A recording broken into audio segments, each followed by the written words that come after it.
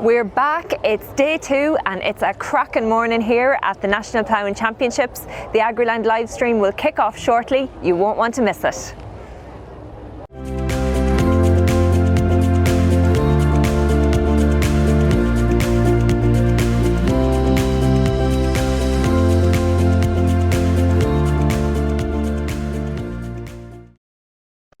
We're back on the Altec stand, so Niall Brennan is here. Niall, what's the highlights today?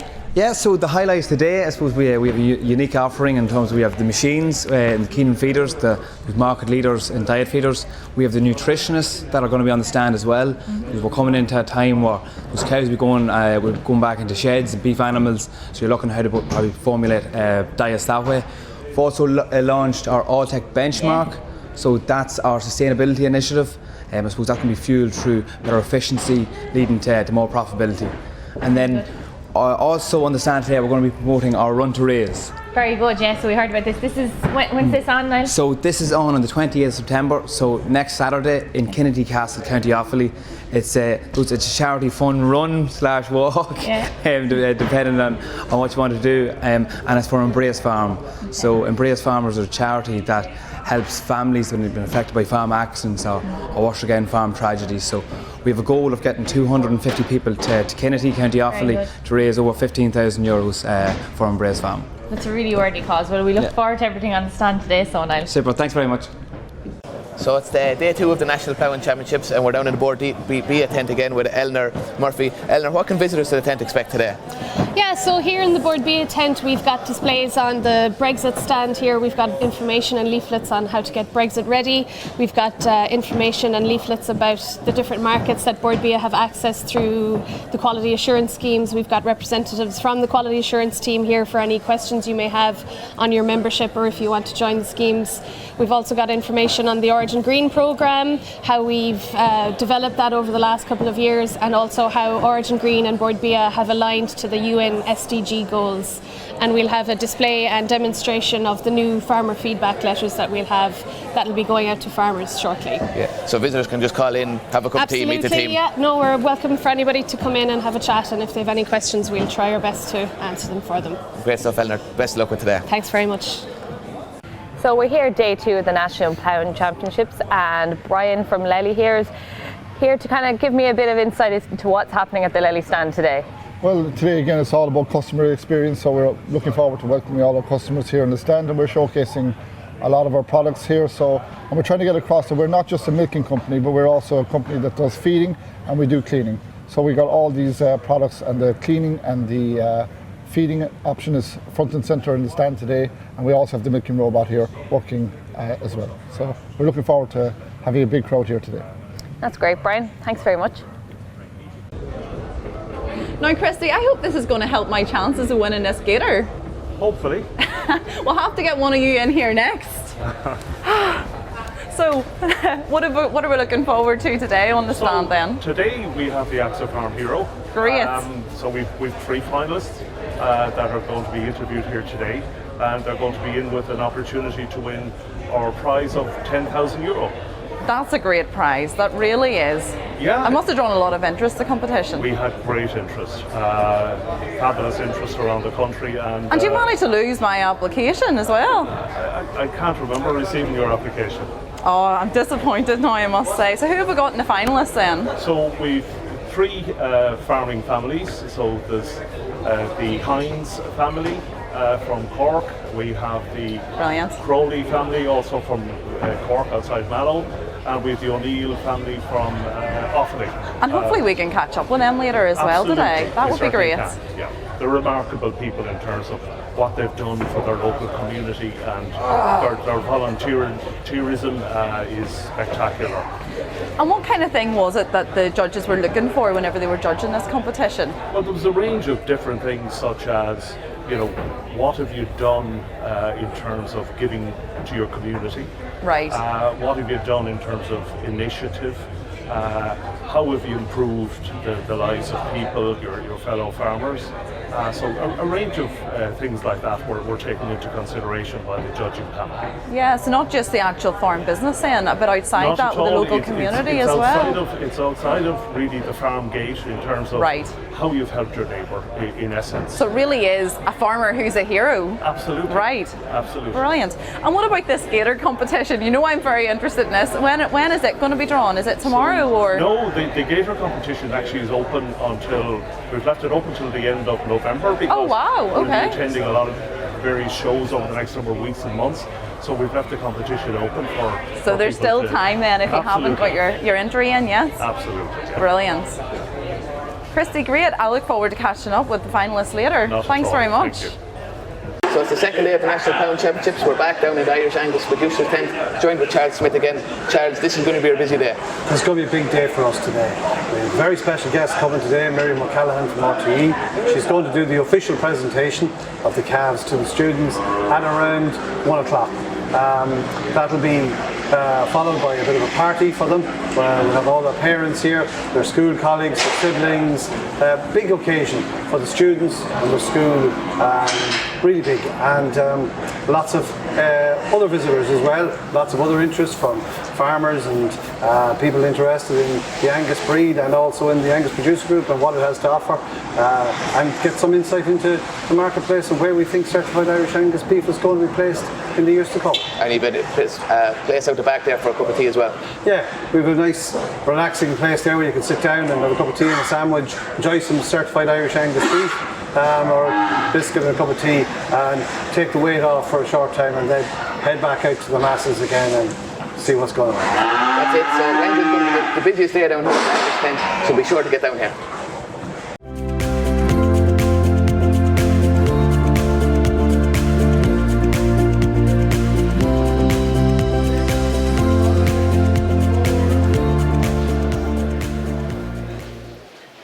Welcome back to AgriLand's live stream at the National Ploughing Championships. It's day 2 and we're ready to go here with our first panel, and we're delighted to have the candidates who are running for the presidency of the Irish Farmers Association this coming November. So I'm joined here by Tim Cullinan. He is the IFA's National Treasurer. We've got Angus Woods, who is the National Livestock Chairman of the IFA, and John Coughlin, IFA Munster Regional Chairman. Thank you all very much for coming into us. This is the first time the three of you have been out for a live debate, a live discussion on your own plans for the association. So firstly, I'm just going to ask you to briefly outline why you think you would make a good president of the IFA. And Tim, I'll come to you first. Thanks, Claire. And look, I believe I can be the next president of IFA because from listening to people on the ground, they're fed up of being trampled on and walked over by from all sectors. Let it be the Department of Agriculture, let it be regulation coming from Brussels, inspections. All of this, farmers are saying they have enough. And what I am saying is I will clearly fight on behalf of farmers. I will represent them both here in Ireland and in Brussels. We have a lot of serious issues coming down the tracks in the future. I believe I am the man to deliver for farmers. I have delivered in the past, but I think more importantly, I will fight on behalf of farmers, but I will also take decisions. I think it's very important if you're going to be a leader, which we do need leadership, and there's a lot of serious issues out there at the moment. I think leadership is crucial, but also taking those decisions. Like, we have to be able to take the hard decisions at times of crisis. Like, we're seeing a crisis at the moment that has dragged on and on.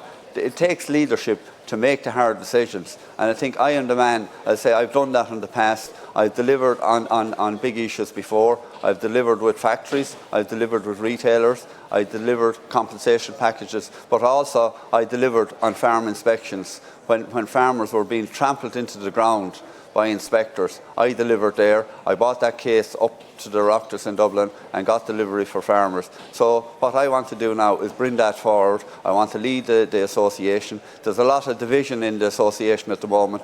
We have 7 or 8 voices out there at the moment. I want to bring it back. I want to get it back that IFA is the strongest voice. I want IFA representing all farmers, that we are the voice. We've always been the voice. Like the people in the 60s walked to Dublin. I want to get us back to there. We need to get the steel back into farmers, but we also want to get the steel back into IFA. We are lacking steel at the moment, and I certainly believe, Claire, I am the man to get the steel back into IFA and deliver for farmers.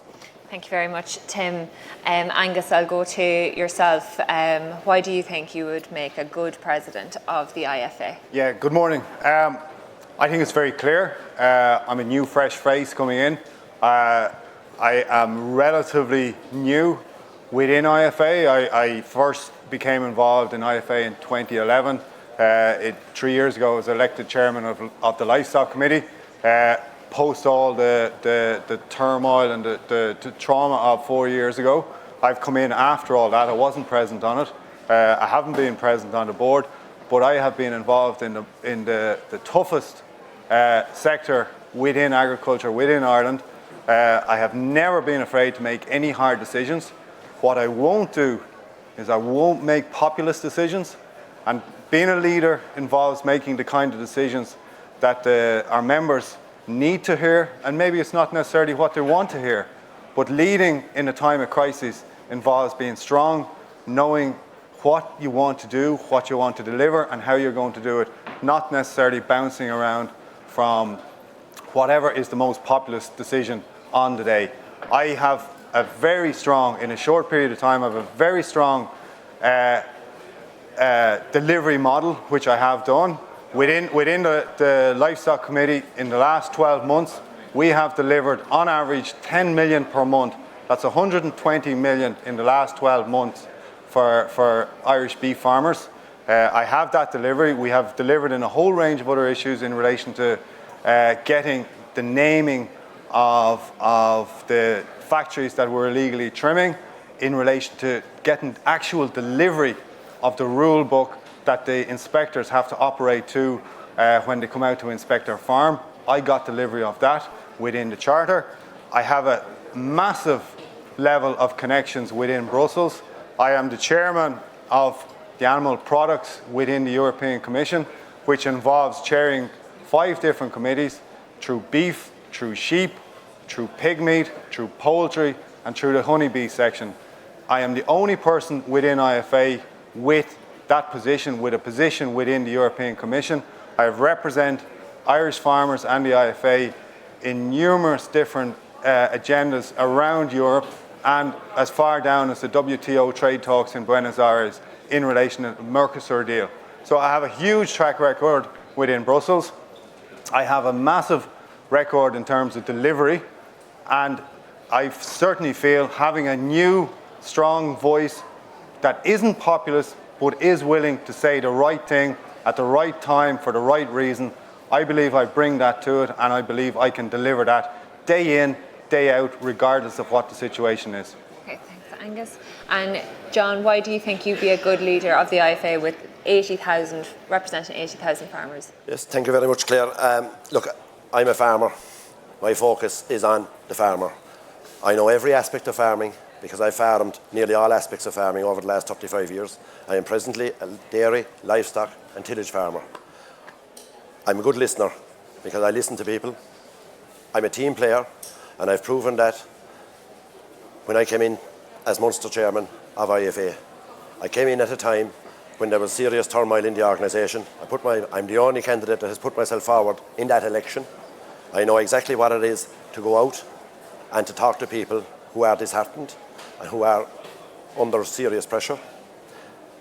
As I've said, I'm a livestock farmer and a dairy farmer. I know exactly what farmers are going through right now. I've listened to them all over the south of Ireland for the last number of months. The real issue here is that the focus has gone from the farmer.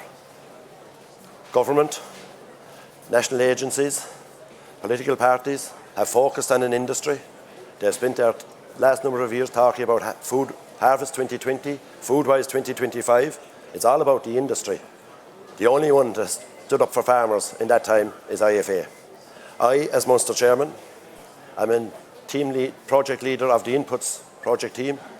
I went to Brussels and took on the might of the Fertilisers Europe, an industry that spends 7 million a year lobbying European politicians. Anti-dumping duties that have been put in place on ammonium nitrogen coming into Europe are there for the last 25 years, which has never happened in any commodity. I went out there, I challenged it, I brought other farm organisations across Europe together to join me. I brought governments with me, and I got that reduced by 33%, worth €20 million a year to Irish farmers. That campaign is still going on to reduce it further, and that will happen under my watch. As I said, I'm a team player. I've worked as a national officer in this organisation for the past 4 years to ensure that IFA came through the difficulties that it had in 2015. And I believe that IFA is the only organisation that can stand up for farmers and that can put the farmer voice out there. And that's what my focus will be as IFA President. Picking up on a couple of points there, you've all mentioned that the organisation has gone through a turbulent period over the last few years. As I mentioned, it is the leading farm organisation in the country. You're representing a massive body of farmers nationwide. But do you think the organisation has recovered from those recent turbulent times? Angus, I'll go to yourself first this time.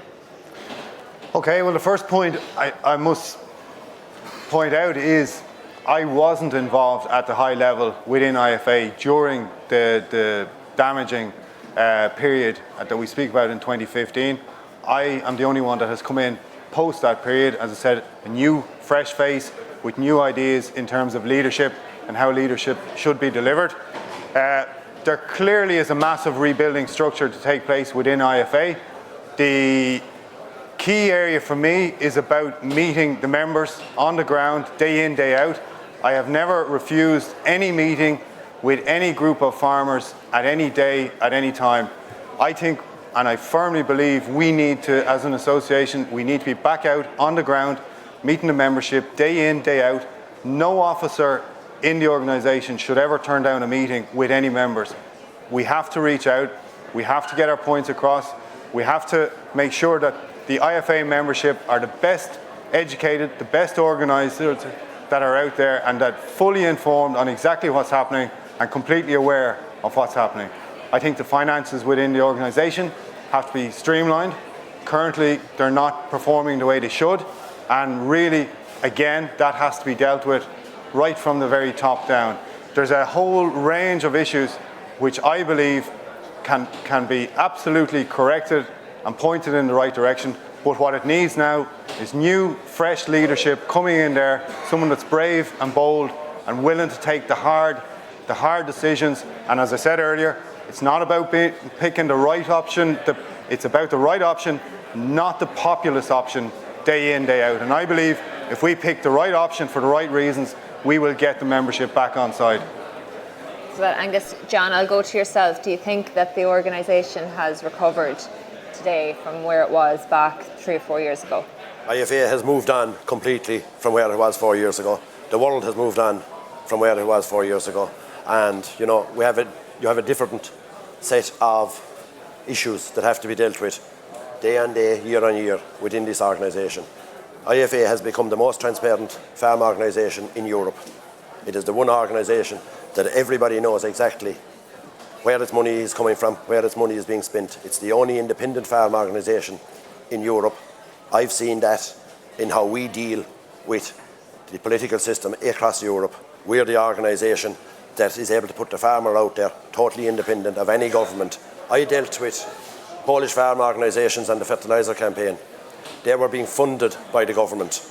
We sat in a meeting with the farmer representatives and with the Minister, Junior Minister for Agriculture, and those farmer representatives would not speak against their minister inside in that meeting until he was gone, because they were being funded by the government. We have put IFA in a position where it is totally independent, properly funded, with full transparency as to where our money is spent. That was the issue in 2015. Today, the issue is about communicating to farmers, communicating the message and the work that we do. And that's where we need to move on to in 2019. Okay. Tim, same question to yourself.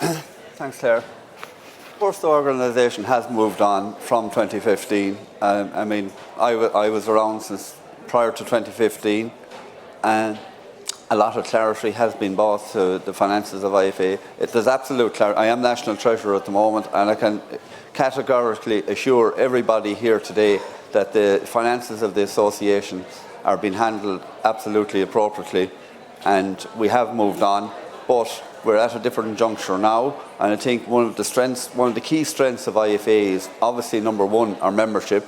We have a sound membership base. We have a 72,000 plus membership at the moment. That's very, very important. But I think one of the key strengths we have, we're one of the few organisations in Europe where the voluntary officer works hand in hand with the executive within IFA. I think that is crucial, and we have to ensure we never lose that, because no better person to have at the table is the farmer that's hurting, the farmer that's feeling the pain. We have to continue with that structure. But look, we've had our issues again in the past year. There is division there at the moment, and I am very concerned about that.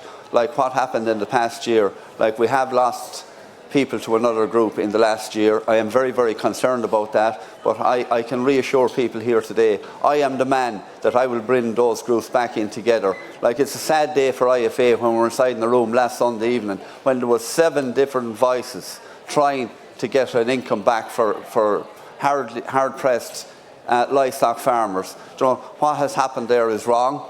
I stated that clearly at the time, and I'm stating here today that if I am president of IFA, I will bring unity back to the association, and we have to be the strongest. We have to be the number one voice. So I think we have a job of work to do, and I am the man to do that job.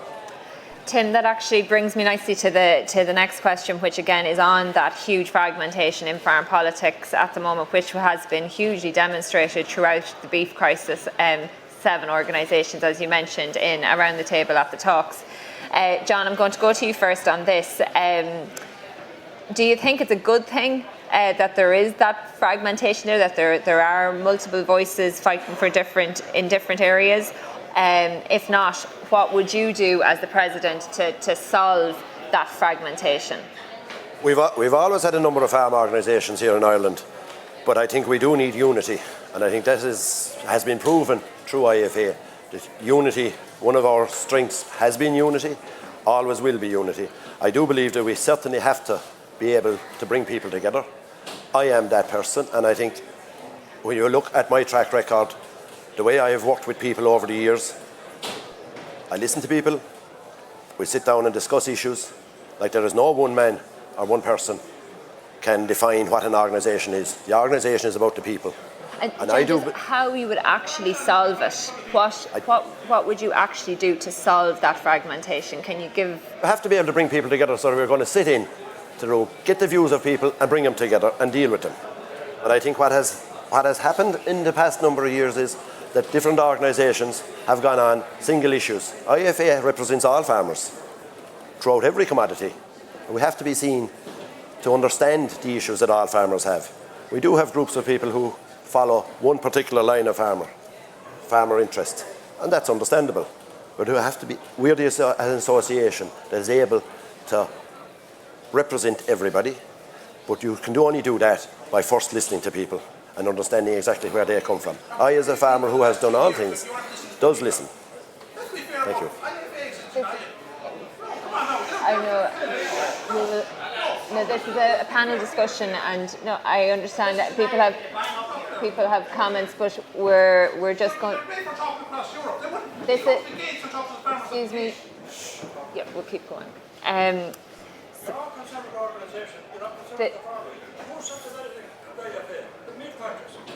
I understand people have comments, but we're trying to have a. And that was proven 4 years ago. No, we can't stand here. Our people is money's on the line out there. And we're getting a load of nonsense up here, but what you don't we're gonna leave the live stream here at the minute. We might come back to this topic in a few minutes.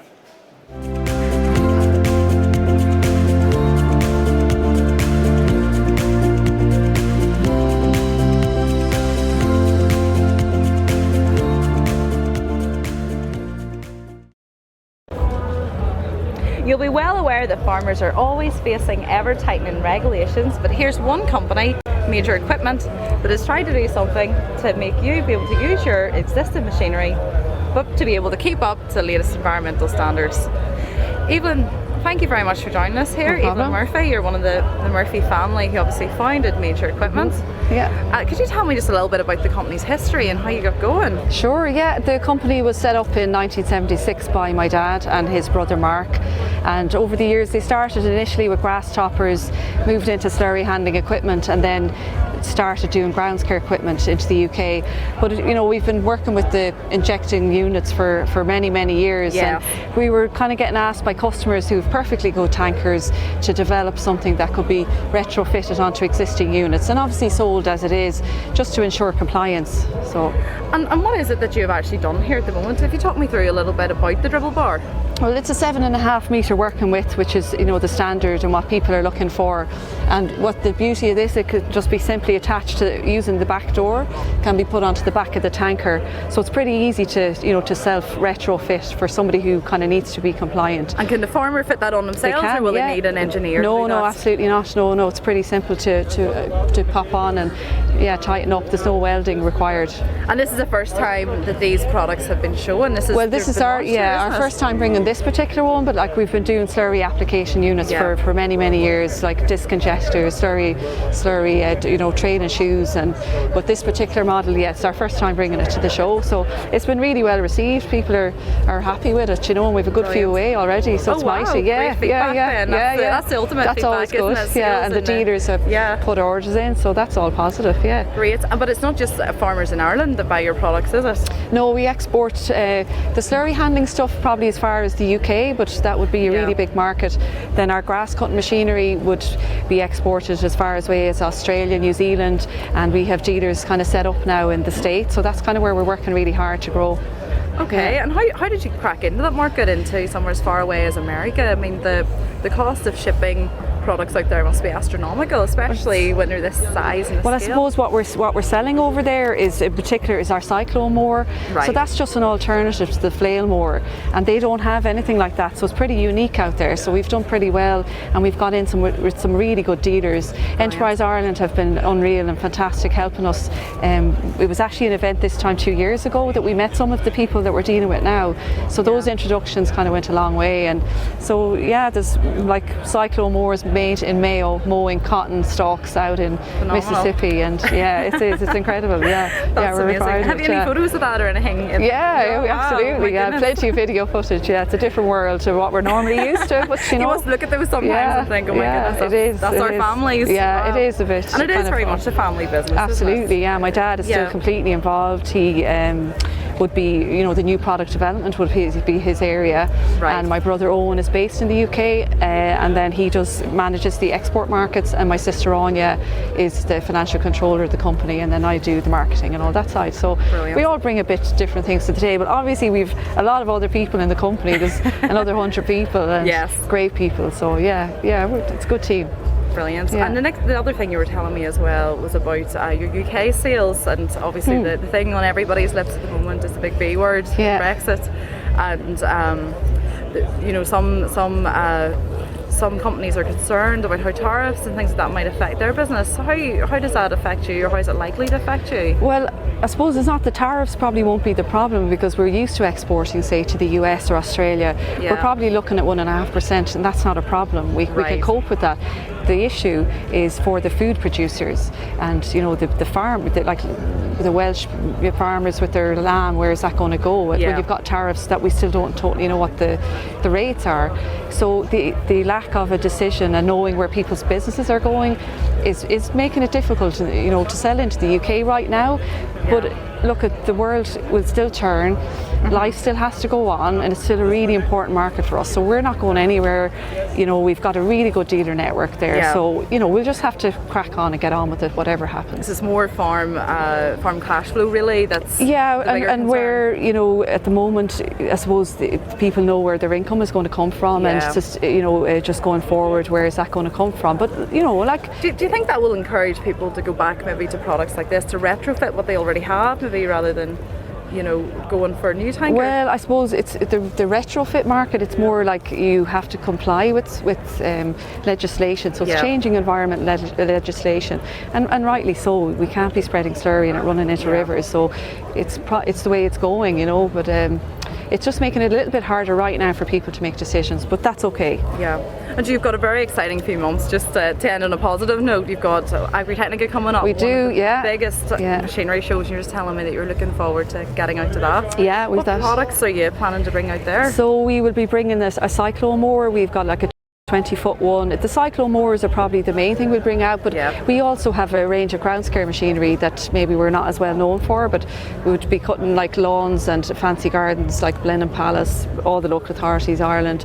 So we would bring ground scare machinery to that show as well. But yeah, it's a great show. We've a really good German dealer and looking forward to it. It kind of gives us a sneak preview to what's going to come ahead in the next few months in kind of mainland Europe. So it's great, yeah. Evelyn, I can see lots of customers standing around the stand trying to grab your attention. So I better let you go and make some sales, but thank you very much for taking the time to talk to us. No worries, thanks very much. Thank you.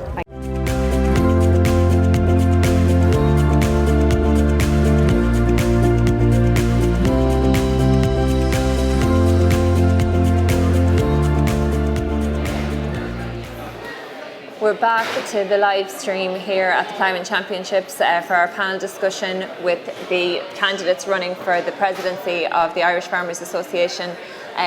Just to make it clear, this is a live stream and we just want to speak to the candidates here on stage at the minute. I know people have comments and want to ask questions, and we might come to that later on in the day. So I'm just going to go back now to the question, John. You were, I was asking you about the fragmentation in farm politics at the moment. Obviously, there is a lot of, there's a lot of concerns around that fragmentation, which is actually the issue that was raised here. But John, again, if you can just outline what you would do as president to resolve that, to solve that fragmentation. Can you specifically outline how you would do it? As I said, Claire, we do live in a democracy, so people are entitled to put their views there. And as I say, we have sectors that prefer to represent themselves. We as an association represent all sectors in farming, and we will continue to do so. And the strength of that is having the leadership that will bring these people together. We'll listen to them and be able to work with people, understand their issues, and then through our structure. And we have a structure in every parish in the country. So it's an association that can do that, but it needs the leadership to listen to it and to be able to bring the team together. And I think that's what's critically important. Also, it's the communication. We need to be able to communicate with members and with people. And I think in today's world of mass communication soundbites, getting our message back to individual farmer members is a difficulty. It's one that we really need to look at as an association, and I think that's where we need to go into 2020. Okay, John. Tim, I know you already touched on this issue, but again, as president, how would you solve the issues of farm fragmentation? I suppose the first thing we need to do there is, we have the branch structure, and I think that's crucial. We have 947 branches around the country. They are the grassroots of IFA. I think we have to listen to what's happening on the ground. I think that's absolutely crucial, that we listen to the farmers on the ground. We have the structure in place. We have our National Council, which is the governing body of IFA. It's very, very important that we continue to get our branch members coming into our county executives, relaying their problems in the county executives, and it's up to our county chairs, and it's up to our county chairs to man up and bring those decisions to council, and it's up to those people as well to make those decisions in council, not be going back down, because we have the structures in place, but we have to listen to everybody. You're right, it is fractured at the moment, but we need to get back out there. We need to be inclusive of everybody.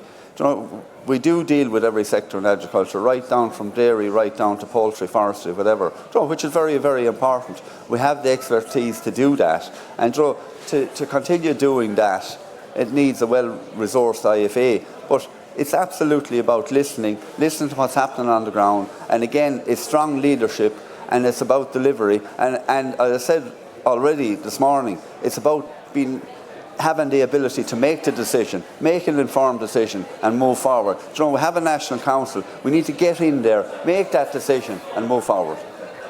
Angus, over to yourself. Yeah, you're correct. There is a lot of division out there at the moment, and a lot of talk about unity. And I suppose coming from where I come from, the type of farming I'm involved in, it's almost unique now. I mean, I'm involved in sucklers, beef, sheep, and grain. Whereas what we're seeing is a lot of fragmentation about specific sector. People want to be sector specific. Now, that's great, but real power comes with the unity part of it rather than the sector specific, and it's about harnessing that and pulling it together. There's a strong focus at the moment almost in terms of trying to pick out what the differences are between the groups. I actually believe there's not that much of a difference between the groups. Like if you look at the beef talks that I would have been involved with last weekend, I was given a clear mandate to go in to try and unite the groups in there and to get an agreement with the groups in there. And we did that. And there was a unified approach by the 7 different groups sitting in the room there. It may have taken somewhere between 30 and 36 hours to deliver it, but it is possible to do that. And I believe having the right person there who is able to work. My background before entering IFA was all based around teams, building teams and being part of a team. I believe I have the ability to do that, but then when a team makes a decision on something, it's about delivering it and implementing it, and you cannot make an agreement and go off and disregard that then the next day. So you do have to follow through on it, and I certainly do believe that we do have significant structures in place, and we have within IFA, we have all the commodity committees, and that's where all the key policy issues are made. It's at commodity committee level, and that has to be the key focus. We have representatives from every county in the country sitting on each of those commodity committees, and they're the people that formulate policy, and they bring that to National Council, and they need to be listened to on a daily basis. They need to be consulted with, and I think that forms the basis in terms of unity. I believe the differences aren't as great as what it may appear, as is evidence from the work that was done within the room over the weekend. It is possible to unite and bring 7 organisations together on a very difficult and thorny issue and get an agreement which was absolutely agreed across the board. So it is possible to do it, and I believe I can do it. Tim, I'm going to come back to you now. It's been well documented in recent times that there's been challenges to the funding model of the IFA. And obviously with your own career in the IFA and the position that the current position that you're holding there, under your leadership, what would you do to address those issues, those concerns about the funding model of the IFA? Look, I suppose the first thing to say on funding, like if farmers are going to be represented, which there will be, obviously you need funding. I suppose we have 2 forms of funding. We have the levy at the moment, and we have the membership. Like 2 very important sources of funding. Like the membership is very, very steady. As I said already, we have 72,000 members plus, which brings in part of our income. But the other part of our income is coming from the levy. It has been controversial, but look, it was agreed back in 2016. There was a report done at the time, and it was agreed we would continue that system. If I become president of IFA, I will have a review of how the association is funded, and we will have a look at the levy system. Definitely I will have a look at the levy system, but I think what's more important is how that money is spent. Like it's costing 10 million euros at the moment to run the association. I will take a serious look at that.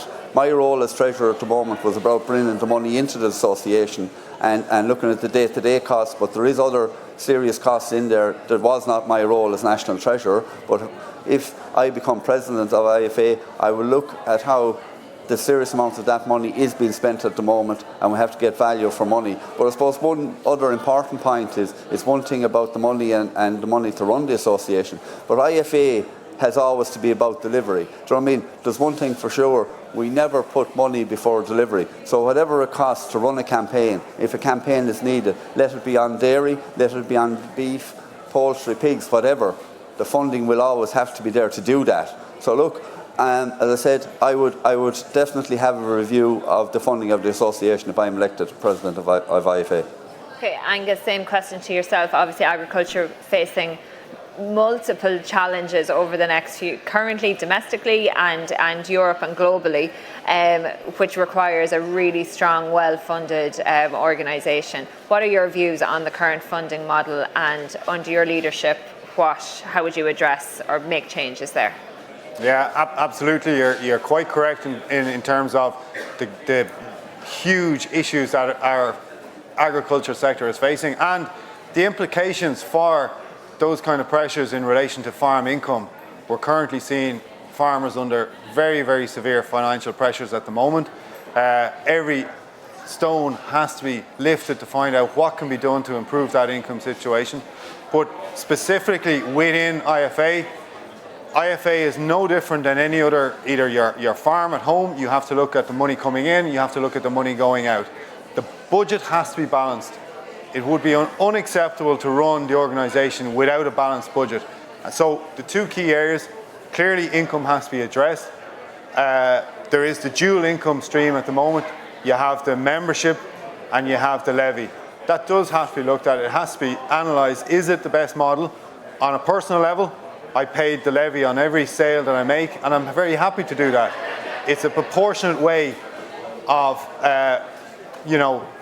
getting funding from the various, so we're not asking small farmers to pay large fees, because the proportionate representation that they get out of it is relative to the funds they pay. The levy will have to be looked at, and everyone agrees the levy will have to be looked at, but currently the model that's in place there is absolutely required to fund the organisation.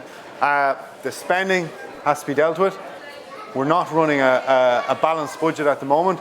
No, either whether it's your household income, your farm or your business can't run without a balanced budget, and that will have to be addressed.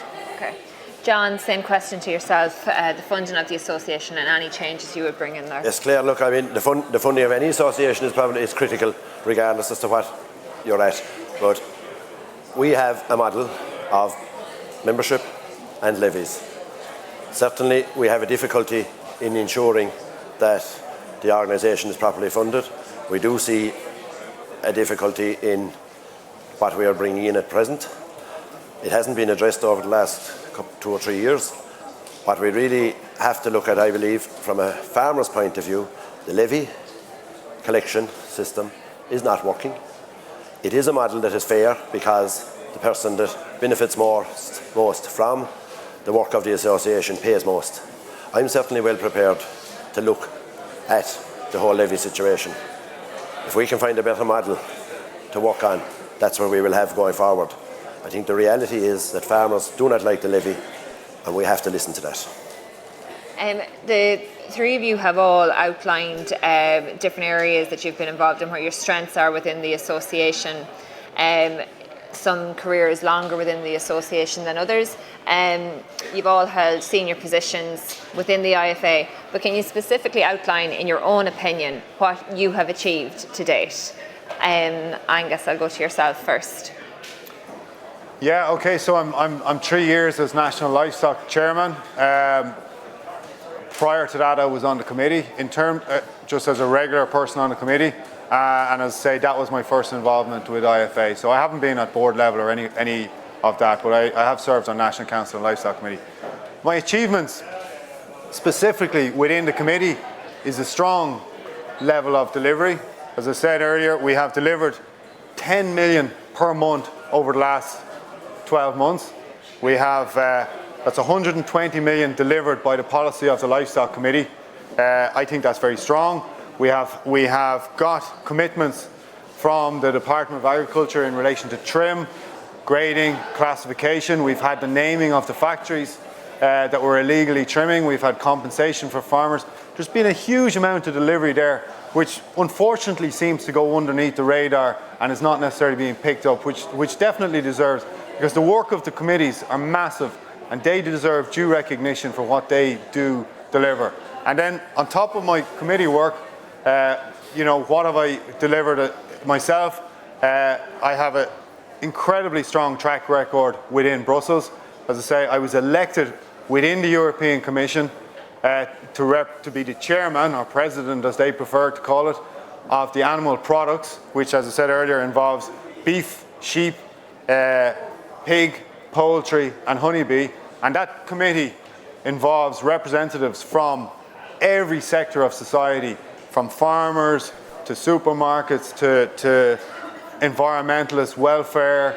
You have retailers, processors, even the trade unions. There could be 80 people sitting on each of those committees that I chair over. So I have a very strong pedigree when it comes to European. And if you look at the major challenges that we're going to face in the coming, I would say in the coming couple of months, let alone the coming couple of years, they are all Brussels-centred. So you have Brexit, CAP reform is going to be really, really significant. You have the Mercosur deal, again, coming in on top of us, and a whole range of trade issues that need to be dealt with. And that is going to have to be dealt with at Brussels levels, and I believe I am the man that has the performance out there, I have the contacts, and I have the delivery out there as well too. So they're my strengths. Okay, John, over to yourself. Just can you highlight what you have delivered on in IFA? It's clear, I suppose, first thing you look at in delivery as to whether you can bring people with you or not. And I think North Cork IFA is an example of what I have delivered, having been a former county chairman. And it is, remember in the past being involved in Macra to be told, you look at your success by looking at the organisation behind you. North Cork is one of the most vibrant county executives that there is in the country. And I suppose looking at it, it is the one executive that has women involved in it in a huge way.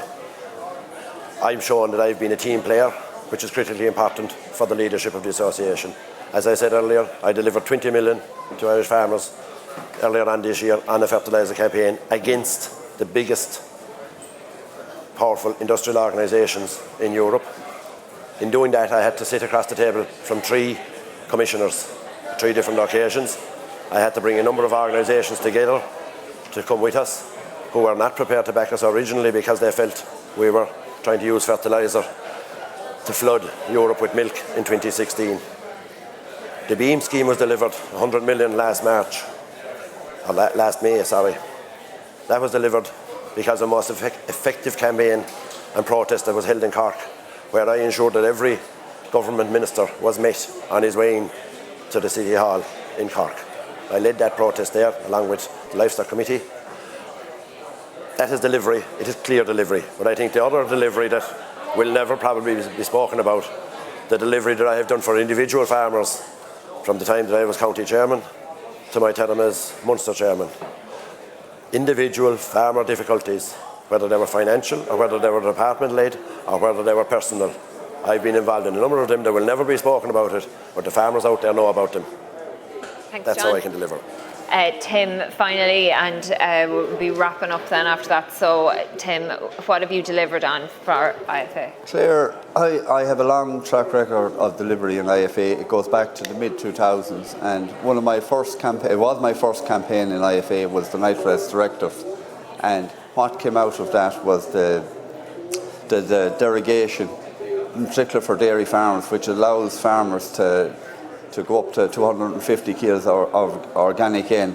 That was in the mid-2000s. That is still there today. So that was my first delivery for farmers. But moving on from that, one of my larger deliveries was a package of 140 million for the pig industry back in 2008 when there was a dioxin crisis. At the time when the industry was about to close down, I was central in delivering that for farmers, I suppose.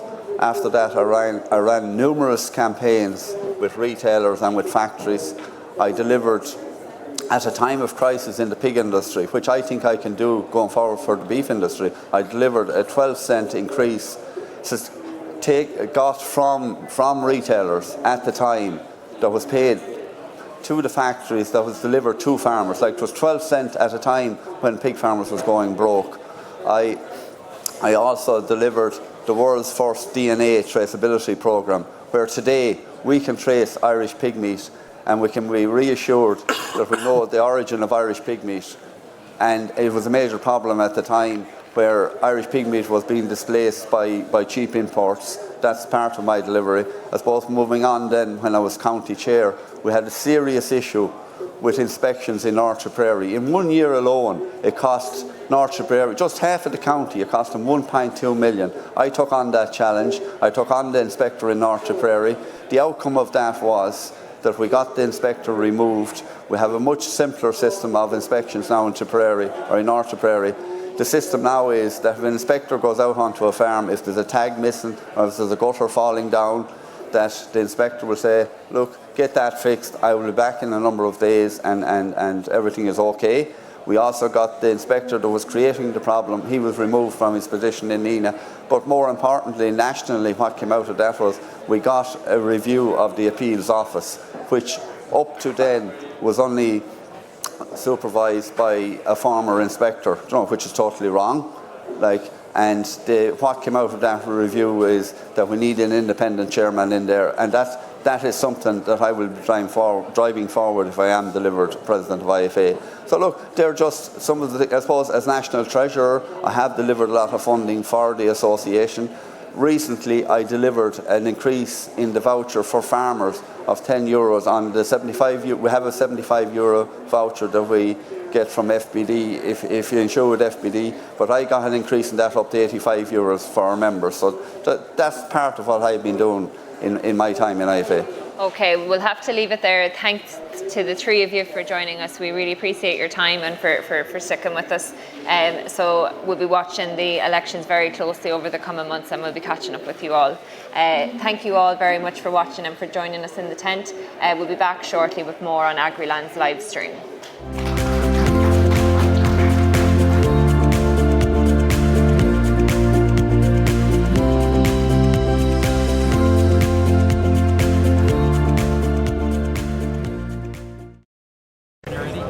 So we're here day 2 at the National Ploughing Championships, and I have George Graham here with me down at the sheep shearing stand. So George, we're going to have a bit of a chat and then we're going to go and you're going to show me how to shear one of these sheep. So you're up for the challenge, yeah? Yeah. I'll try anyways. So George, how long have you been shearing sheep, or how long have you been in this game? Well, I'll give away my age, but I won't tell you my age. It's 55 years since I shore my first sheep. Oh my God. And I've actually shored in 30 in different countries. So yeah, I've seen a lot of the world. It's got me around the world, and I have been privileged to have represented Ireland 10 times in World Championships. And what's going on here today? Is there any competitions running, or? Yeah, here today, actually yesterday we had the All-Ireland demonstrations and talks on farm safety and mental health all day, but today we have the All-Ireland Lamb Shearing Championships. It's a great championship, and Ivan Scott actually here, the world record holder, the man that shore 867 lambs in 9 hours. He will be defending his All-Ireland Lamb Shearing title. We were shearing about 450 lambs here today, and about 60 competitors taking part, so yeah, it's going to be a great day and a great show here. And then what age range are they running between, or is there any kids? In shearing we don't really work in age, as you know with myself, but from quite young, we have a couple of shears here, 16, 17 and up to quite senior. There's 5 different categories, in junior being the beginner grade, intermediate, senior and open for the machine shearing, and then we have the blade shearing, or the hand shearing as it was known as well. It's a great tradition, so we have a good team of shearers here for that as well. And then what's kind of the fastest time someone has shore sheep or a lamb in? Do you know? Well, there's a lot of different things. We actually do individual lambs sometimes in a speed shear, and that time has been got down to 14, 15 seconds. So quite fast. But the average run of shearing in everyday shearing for most shearers is a minute and a half to 2 minutes. Depending on the sheep you're shearing as well, they can vary quite a lot. And they're kind of mad looking shoes you've got on you there. What's the idea of them? They're what we call leprechaun shoes. The reason we wear them, actually, when we're shearing, you won't slip on the board. You've good control with your feet, and we were all born in our bare feet, so the most natural way of walking is in your bare feet. And we have to bend our back right down to the ground when we're shearing, straight down. And if I'm wearing big heavy soled boots, that means you have to push your back down that much further. So they're very comfortable for the shearing, but they're strictly for shearing. Yeah, they look comfortable. Sure. I suppose we'll move over now and have a go at this. And you're sure you're up for this challenge? Yeah, well, what we'll do is I'll take a lamb out and I'll shear part of the lamb, and I'll explain what I do as I'm going along, and then it'll be in all your hands after that. Okay. Very good. Yeah, we'll do that. We'll just check our machine first and make sure everything is in order.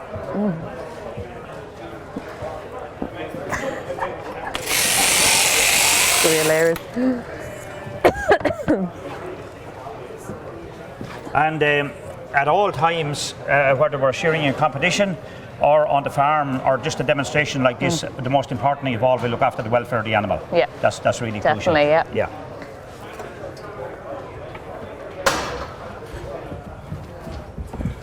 Jesus.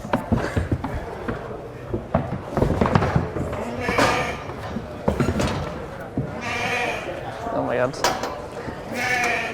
So we take the sheep out the same way all the time, and we start off on actually the belly of the sheep, which is from the top of the brisket right down to the flank at each side.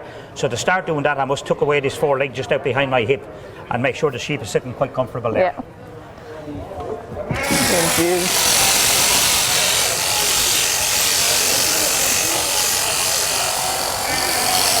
So we start off always starting each blow and finishing each blow on the skin. So that's the belly wool cleared off now, and we always take the belly wool out to one side. So we go right around the clutch area. These are prepared for competition, and we get around the sheep movement and get into the first hind leg. Using the left hand to stretch out the skin all the time. And one blow on the upper side of the backbone and one on the lower side. So that's the first hind leg and undermine done. Now if there's head wool on the sheep that comes off here, my left hand goes down to the top of the brisket, my left foot forward and the right foot in between the sheep's back legs. The sheep is quite comfortable. I don't have to use my hands to hold the sheep. Oh my God. Clean off the sheep, right up to the ear. Just take the ear in my hand, not to squeeze the ear, just up and around the back of the head. Dropping down into the first shoulder, and my feet are moving all the time as well.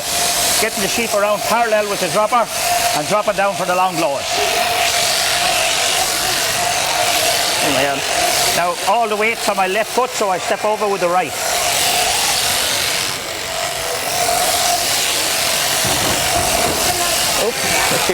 So I find the backbone here and one blow over and turn to come down the last side. Oh Jesus. Stepping back with my left foot. The sheep's head is still locked between my knees. And your big moment is getting very close now. Okay. Oh God. So now you're ready for the challenge? Yeah. So do you want to hold the sheep? I'll hold him. Yeah, so you can see that you can actually let the sheep's head up like this if you want and just hold the sheep like that. Okay. So you see where my left foot is? Just get your left foot in there and your right foot in there. Yeah. That'll be good. So you just keep the handpiece right down on the skin and it goes along on the skin nice and easy like that. Okay, and how do I get And it we'll to start go? back here and I'll start the handpiece for you. Well, just keep your hand flat here, yeah, like that, that's good. I think you've done this before, have you? No. So we've Emma here now shearing our first time to test the shear sheep from Agriland. Down and out the back leg she goes. We'll get you back again and we'll keep that bottom tooth right down on the skin. Long, nice and easy. Cleaning off.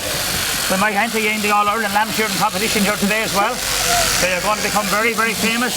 So this is Emma now, you're watching. Down and out the back leg she goes. Doing a beautiful job. Leaving a good bit behind.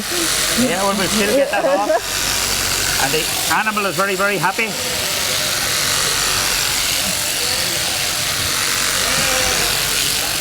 And we'll go along there, we'll keep it right down. And back here as well. And you can use your left hand here just a little bit.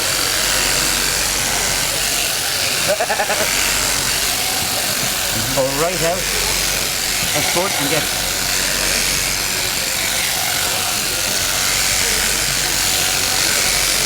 You definitely must have done this before, I believe.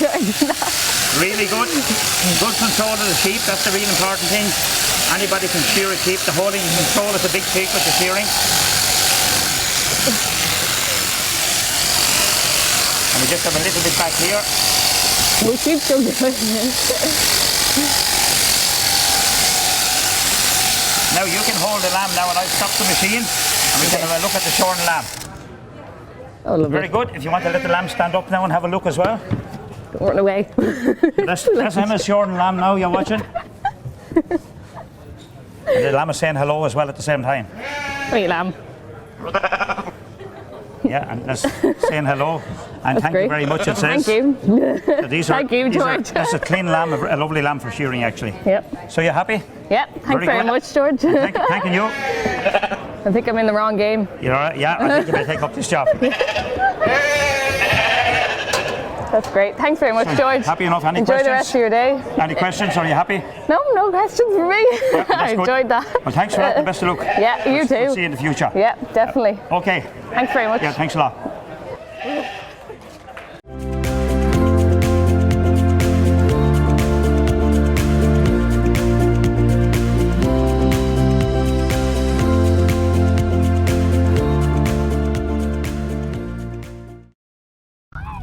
We're back out here in the ploughing fields this morning. The sun is shining once again. It's a great day to come out, and today is the top of the action. So we have the Five Nations on again, but we also have the senior conventional class and the senior reversible class.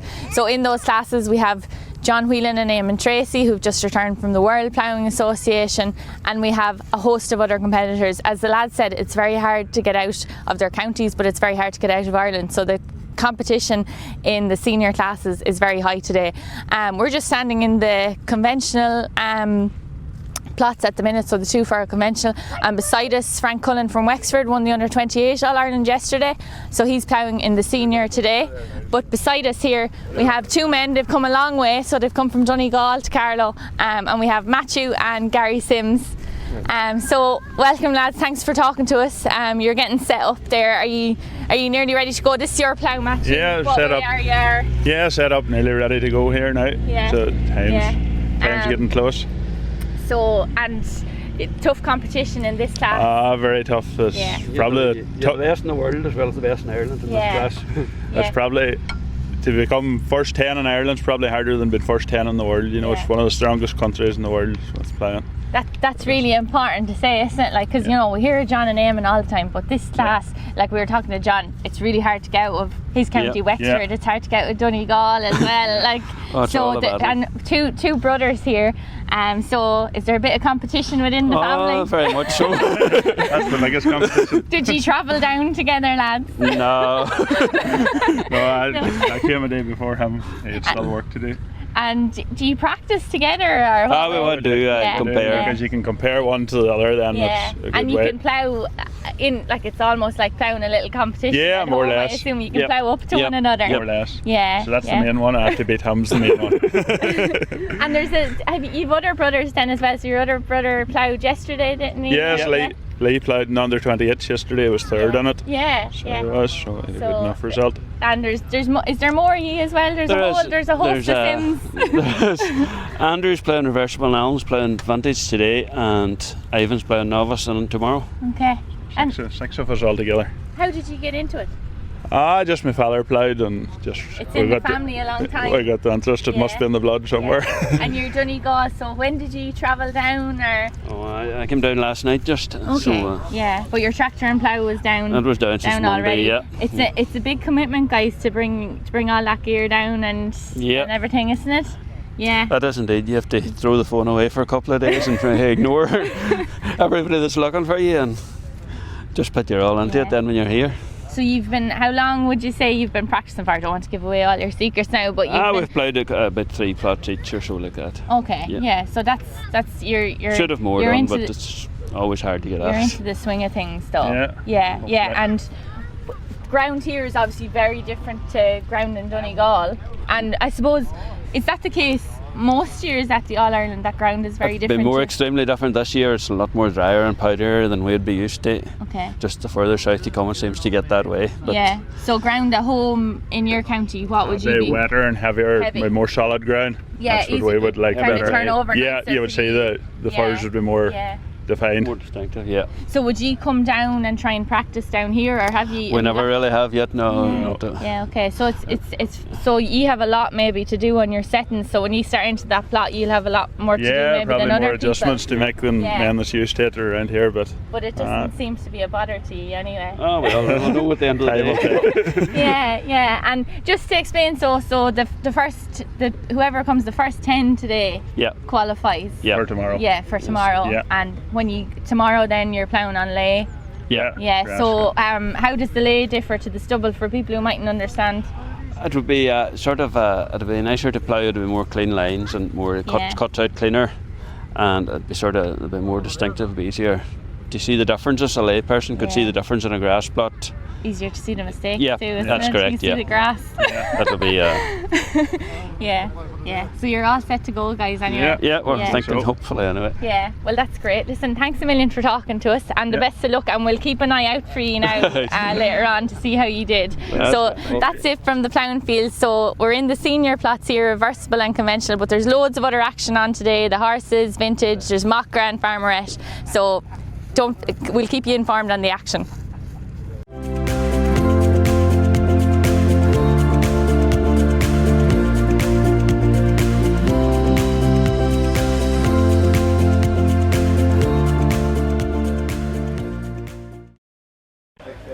There is lots going on this year at the Macra and Feirme stand. I'm here with Thomas Duffy. He's just been elected as president. Congratulations. Thank you very much. Thank you very much. Yeah. So you're a couple of months in now. Yeah.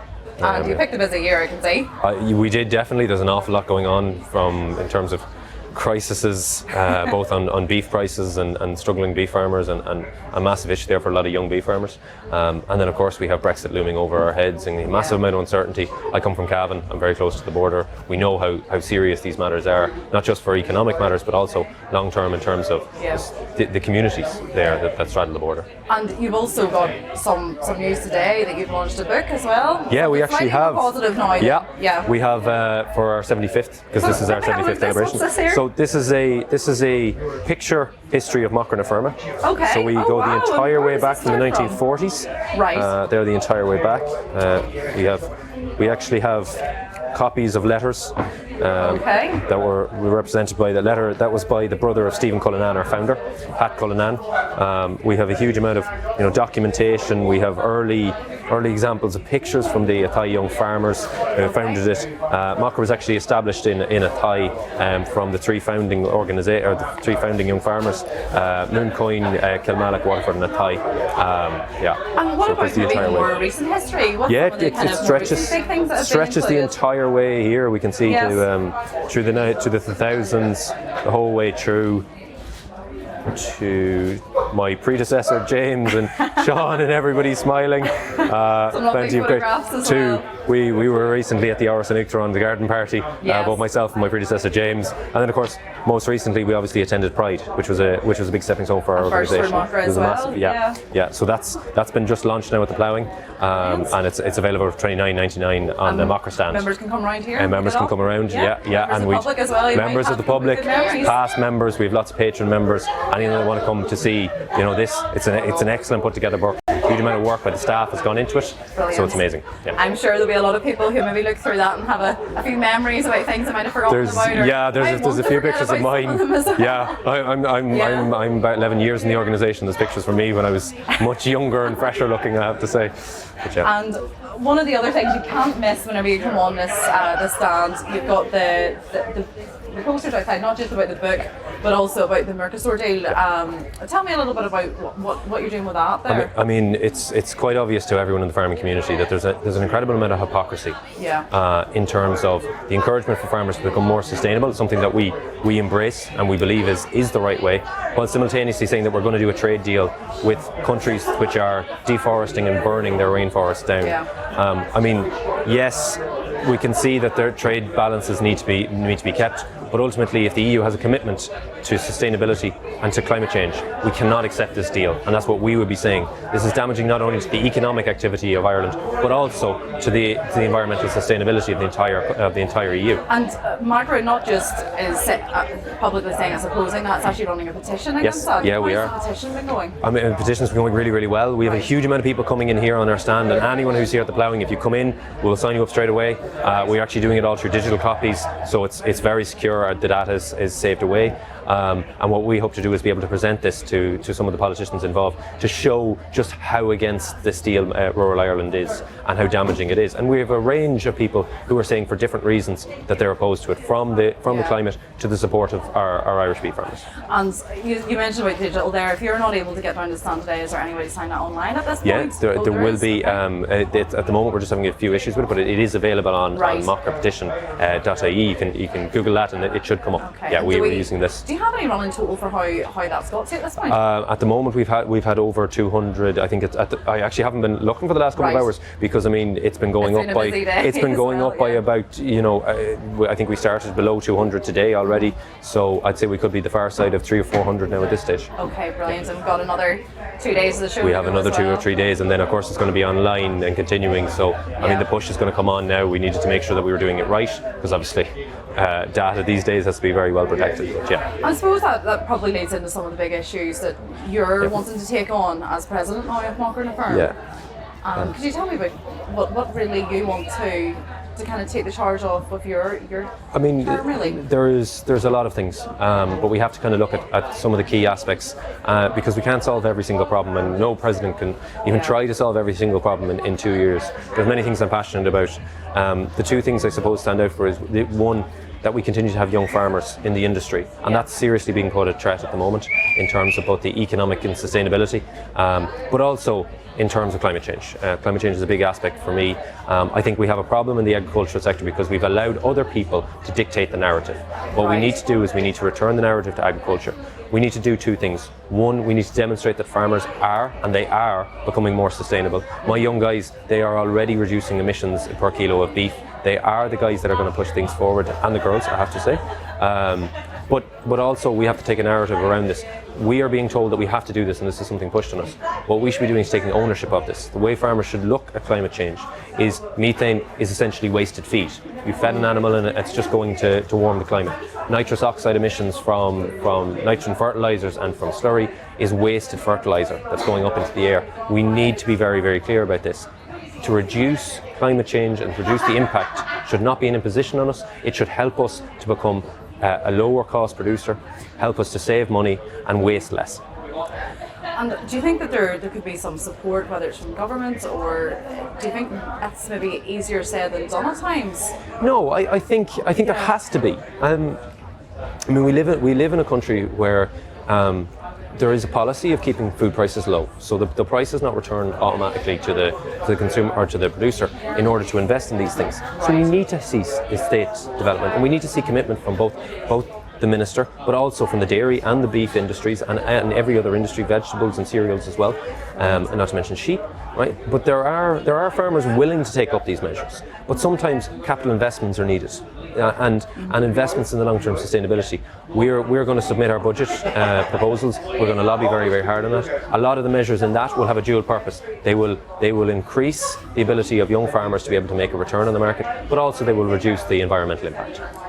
And if readers or viewers are interested in hearing more about this, there's going to be a discussion here in the stand tomorrow, is that right? Yeah, between our own Young Farmer of the Year and the New Zealand Young Farmer of the Year and myself. And what time will it take place then, just if somebody wanted to come along and to hear more about this? That'll be at 10 o'clock tomorrow. 10 o'clock tomorrow. So thank you very much, Thomas. That's no problem at all. Thank you very much. Thank you very much. Thanks.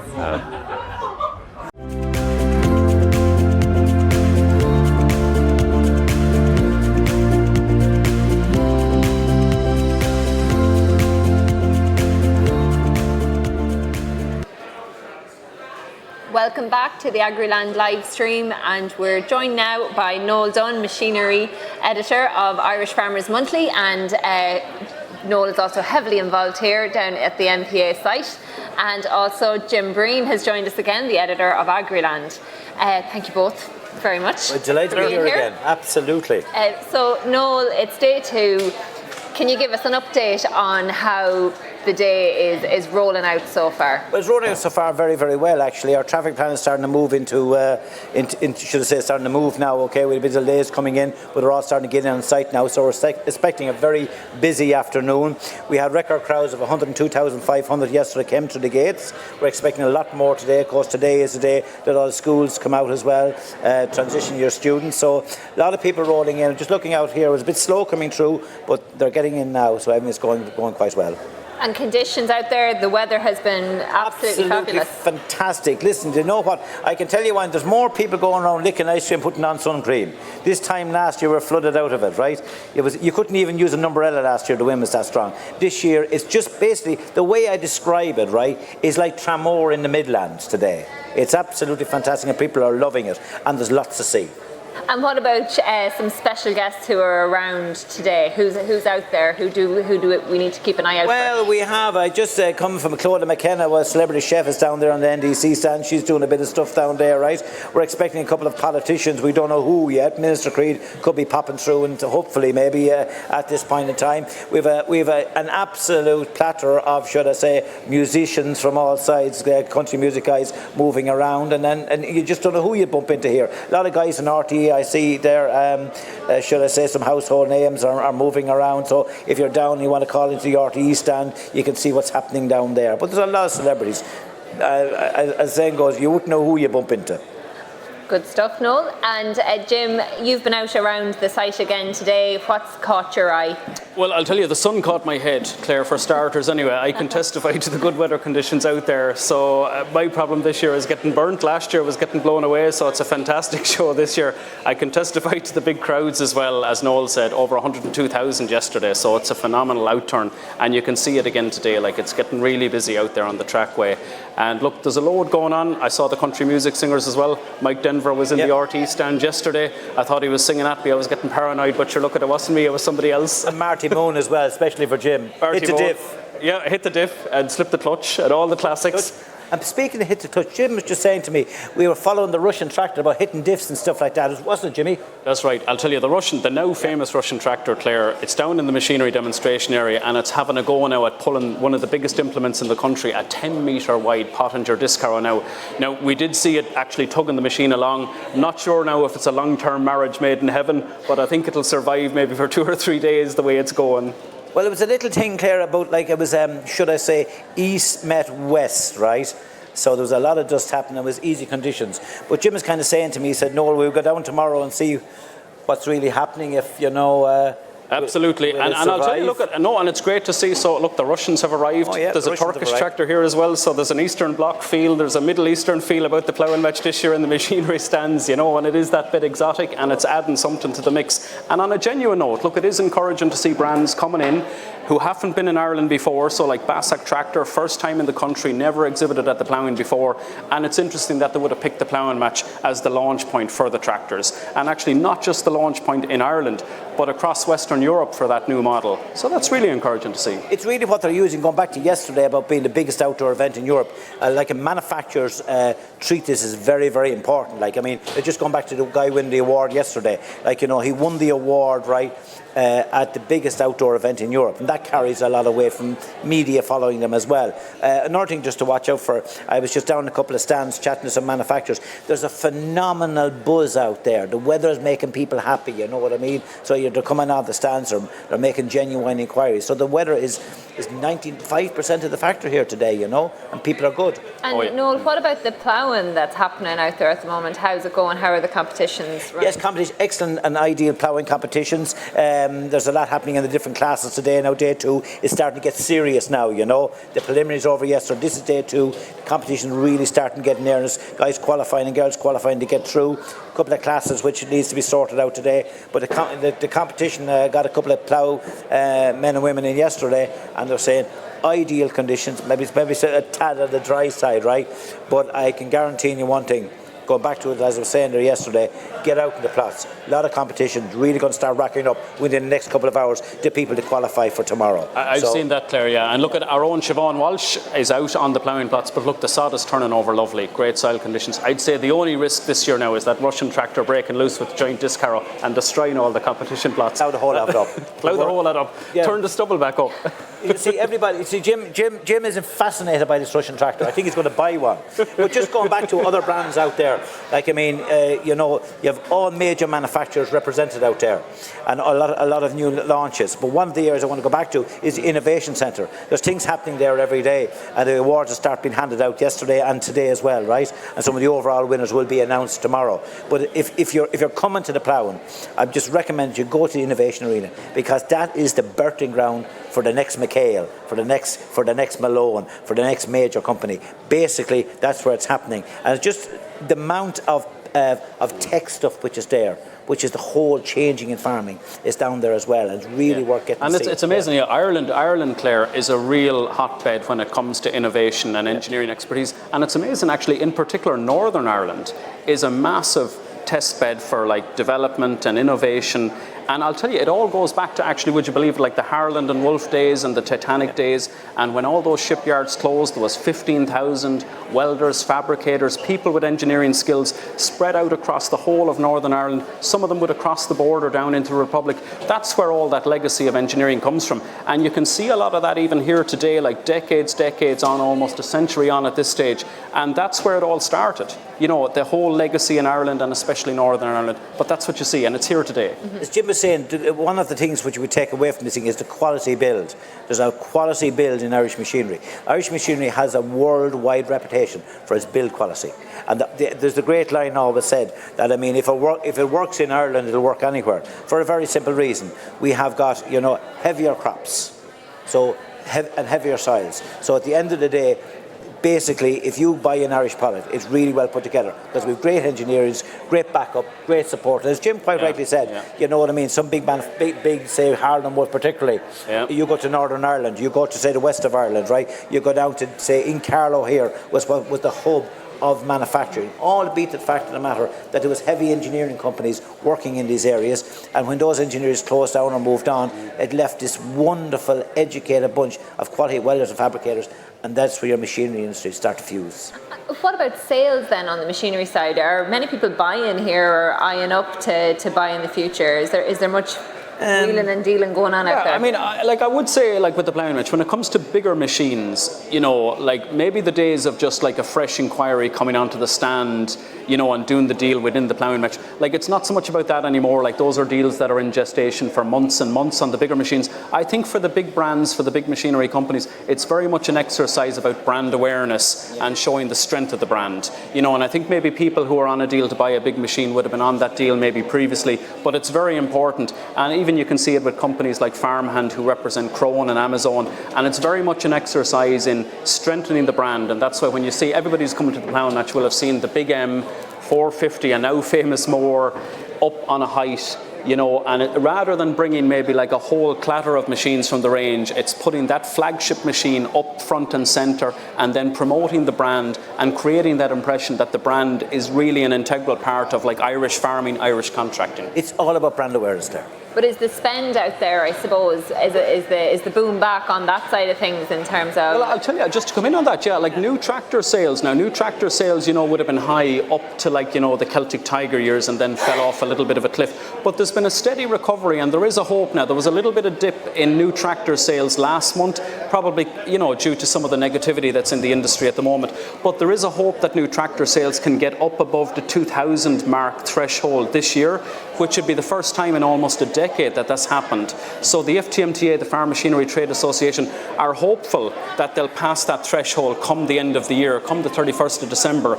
So like when you look at it in a yearly total sense, it is actually looking reasonably positive.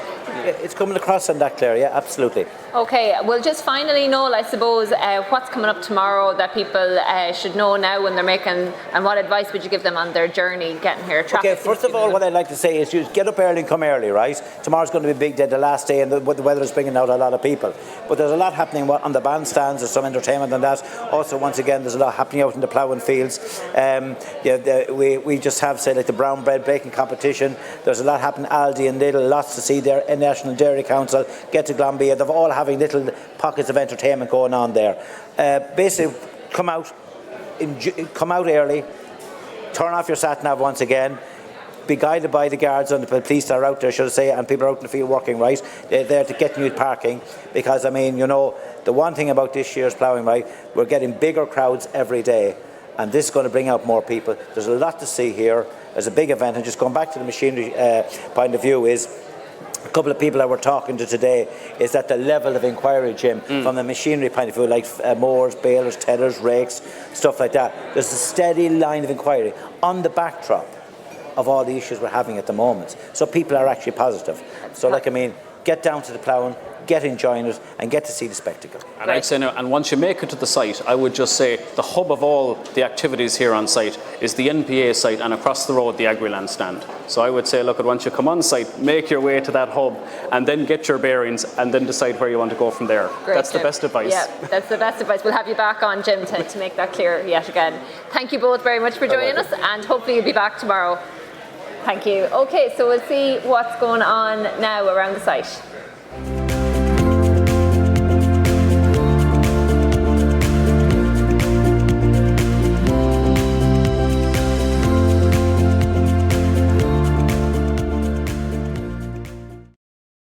So it's day 2 at the National Ploughing Championships, and we are here at the Lely stand with Brian O'Riordan. Brian, could you just take us through some of the machines that are on display here? Maybe the Lely Discovery first? Yeah, so out here in front is the Lely Discovery. So it's a scraping option. So what the Lely, it's what we call a mobile barn cleaner. So it's fully autonomous, and it drives around your shed on a pre-programmed route. So it's a very simple bit of technology.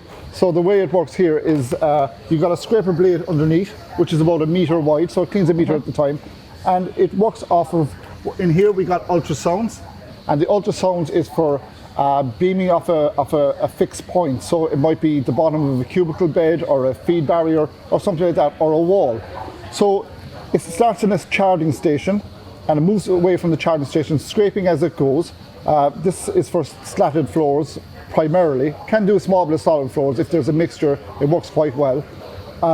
And so it leaves on a pre-programmed route using the ultrasound for distance, and also when the wheels are turning, it's counting revolutions, and with the counting revolutions, it knows how much distance it travels. It also has a gyroscope in it, which is a directional thing, the same as you would have in your mobile phone.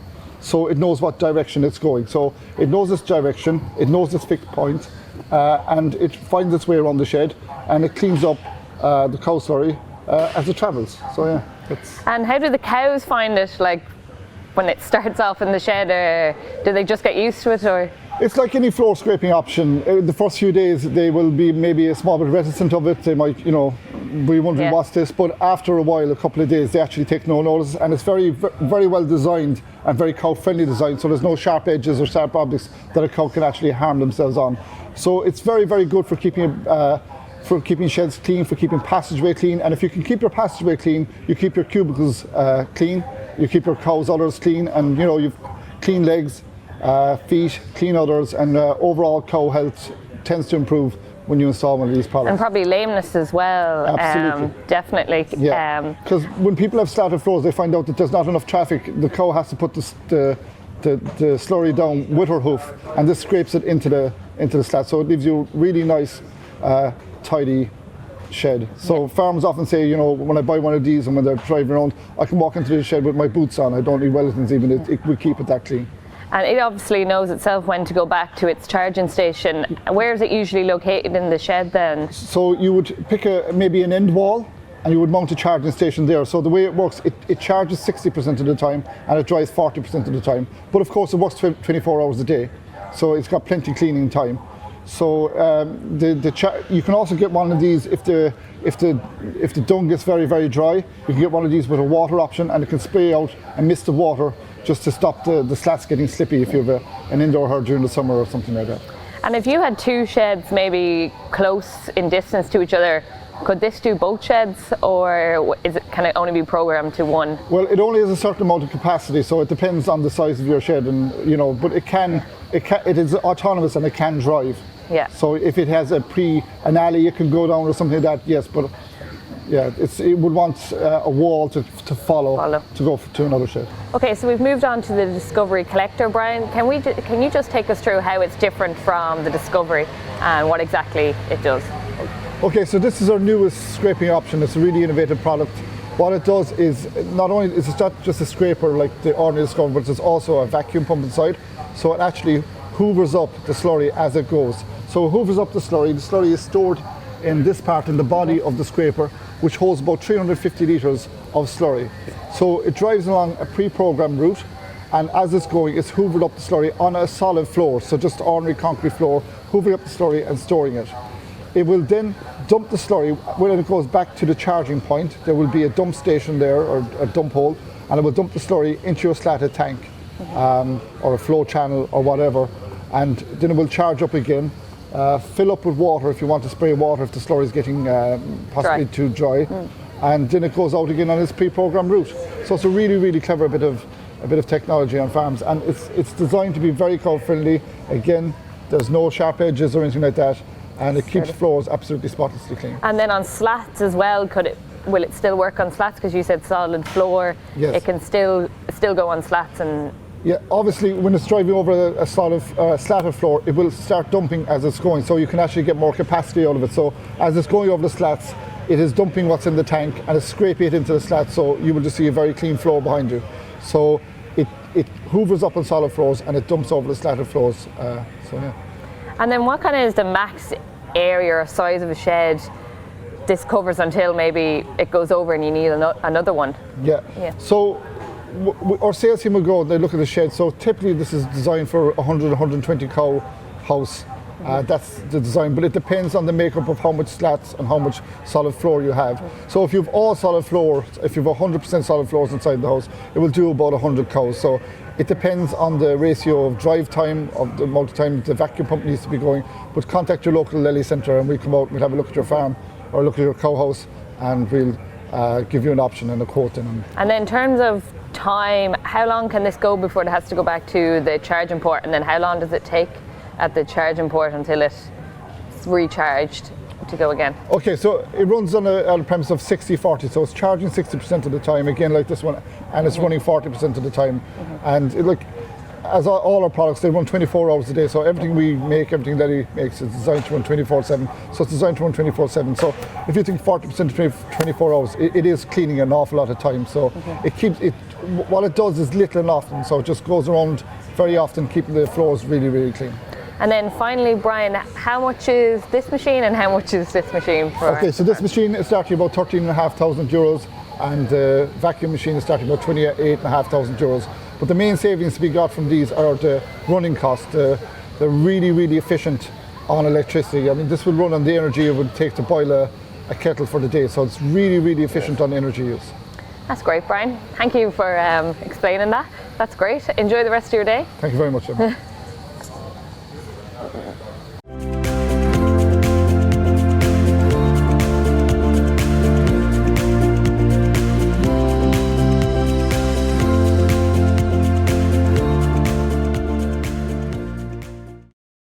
Earlier this month, Agriland spoke to John Whelan and Eamon Tracy.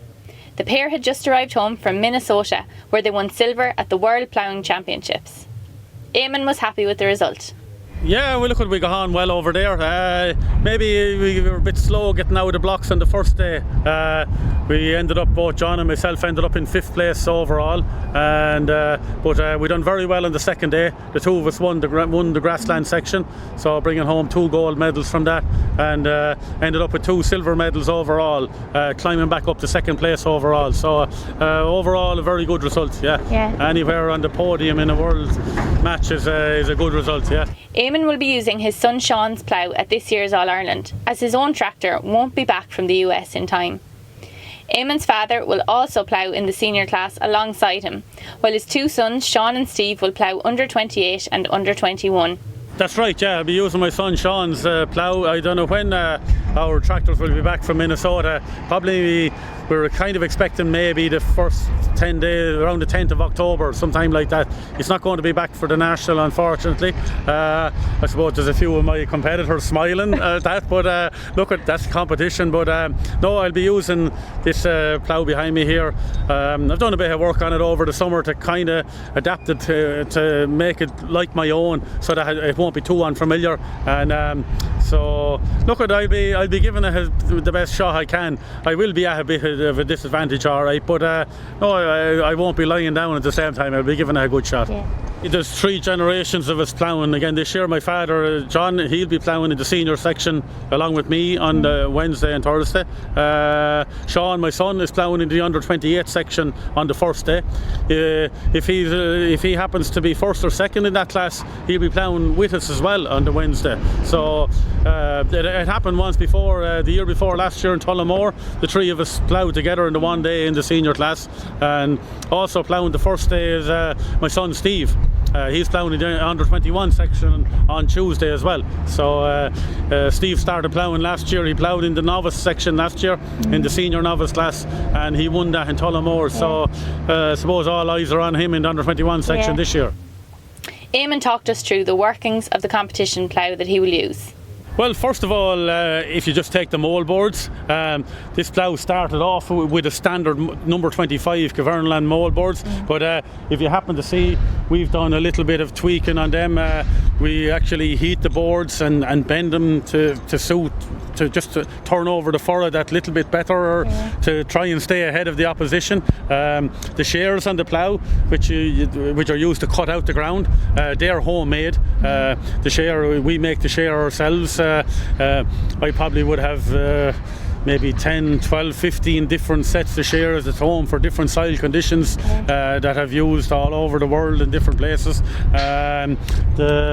You have the skimmers on this. They're kind of they can be adjusted in different ways. They can be the angles can be adjusted on them. The angle of the cut and the angle of the way it lets off the skim can be adjusted. They can be adjusted forward and back, and then you have your wheels. We have we have 3 different sets of wheels, and she's on a bogie wheel up front. Okay. So all that is different to the way a plough will be set up at home. Like. John was looking forward to the All-Irelands in County Carlow, having won silver in the US at the Worlds. Yeah, we only arrived back here yesterday, and we had a long trip back from the Lake of the Woods in Minnesota. It was a 5-hour drive from the site down to the airport, and then another an 8-hour flight back to here, and another couple of hours to home. So we've done a lot of travelling in the last couple of days. Sure, look, I've won it twice. I've been second 3 times. I've been third twice. I've been fourth twice. So been pretty consistent, I suppose, at world level, thankfully. This time, I suppose, I was very hopeful of bringing back the top spot, but just didn't get the ground on either day. Even though I won the grassland, we pulled quite bad plots, and so look, we're happy enough with the result we got. Yeah, well, I'd say the Carlow ground is inclined to be quite free ground, loose, and we've played a good few local matches in this area, so we know what to expect when we come up here. We're looking forward to it, because Carlow land is quite good land, it always ploughs well, so we're looking forward to that challenge. But it will be a challenge. There's some serious ploughmen here in Ireland. The standard is quite high, and the challenge to try and qualify for Russia will be huge, so we're looking forward to that, and that's what it's all about. We love the competition. Qualifying out of Wexford is a tough task. In the county I'm from, Wexford, 6 very strong clubs in our own county. To try and qualify out Wexford is quite difficult alone. You have to go to the national then and beat off the top men from every county around Ireland. So, but it prepares people, anyone to qualify for a World, myself or whoever, it prepares them very well for a World Championships. If you come out of Ireland, you're probably going to do well at a World or European level. We see the lads that have been second in the All-Ireland and third the last few years have come away with European titles. So, the standard of ploughing in Ireland is at an all-time high. Very, very difficult to qualify or win their classes in any class. There's 23 classes, 23 All-Irelands we compete for, and it's very, very difficult to win any of them. So the standard is very high. Travelling with the Ploughing has allowed John to explore many different parts of the world and see agriculture in many different regions. You've seen the expanse of America in the last couple of days. I was chatting to one guy, he's into crop insurance. That's a bit alien around here, but in America it's very popular because of the crop failures on such a regular basis. But he was telling me that one of his clients had a field with 70,000 acres in it. You know, it is about 12 miles wide and 10 miles long. So like even the farm, the two farms that we were practicing on and ploughing on, one of them had 2,000 acres and another one had 5,000 acres. So like it's I suppose the scale of the operation out there is just mind blowing, and given their scale, they're so laid back. You see people in Ireland with much smaller outfits and to be tearing. But out there, there's no panic on them. You know, didn't cut today, we'll cut tomorrow. You know, it's very very laid back sort of a lifestyle.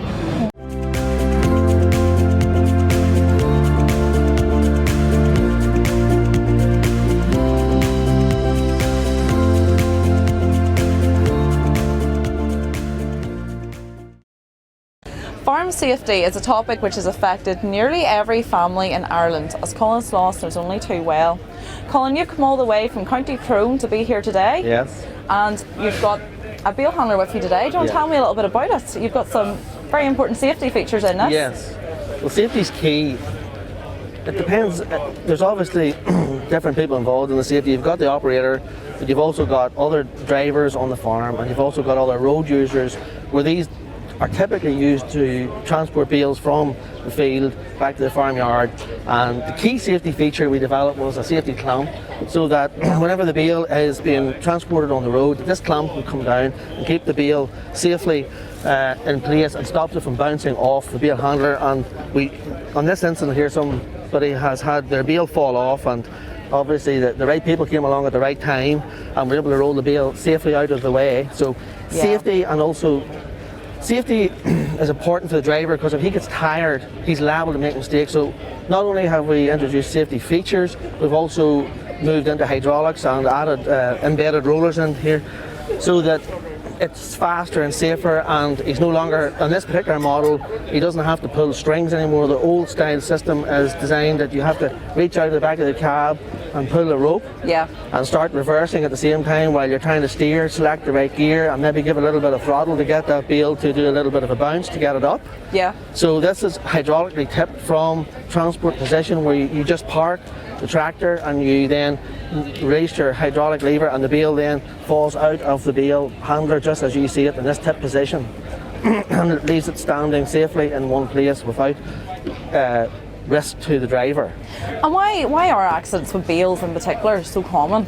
What is it about a traditional bale handler that, Well, the traditional bale handler, just the bale sits and it's only held in place by gravity. And traditionally what they do to help the bale go in underneath the bale, they tend to tilt the bale handler back a little bit, so that it sort of goes in at a slight angle to let the bale on the bale handler. But what we're able to do is with the embedded rollers, we're able to, you don't have that to do. In fact, it doesn't help at all. It's better if the bale handler is dead square on the ground and flat, and then rolls in, then lift the bale up with the handler and then clamp the bale safely, and then you move off. So that is what really the design advantages are of this particular model over the traditional gravity held position. People talk about reinventing the wheel, but in this case you've literally reinvented the bale handler. I know people may say think it's unnecessary, but if it's more efficient and the driver is moving through his work faster but yet safer, and he is also able to, in this case you can close your back window. So you're operating this from the cab solely. You do not have to have the back window open. And in the summertime, everybody knows moving bales, the dust that follows you down the road blows into the cab. And during the day it's dust. And at night then, when you turn on the lights to work in the fields, then it's the flies in the cab. So this eliminates the dust and the flies out of the cab. It also reduces the friction between the bale and the bale legs, where you have less damage to your plastic. So leading to better silage, better fermentation, and less likelihood of rotting bales. So Colin, I hear you've had quite a lot of success. It's not just the interest from the farmers here in the stand, also some of the judges in the innovation arena have been very impressed with what you've got. Yes, that was a long journey.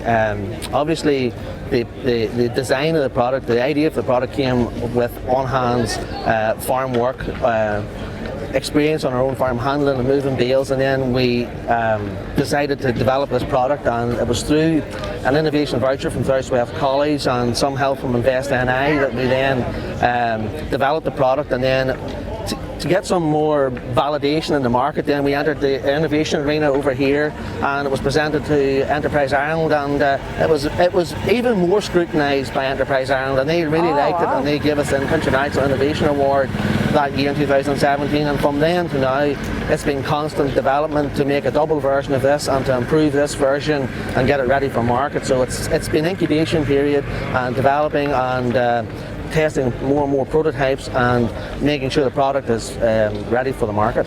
And have there been many changes made in that time? Yeah, bits and pieces. Well, it's incredible how many changes you wouldn't see.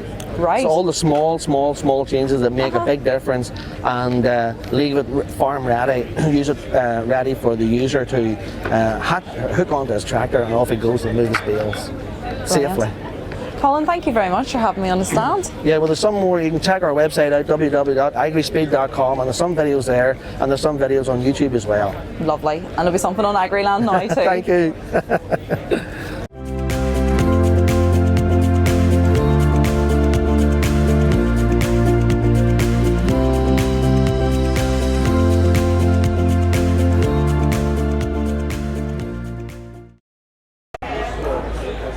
I'm here on the Macra stands yet again, but I'm back with John Keane. John, can you just explain to me a little bit about Make the Move and what it is you're actually doing here? So Make the Move is a mental health initiative that we started in North Tipperary about a year ago.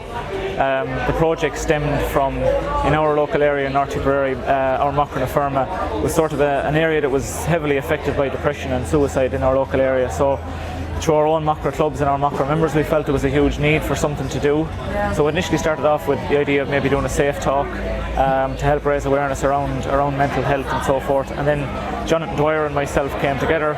We had a discussion with the HSE and with Healthy Ireland, and from that initial meeting came, I suppose, a process that developed into the 5 meetings that we had around North Tipperary. And at those meetings we would have had open discussions with farmers around the issues that affected their mental health and the solutions which they thought would help their mental health.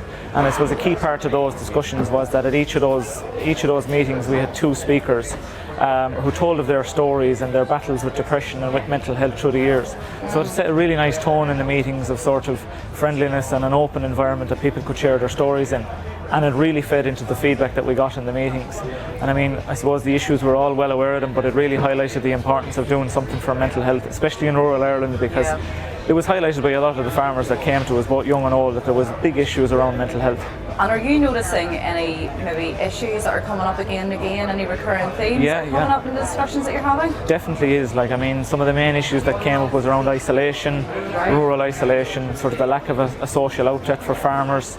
There was a huge amount of financial pressures across the spectrum of age groups, from young guys who are expanding or who are investing heavily in businesses to older guys who are trying to provide for families who might be in education and so forth. So there's a huge spectrum there. And I mean, also there's an issue there around sort of the uncertainty of farming. I know around the moment around prices and so forth came up, a reoccurring issue. And the lack of control that sort of farmers have around certain elements that have a big impact in their life. So definitely isolation, loneliness, lack of a social connection, sort of losing the connection with their own community was a big thing. I remember an anecdote that one of the farmers told us that, you know, years ago you might be cutting silage and there could 3 or 4 different guys come in the space of a day when you'd be doing something. That sort of a connection is not there anymore, unfortunately. Of course, everybody feels like they're doing everything for themselves now, don't they? Exactly, Machinery's getting bigger. It has become more isolating. Definitely, farming has become more isolating, and as we get more efficient, you know, there's a big drive to become more efficient, and definitely. It's interesting to hear that there's actually a social downside to that efficiency, which is, you know, something that people don't really. You know, a lot of the time our guys would have said, you know, they get up in the morning and they go out and do their day's work, and they don't see anybody from 9 o'clock in the morning till 6 or 7 o'clock in the evening. That's a long time. what is it that you want to achieve? What makes the move then? So from our discussions with farmers, they came up with solutions that they felt would work, and from that we developed a report which we have, and we will be launching it in the next couple of weeks. Right. And the key findings from that report were finding some solutions for the isolation, finding a social connection for farmers, and part of it as well was around the knowledge that there is around mental health, and sort of trying to break down the stigma that there is in mental health. So what we're hoping to do now is we're lucky enough to have secured some funding on the back of our report from Healthy Ireland and from Healthy Tipperary, so we're really, really positive about that. And what we're hoping to do is develop a toolkit for farmers in Tipperary, which we will disperse in the next couple of months. So we're hoping in that toolkit we will have information around mental health, positive stories from our speakers that came to our different meetings, and sort of signposts for farmers where there is information and services already available that can help out, whether it be financial matters, technical matters, or personal relationship matters. Yeah. So I mean, it's a toolkit that we hope will get into most family homes that there is in farming homes in Tipperary, help spread the word and make the move. And also on top of that, we're hoping to get trained up farmers in the area of mental health and mental health awareness, and recognising the signs that there might be of mental health and issues around mental health in people. So from that, we hope that then these individuals will be able to go and give talks at the likes of your KT events, farm discussion groups, Animal Health Ireland events, different events that happen around the county, in the marts, in the co-ops as well. And it's not very intensive, like it'll only be a 10 or 15 minute chat with people, building a connection and raising awareness. So you're really looking for volunteers at the moment then? Because at the moment it's just the two of you, isn't it? It's myself and Jonathan, and we're very lucky to have Anne-Marie Cross in Healthy Ireland and Healthy Tip involved with as well. Yeah. And Paul Gillen is from Mental Health Ireland is supporting us as well. Yeah. And we've had huge buy-in from our Macra club in North Tipperary. The county, the region has had huge buy-in, and only for them we wouldn't be at the stage that we are at the moment.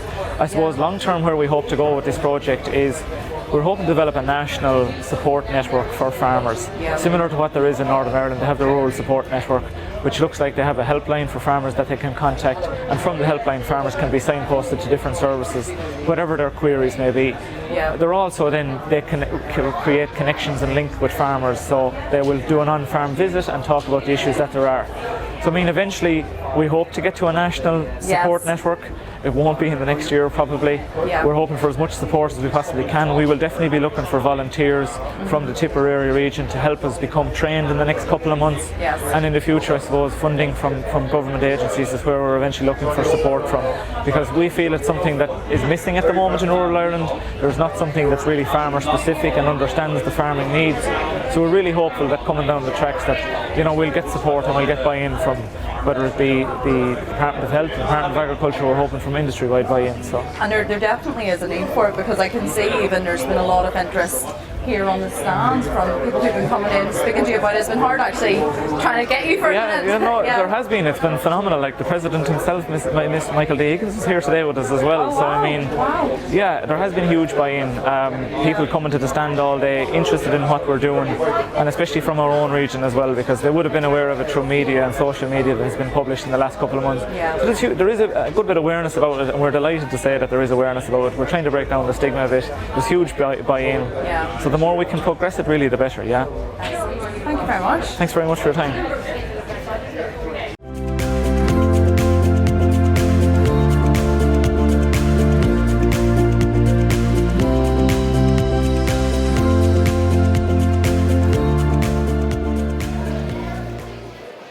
We're back at the live stream now in Agriland's tent at the Plowing Championships, and I'm joined by Pat McCormack, the president of the ICMSA, to discuss findings from a new ICMSA Irish Examiner survey.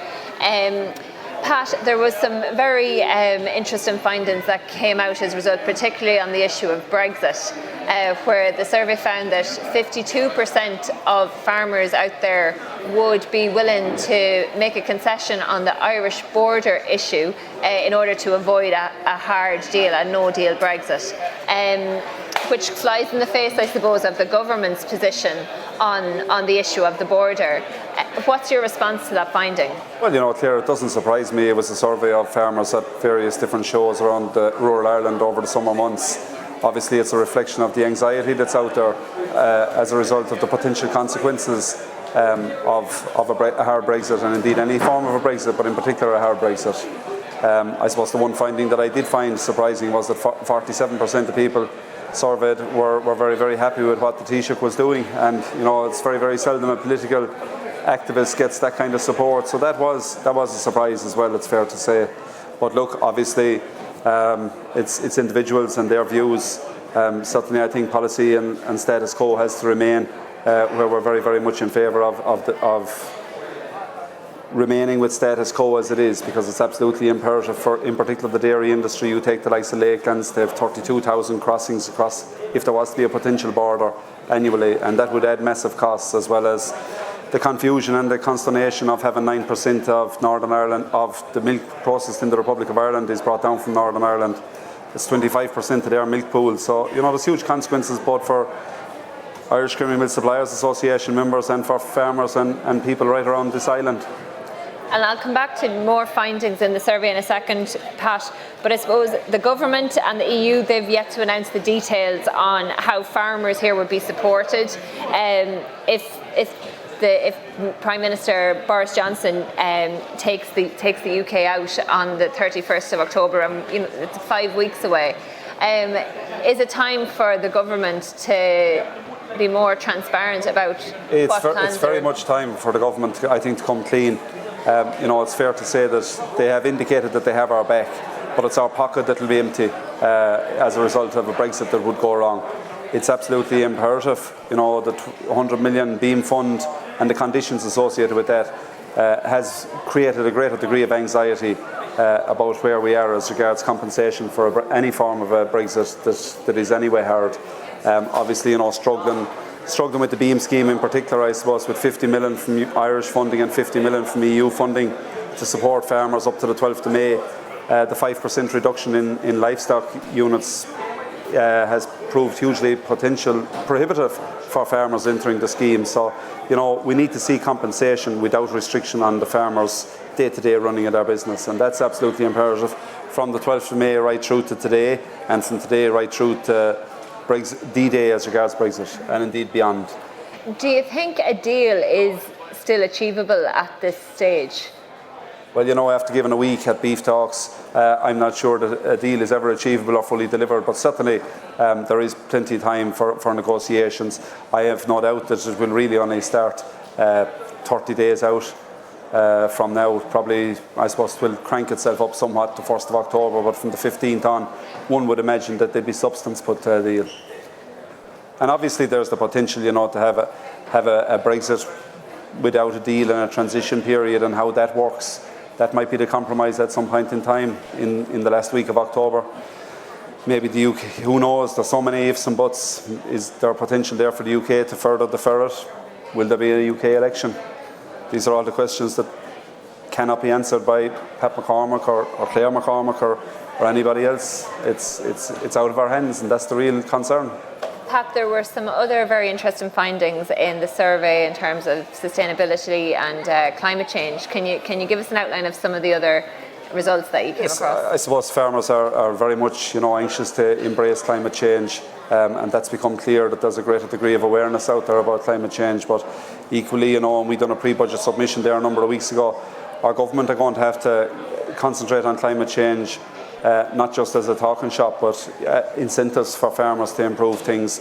We as an association held a climate think tank there in recent weeks, where we had individuals from all the stakeholders, including the environmental lobby groups and that, for a sit around the table to discuss the issues, because the farmer has as much of a stake in climate change and having a sustainable environment as anybody else, because we live on the land and we try to make our living from the land, and we need to protect it for the generations to come, as a workforce but also as a community.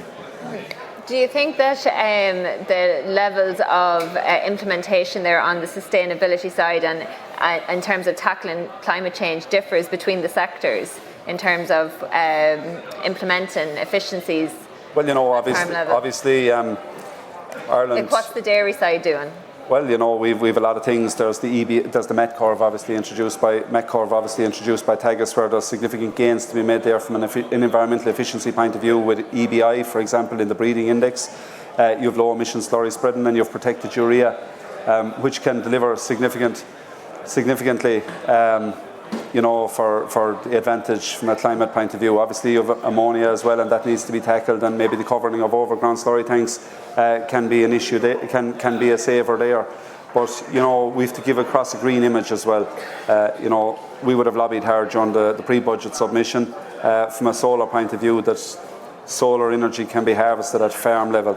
There's a great infrastructure out there in farmyards, sheds, whether they're dairy, beef or poultry or pig or anything else that could be used. They're used across Europe, and if they could be harvested and fed back in both to their own supply network and to the national grid, any surplus, it could be the difference in a difficult year from an economic point of view, whether they can stay on the land or not. And we don't want to see these initiatives targeted at multinational investors to come and buy a tract of hill or a tract of flat land across rural Ireland and invest there and harvest not alone the energy but the financial reward that would be there. We want to see it rolled out at farm level. You mentioned there about the low emission slurry spreaders. What about access to funding for those types of for that type of equipment going forward?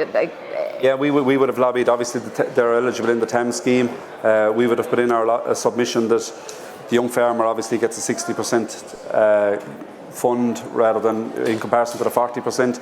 And we feel from a low emission slurry point of view, they are a very expensive machine, that all farmers should be eligible for the 60% and that they should be VAT exempt if we're to be serious about meeting our obligations. Obviously there's a 6 to 12 month waiting list on those machines, and they're very popular. You can see it going around the site here at the Plowing, the various different suppliers where there are people gathering, observing those machines, and I'm sure inquiring about the cost, which is very large, a significant investment for farmers. Pat, I suppose I'd love to ask you as well, just there have been further developments on the beef situation overnight since we last spoke. We've had Dawn Meats come out and issue further legal threats against the beef plan movement in this case. The timing of this, I suppose, a couple of days after the agreement was reached. Do you have a view on that? Do you think, how is that going to impact on the agreement? Claire, I'll be straight out about it, Claire. Disappointed that it has happened. Can understand the frustration from a Dawn point of view, but I would ask them, we've asked farmers to in the cold light of day, to have a good examination of the agreement and to analyse it.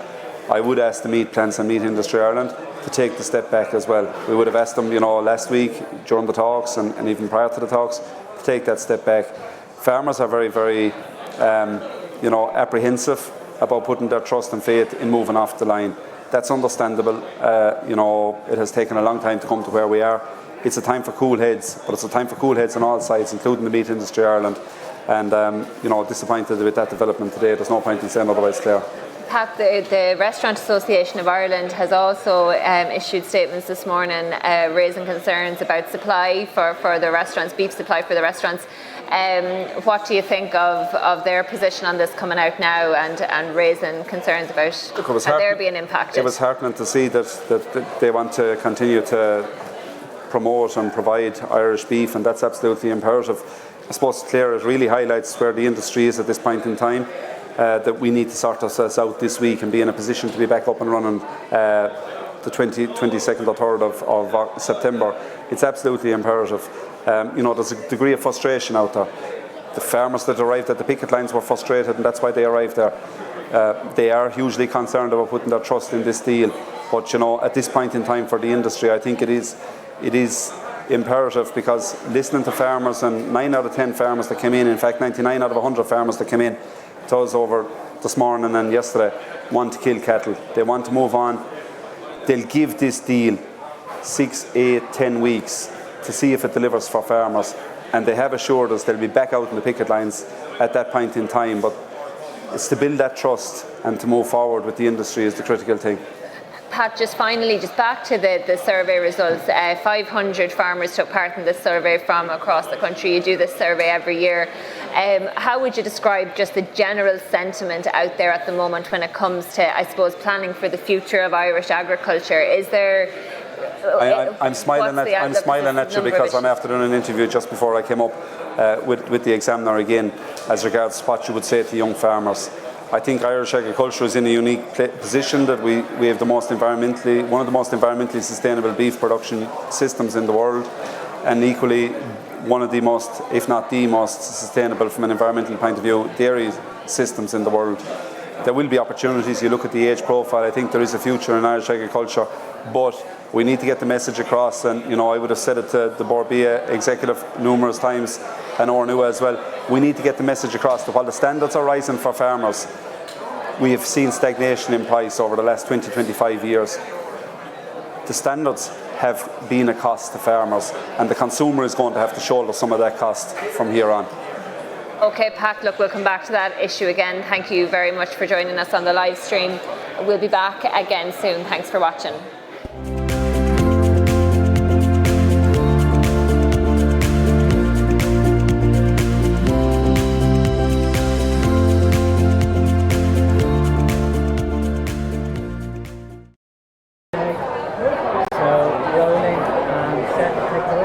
So we're here in the Glanbia stand, and Hugh Martin is here to tell me a little bit about this new project that Glanbia are running called FarmGen Solar PV. So could you tell me a little bit about FarmGen Solar PV? Yeah, so FarmGen is our farm-generated renewable energy initiative.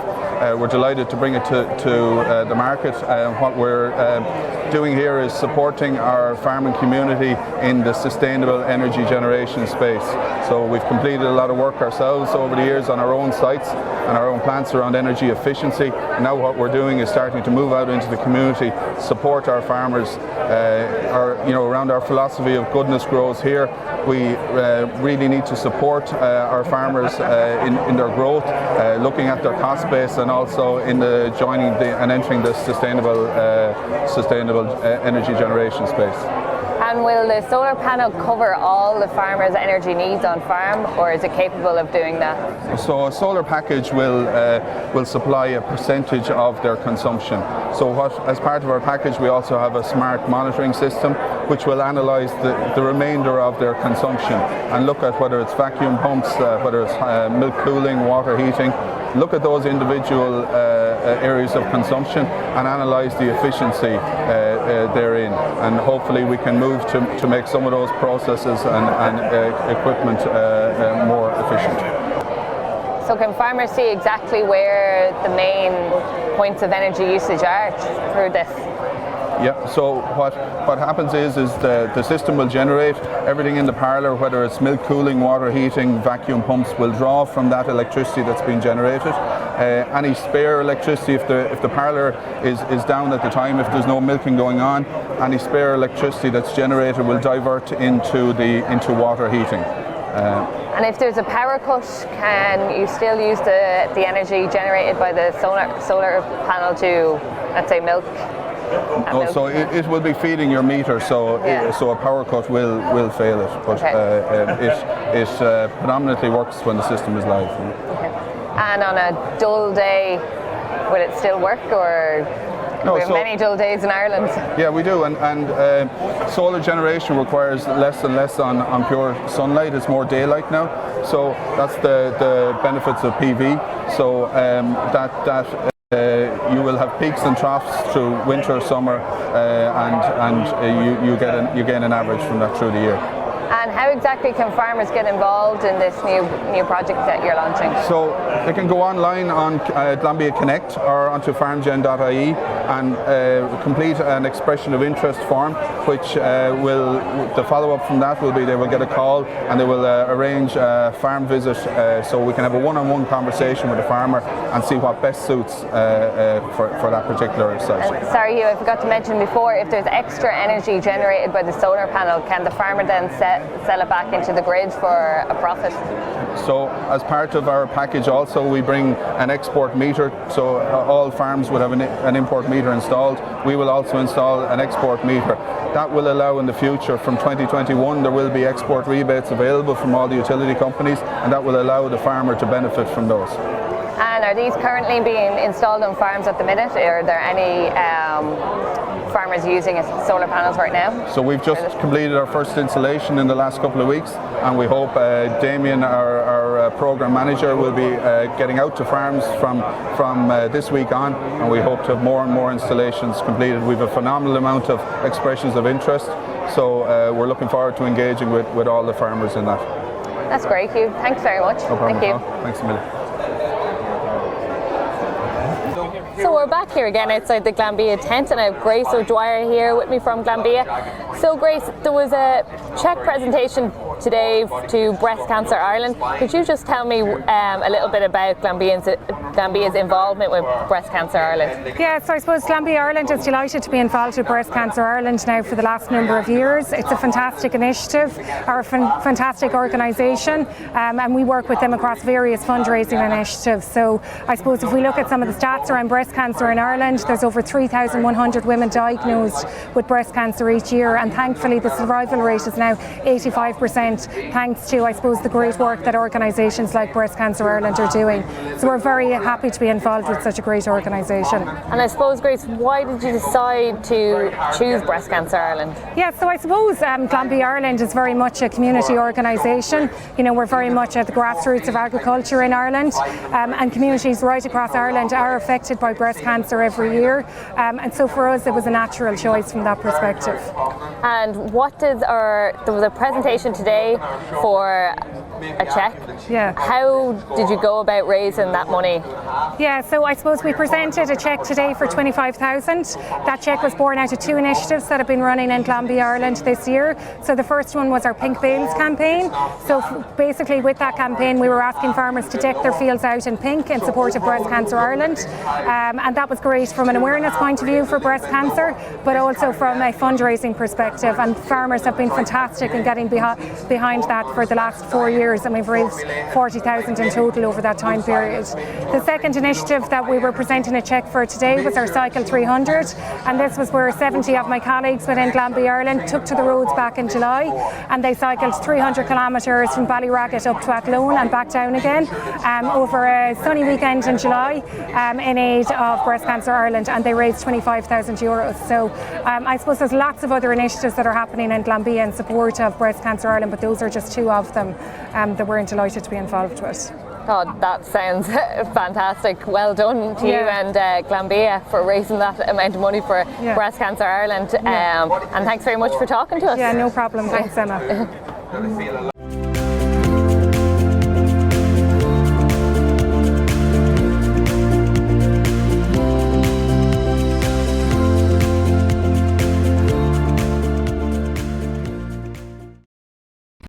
So we're out in the horse accommodation here at the National Plowing Championships. It's not something that everybody thinks of. A lot of people like to go out and look at the horse ploughing, but these horses have to come a long distance, some of them, and they're coming from all different parts of the country, and throughout the week they have to be minded. And we have Esha Hayes here, who's in charge of the horse accommodation here at the Plowing. So Esha, you have a big job for the week. Yeah, just kind of, we have 30 horses coming in. Okay, that's a lot. They're from Sligo, Monaghan, Kerry, Cork, and some locals here then as well, along with us, yeah. So a right lot of them. But as you can see here behind us here, they have their pens here. Yeah. We might walk up along. Yeah, and each pair of horses has their own name on the pen. Okay, so West Cork. This is the West Cork man. The first man there is a Sligo man. Okay, very good. So they're coming from all parts They're of the coming country. from all parts of the country. And during the week then, so their owners will. They'll be here now stay during with the them. week. They'll be stopping here for the week, as you can see here behind us as well. All the caravans where they stop, and they stay with them here themselves and keep an eye on them. So their owners feed them and. They feed them, and I just make sure that they have water and make sure that they have facilities that they need to require. Yeah. But they bring their own hay and stuff like that for them. Corky. And as you can see, there's a nice bit of picking there for them on the bit of Yeah, grass there. yeah. And what are the diets for the horses now when they're ploughing? Are they on? But to be honest with you, yeah, there wouldn't be once to just these lads like to be out. Just they're so slow and that there's no big major diet for them once they get their bit of hay. Twice a day or whatever it is. Exactly, yeah, exactly. That from there now, that's from North Common. Very good. So they're up from all over. Up the other side here now we have Kerry in different areas, but we have, as I said, we have 30 horses now coming in. And some horses, of course, compete and go home again. Yeah, well, no, as I say, we have 30 horses coming in, but they work in pairs. Okay, yeah, so would these say are 15 we have competitors. 15 competitors, yeah. And they won't Yeah. compete every day, maybe there's different classes. No, there's Can different you tell classes. us about some of the classes there's different age groups anyway. Yeah, so yeah, there's the under 40s, so.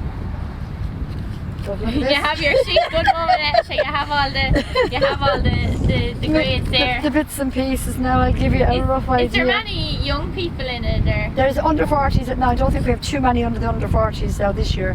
Just have a look at it here now for you. Yeah. Sorry, no. So Wicklow, Longford, Monaghan, Mayo. It doesn't actually say on this now what the classes. Oh, here they are. We have the senior class. There you have the under 40s. Okay. Plough class. Yeah. And then you have the senior horse plough class. Yeah. You have the. They're on senior horse plough class. Yeah, they're most of them. And there's a few more. Another one there for the under 40s as well. Yeah. So there's a mixture of different ones. And is there, as regards looking after them for shoes and everything like that, is there anyone on site if anything goes wrong like that? Or? Well, if we need someone to do, but most of these horses wouldn't even have shoes on. Okay. Because they're on soft ground. Okay. So they just pair or whatever, they'd have them all done before they'd come here. Okay. So we wouldn't have to worry about shoes. Like, so many horses on the road or hard surfaces, you need shoes on. And Esha, aside from the Plowing, you have your own centre and you do a bit of work with the Special Olympics. Can you tell us a bit about that maybe? Or? I have indeed, yeah. I'm the head coach for Leinster, equestrian coach, and I was head coach for Ireland with the Special Olympics. We had 4 athletes that we took out to the World Games in Abu Dhabi. Excellent. So we came home with 4 golds, 3 silvers and a bronze with 4 athletes from Ireland, which was fantastic. Brilliant. So we had a great time. Actually, look, I love working with horses. I'm at them since I was knee-high. Yeah. Knee-high, yeah. But you know, it's great. I'm still working with Special Olympics. I'll be with them, I'd say, now. Very good. And you've done this job since the Plowing was in Renewable, so 7 years ago. 7 years ago now, yeah. Started with here with these. I love it as well. She's a bit of crack with the lads and what have you, something different, isn't it? Yeah. Well, listen, Esha, thanks very much. That's great. Because it's we always see the horses out in the field, but it's great to see a bit of behind the scenes. So thanks very much for letting us in. So we'll go back to you on site. No problem.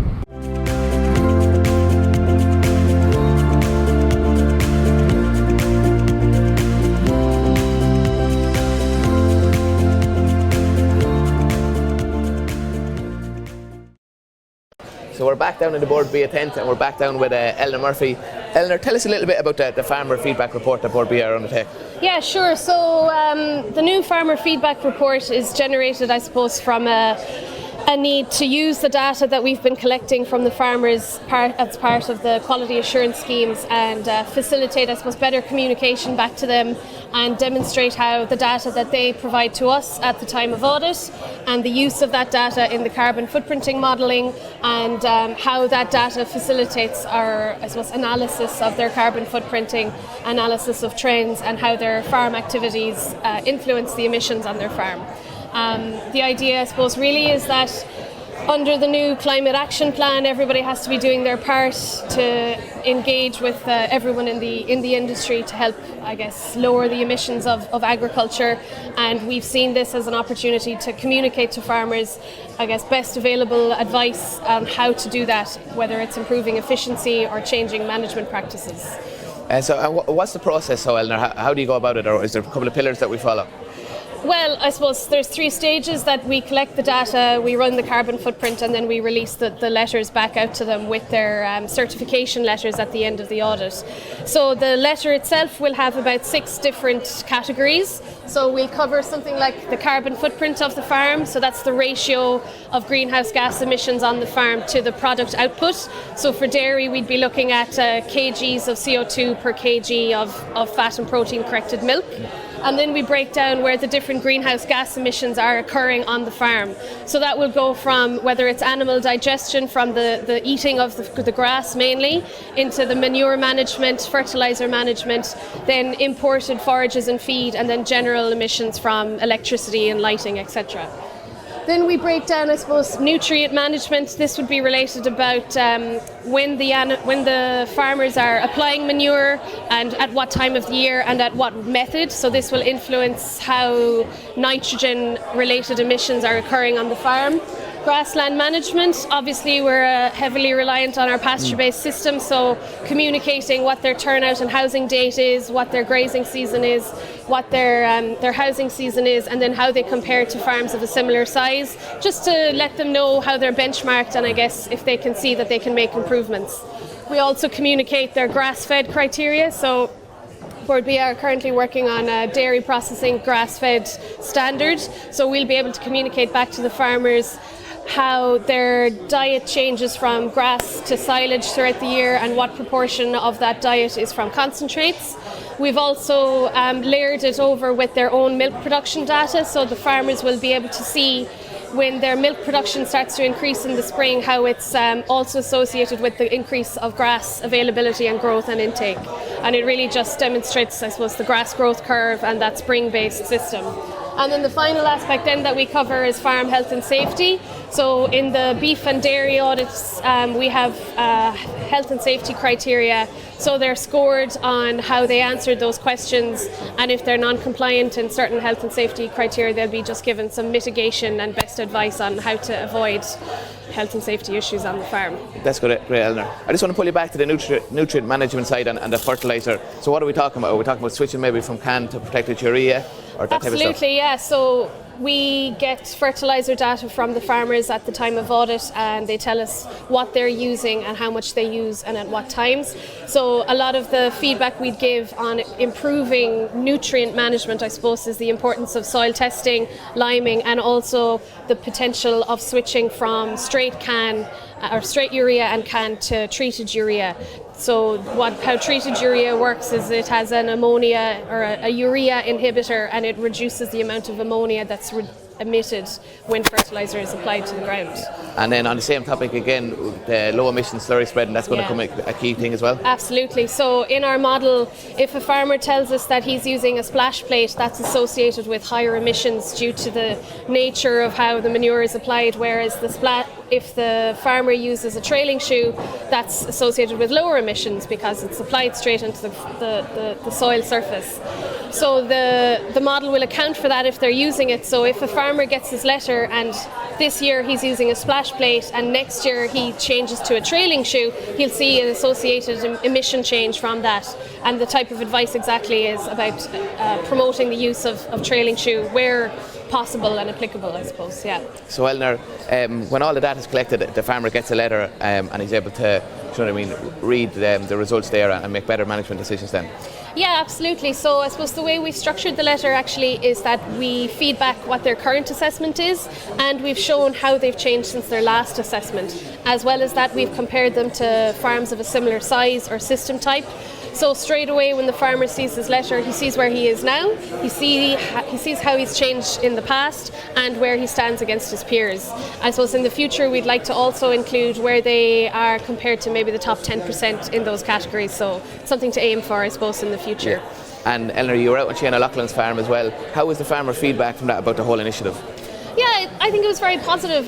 This is a new venture, I suppose, for the type of communication that Board B would have, and there seemed to be a lot of interest. We got a few questions. It's always very positive, and a lot of interest on when the letter is going to be coming out. So the letter is going to be coming out in the next couple of weeks after we just finish demonstrating it here and make sure there's no bugs or tweaks in it to be made. And there's been plenty of interest at the Ploughing Championships as well? Yeah, absolutely. If you want, a farmer can come in here today and we can demonstrate what their letter is to them. We have a facility here on the iPads to bring it up and demonstrate to them and talk it through, so they're more comfortable with it when they receive it in the post. Great stuff, Eleanor. Thanks for chatting to us, and the very best of luck with the rest of the Ploughing Championships. Thanks very much. Okay.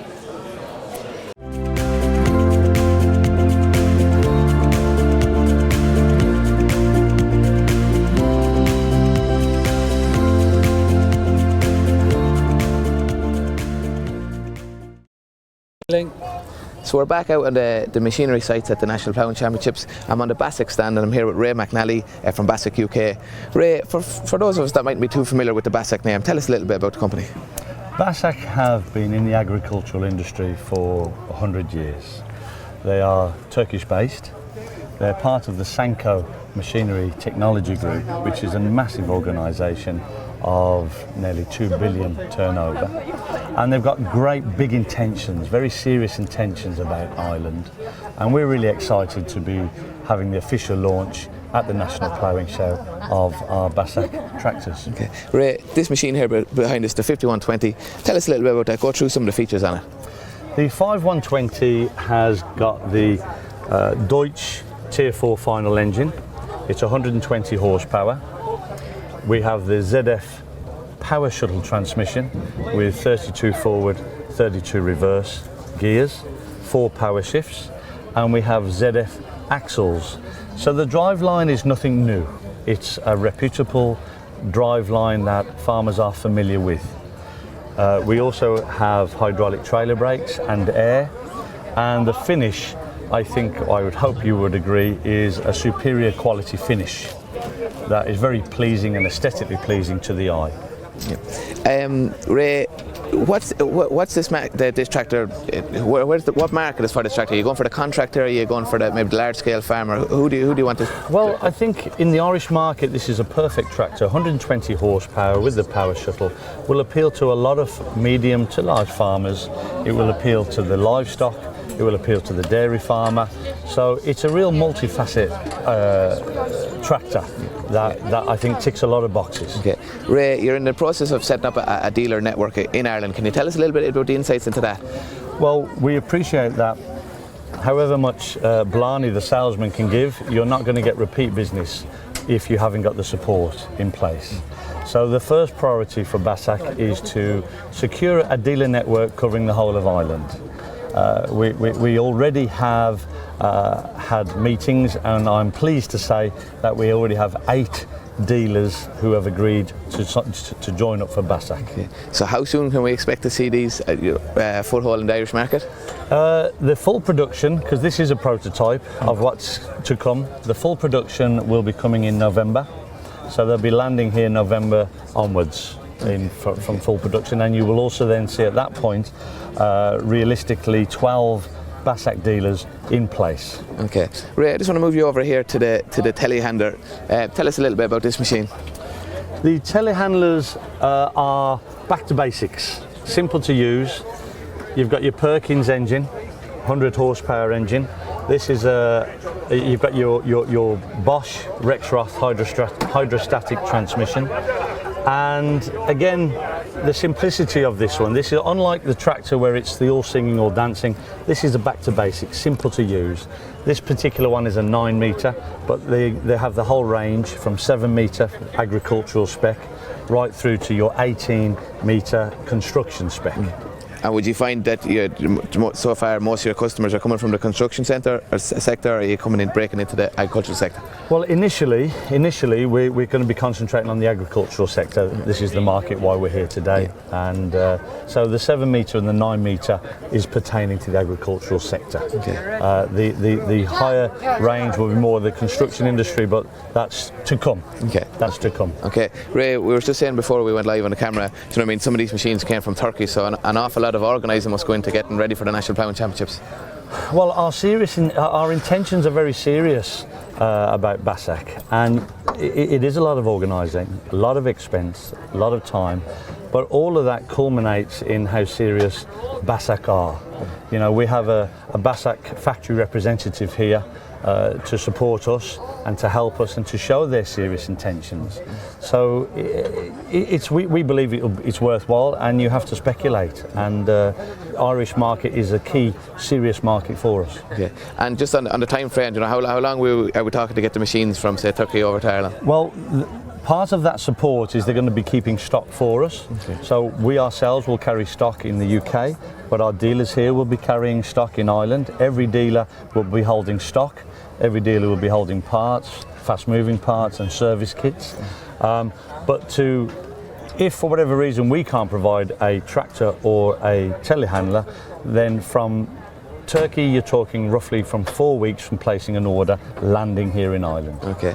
And I'm assuming with the dealer network that you're setting up in Ireland, there's going to be, do you know what I mean, an on-the-road field service, you know, technicians go out for breakdowns? Absolutely. Part of the criteria of the dealers, they have to have a mobile fitter. The factory provides a 4-day product familiarity course to go through an accreditation process. Each dealer will hold parts, fast moving parts, mobile vans, and look, it's a tractor. I'm not going to stand here and say this is fantastic, this is perfect. Something somewhere is going to go wrong. But the key element for BASAC and the key principle, you have to respond quickly. This is new. We are the new boys on the block, so we're there to be shot at now, and we have to prove ourselves. So we will go the extra mile. Great. Well, Ray, thanks very much for having a chat with us today. You're more than welcome. Thank you very much indeed.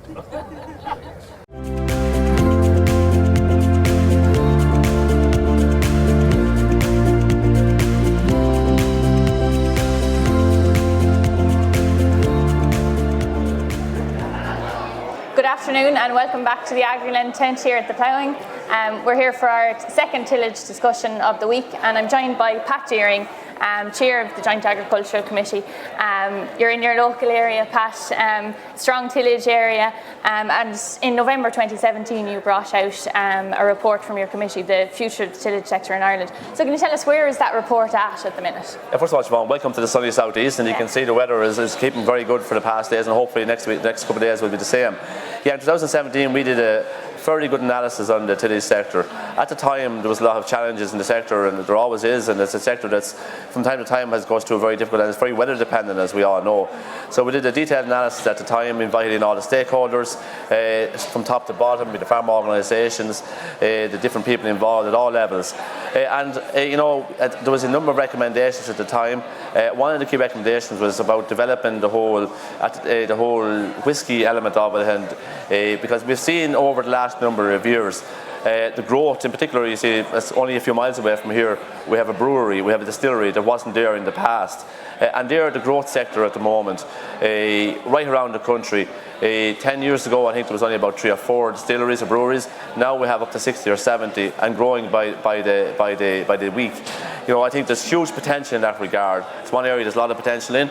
But the report itself, 2017 is now 2 years to go, and what we will be doing in the next term, we've actually decided already that we'll be revisiting that report to see exactly the recommendations we did at the time, to see that they need to be updated, and what more we can do with them to move forward. Some of the stuff has been maybe outdated, and it needs to be updated. So we'll be looking at that in the next couple of months to see exactly what we can do with it and see how far the implementation is going. At the time, when the process is that we do a report, we send it on then to the minister, it's discussed in the Dáil.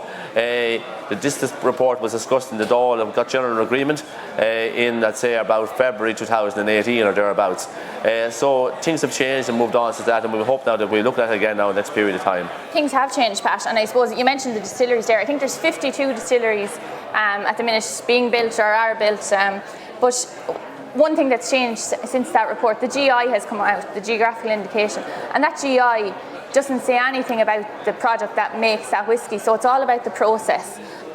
So is it right for tillage farmers to we need premium products, tillage farmers need to be growing malt and barley to ensure a higher income, but is it right for tillage farmers to be building their future on maybe an industry that isn't secure? Like, there's no requirement to include a percentage of Irish grain in that Irish whisky. Is it really Irish? And we know that there's malt being imported all of the time. Malt came in from Tuta last year. Tuta is about 4,500 acres in size. It's on the Strait of Gibraltar. That malt most likely came from North Africa, and after that we don't know where it came from. We produce high quality malt and barley here in Ireland. So is it right for farmers to be dependent on that whisky industry? No, I wouldn't, but there's huge potential going forward. I think there's something that we can develop. I totally agree. This is an issue that came up during the report, during the talk to the different sector stakeholders, that the importation of these products, we can replace those. We have the best tillage grown areas in the world. Yeah. We do things very well in Ireland, and we have that potential to even do it for. But we need that protection. Absolutely, I totally agree with your point. We need that protection to make sure that that we're not being pushed to one side with these imports that are coming in. Is it something you look at in the next? Absolutely, it is something that did come up for discussion in the report initially, and it's something we'll be looking at in detail in the next while as well. And just, I suppose, on the topic of imports. We hear a lot about Mercosur and beef imports, but a lot of tillage farmers are becoming increasingly annoyed. There's imports coming from those Mercosur countries to Ireland, and I think Irish farmers accept we can't feed the national herd here in Ireland. We have to import. but there is imports coming. You know, there's maize coming all the time from countries like Brazil, where we're hearing about these deforestation fires. They're using chemicals that we no longer use here in Ireland.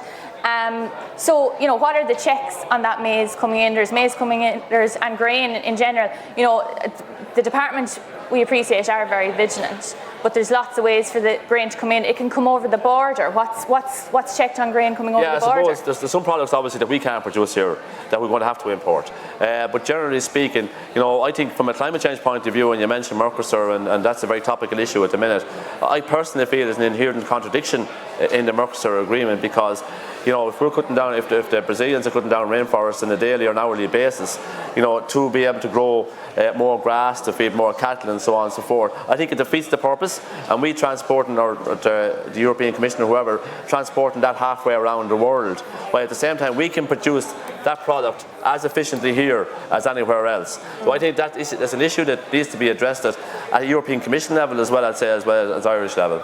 And is that something that you look to do? Will you go to? Yeah, as I said, you know, there's a number of things that the report was completed in 2017, almost 2 years ago. It needs to be updated now at this stage. These are issues that have come to the fore, especially in more recent weeks and months, especially with Mercosur and all those issues. And there's something that we need to add to that report as well as we move on now. And the biggest user of Irish grain in this country is the Grain and Feed Association. And I have a list of the people who contributed to the report here. The Grain and Feed Association, the biggest user of the grain, they weren't in that report. So is there a reason why, or will they be included the next time? There was no real particular reason why. We would have done an analysis of the different stakeholders that would have been or should be involved in the discussions. We were out to them all, looked for submissions. We may have, like off the top of my head, I'm not sure why they weren't invited. I'm not sure whether they weren't invited or didn't come in. I'm open to contradiction on that one. But if they weren't, if they have an input to make into an addition to this report, we will have them in before our committee. Okay, very good. And Pat, there was a lot of recommendations in the report. One of the recommendations was a logo about Irishness, and at the time it was said that it would be easily implemented. But 2 years on now, it's not easily implemented. When is that going to be implemented? Yeah, the logo was one of the things that we kind of thought was something that could fly very quick. It is disappointing. You know, our role, I suppose, is to do the analysis and put the report together and then pass it on to the Department of Agriculture for further development. You know, it is something that we're disappointed about, that it hasn't moved on. I think the logo is something, as I said, you know, that was something that got a lot of traction on our committee at the time, and I would have liked to think that it could have been done by now, and it's something obviously that we're going to have to assess and see exactly what the stumbling blocks in that regard. And there was 35 recommendations, Pat. What else has there been progress on? Yeah, I suppose the 35 recommendations, and there were, I suppose, in some cases, some people might say they were general enough. The logo one was one that, you know, we thought would have been the one that would have been the least difficulty to kind of push on with. It hasn't happened. There's been a bit of progress on the distilleries issue. I think it's something that, you know, there's progress in that regard. There's progress in all of them in some way or another, but not enough. There's no doubt about that. And it's something that, you know, our power is limited enough from an implementation point of view. We would like to have more power in that regard, which we don't have at the moment. And something that maybe we look at from a Dáil point of view, to give us more power from an implementation point of view with regard to any report that we do, be it tillage, be it beef, dairy, or whatever else going forward. And tillage is one sector that's, you know, doing a lot of good for the environment. You know, we've heard a lot about emissions from fertiliser and nitrogen, but there's a lot of tillage farmers in general are doing a lot as regards gloss crops, and even farmers who aren't in gloss or on cover crops, they're minding their soil, minimum tillage. What will your committee be doing as regards that? Will tillage farmers, what will the cap look like for those farmers? Yeah, well, I think that's a crucial point that you make now. I think as we move on towards discussions, and they are happening at the moment, the next cap, and we have done a lot of work on that, and it will be part of our work programme for the next number of months. And the tillage sector will play, and the next cap obviously is going to be environmental based, and I think the tillage sector has a huge part to play in that regard. You know, we talk about climate change every day of the week and carbon emissions and so on and so forth. Tillage and the amount of land that's involved in that will play a huge part, and it has to play recognised, I suppose, to a certain extent in the cap, to make sure that any funding and any payments are available for that will not be left to one side. there is a suggestion that maybe crop rotation will come into the cap, Pat, some sort of compulsory crop rotation. Probably not really suited to Ireland, suited to some farmers no doubt, but in an area here like Carlow that could have a detrimental effect on the industry. Yeah, but I suppose one thing about the next cap, we're going to have maximum flexibility in Ireland. We'll have our own strategic policy in that regard. So it's not going to be unlike the past where we had a policy whereby it was going to be the same for everybody. We should be able to target and develop our policy to suit Ireland. And we have specific qualities as regards tillage in particular that should not be able to be at a disadvantage at the end of the process. Yeah, and of course farmers can make their own submissions to CAP, and your department are very actively encouraging them to do so. So they can do that by October 11th, is it? Yeah, and there is obviously a consultation process as well, which began, the Minister and department officials had a consultation process probably 18 months ago now at the beginning of that process, and that's kind of ongoing. I think it's important that people and organisations and farmers in general would fit into that process. The more information that is gathered, the better for everybody. Yeah. And Pat, just I suppose as a final note, did you get out to the ploughing at all? Eamon Tracy is ploughing out there today from Carlow. He's actually Eamon Tracy, John Tracy and Sean Tracy are all ploughing together. Yeah. Unfortunately, I haven't got an opportunity to see the ploughing yet. Hopefully before the day is over. I think the conditions are obviously ideal. And you know, the Tracys are a great family from a ploughing point of view in Carlow. Over many years they kept the flag flying from a Carlow point of view. We don't win all Irelands too often in the playing fields, but when it comes to ploughing, we'll be hard beaten. Yeah, and you're on the world stage. Exactly, yeah. Yeah. Well, thanks very much, Pat, for joining us today. So we're back out to the excitement outside the tent.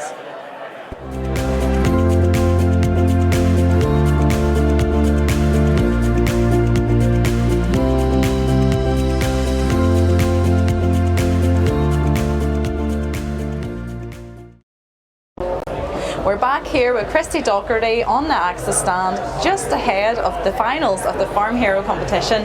Now Christy, you've been telling me a little bit about the competition already, but for maybe viewers who didn't watch yesterday or are just tuning in for the first time, tell me a little bit about it. So the Access Farm Hero is a new competition. So we're looking to reward and recognise farmers from across the community in Ireland who go above and beyond with their neighbours and friends in terms of support and help. And we just think it's a great opportunity to recognise those people for all of the selfless work that they do, fundraising and improving farmers' needs, and oftentimes supporting a farmer when they're in a difficult crisis situation. That's what the concept is all about. So this isn't just a competition then about how good the farm is or how well the cows are performing. This is a competition about actually the rural network, about what's going on around them. Sure. Yes. Okay. It doesn't take into consideration their farming enterprise at all. It's rewarding what they do outside the farm gate. So it's how they how they look after their friends and neighbours, things that they do, causes that they support. For example, it could be a cake sale to support the local community hall. It could be a calf rearing enterprise that they start to yet again put funds back in for a local cause. So there's an amazing number of farmers out there who are involved in doing these community efforts, but they never get that little piece of recognition. And with AXA Farm, we decided to hold this event to give something back to the farmers. And not just are there great causes involved in this, there's also a great prize. A prize I think many people would be envious of. Tell me a little bit about that. The prize is, there's a €10,000 cash prize for the winner. And the winners are, this year, they're going to be interviewed on our stand here today at the Plowing Championships. But they will be going forward to the Late Late Show on Friday night. And Ryan Tuberty will be interviewing them, and he will present the €10,000 cheque from AXA Farm to the overall winner. Wow. So it gets bigger and bigger, doesn't it? This is really snowballed. And there's been a lot of interest from people on the stand as well, have been asking you questions about it. Absolutely, yeah. And I think if anyone looks on the social media sites, they'll see certainly how things have mushroomed, snowballed out there. And I'm delighted for the people that they're getting recognition and local causes are being supported. Well, I know that the finalists are just backstage at the moment, getting ready to get on, so I better grab them quickly. because I want to get a quick chat with them as well. So thank you very much, Christy. Thank you very much, Rachel. Managed to get backstage here, and I'm here with Paula and Peter Hines, dairy farmers from Cork. Paula and Peter, can you just tell me a little bit about how you've been selected for the finalists of Farm Hero? You were nominated, weren't you? Yeah, we were nominated by a student, a veterinary student that we had on our farm this year. Oh wow! So we hosted a lot of veterinary students from around the world, and do a good lot of farm tours and stuff like that on the farm. And so we were lucky enough that Alex nominated us, and here we are. Lovely. And how's Alex getting on now? Great, she's back at college. She went back to college last week. She's in her 4th year of studies, so her plan is to do large animals. Brilliant. And you've also done a lot of charity work as well. Just before we turned the mic on there, we were talking about your time on the Hardest Harvest. Yeah. Tell me a little bit about that. So I spent 3 weeks out in Kenya living with a Maasai family. He's really into, but because of family circumstances they couldn't afford to send him to university, so myself and Peter are sponsoring him for the next 4 years as well, so he can get his degree. Okay. And it's not even just abroad, you've also done a lot of charity work closer to home as well, with the Open Day on the farm there. Yeah. How much did you raise with that? The Open Day on the farm raised €15,000. Wow. I think it was probably that was the beginning of when I discussed openly the fact that I had depression. I had struggled with depression previously, and just through interacting with different people, it was something that we became passionate about creating awareness around mental health, but also trying to raise a few bob along the way, and be able to support different mental health charities. And you've raised awareness about that to the point where you've actually tried to start your own charity, haven't you? You've got that. Yeah, we've set up a mental health awareness campaign, which supports charities. Okay. So it's very, very much what we do is about creating awareness. But anytime we run an event, we always pick a charity. And in Ireland, we work with the Thomas Hayes Trust. Right. So anything we do here is benefiting them, and that's. They do suicide prevention work, counselling, so they're counselling people that are contemplating suicide, but also families that have struggled and that have lost someone to suicide, and I think that's a huge part of it. I mean, Angela herself has lost a husband and a son to suicide, and to start up the Thomas Hayes Trust and provide that service, it's very easy for us to support her and do that, and it gives us the opportunity to create awareness with everything else we do with Raring to Go. But I suppose put yourself in the shoes of someone that's lost a partner and has kids at home and has a small child. Like, how do you counsel a 3 or 4 year old? Like, where's mom or dad gone? Like, that's huge respect for Angela to offer service like that. And you've also been involved with raising money for Embrace Farm, haven't you, as well? And that was a good one. Yeah. We had a great laugh with that. There's a great story behind how it came about. I think a few people know about it, and it actually started up on social media. But also doing something like that, like for me personally, and for Paula, like, because we're so busy, we really have to work at how we manage ourselves and our mental well-being, and when you get to do something like that, fun like that, and let a charity benefit from it, I mean, like, look, to support a farm charity, it's an honour to support them, because there's so many farm accidents in Ireland, and what they offer to families that have lost someone to a farm accident, like I'd wear pink overalls every Valentine's Day. I seen the photograph of them. They were brilliant. They were really good. Yeah. Gosh, we could talk all day, honestly, about everything that you do. It's phenomenal. But it's easy to forget that you also have the farm to run there as well. But thank you very much for taking a few minutes with us at Agriland here to talk about how you've got here to the final of Farm Hero. Thank you. I don't know how all these dairy farmers get the time to do so much good work. I'm here with Lorraine and Eugene. Where are you from? Bracknell, a small village on the Kildare border. Kildare border. And how was it that you found out about the competition, Lorraine? I was Googling car insurance for our older kids, and when I hit on the AXA site, then on the AXA Facebook page, I saw the competition, and I went, God, that's interesting. Yeah. And you do a lot of good work, don't you, Eugene? So you probably were the perfect person to put forward for it, I guess. Yeah. I didn't think so, but my wife did. I had it like at the back of my mind to fill it out, and I was waiting. My daughter was working in the Bale and I said she'd do a really good job on it, and then she wasn't home, so I had to do it myself, and so I had to praise my husband. Yeah. Went wrong. And what is it that you nominated Eugene for then? 6 years ago, Eugene decided, because one of our boys was attending Crumlin Hospital, that we were getting such standard of care and service, we'd like to give something back to Crumlin. And because we lived like in a rural area, and because of Eugene's contacts, I suppose, through agri-contracting, tractor run was like the best fit. So we just went with, we've never meant to go on. We didn't, it just started with a tractor run that year, and then it was really exciting and really enjoyable, and it just built on year and year. So this has become an annual event then? Oh yeah. Wow, and what kind of turnout do you get in terms of tractors? The first year we only had 35. Yeah. Wow, that's still impressive now. Well, last year we had 180 between tractors, lorries and motorbikes. 180? Yeah. And even the money, like the first year we made 2.5. Which we were delighted to be able to give. Absolutely, and I'm sure the charity was delighted to have it as well. That's such a lot of money for a hospital. Last year, 15,700 is what. Oh my so it is just growing. Total of 50,700. And how do you find the time to do all this with the cows at home as well? You just make time, night time, early morning, and a lot of it is through the phone, ringing people up, looking for sponsorship. Yeah. At this stage, when you ring them, they already know this lad's looking for money. Just give it to them, and that's it. Can see the call in September. They know. Yeah. And I think the robots, they help a little bit as well then. They free up a certain amount, yeah. Perfect. Thanks very much for taking a few moments with me backstage here. Better let you go, okay? Okay, thank you. Thanks.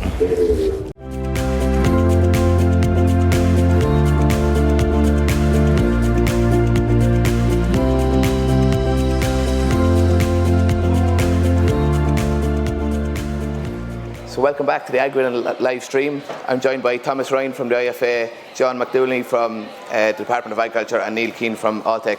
And we're going to just touch on the topic of sustainability. It's a word that's thrown out there like in the agricultural sector more often than not these days. Thomas, just to pull it back, what does sustainability at farm level actually mean? Well, look, first and foremost, sustainability is about farm level returns. It's about profitability.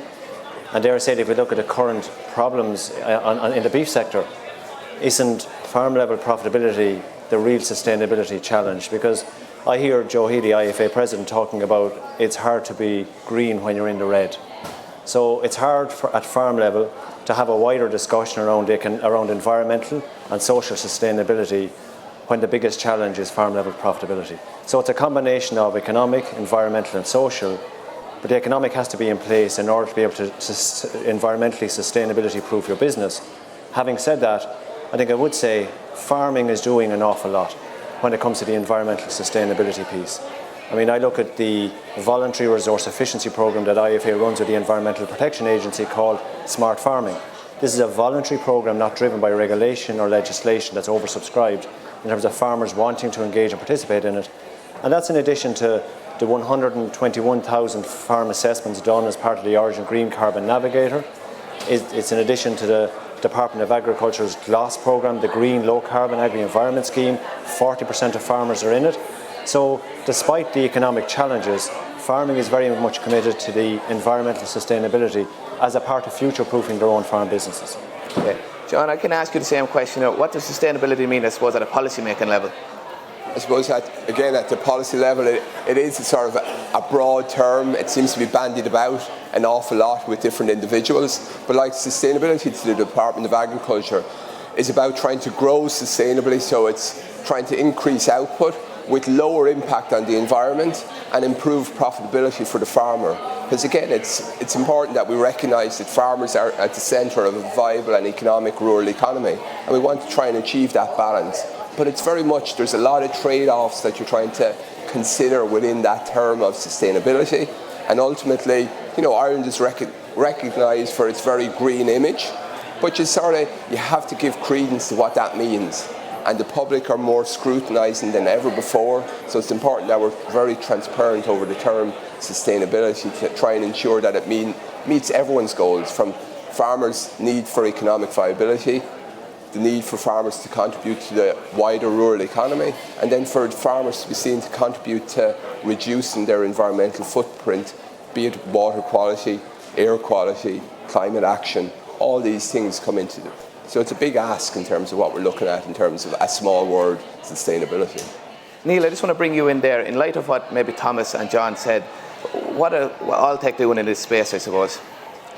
We've been asked by a lot of people within the supply chain, what can we do to help sustainability credentials? We don't have a magic bullet, but I think one of the things Thomas said, agriculture is already doing a lot. So one of the areas we're working with is in our subsidiary companies who help in defining carbon footprint, but also help in defining what's the diet efficiency, so what is the carbon output from that diet.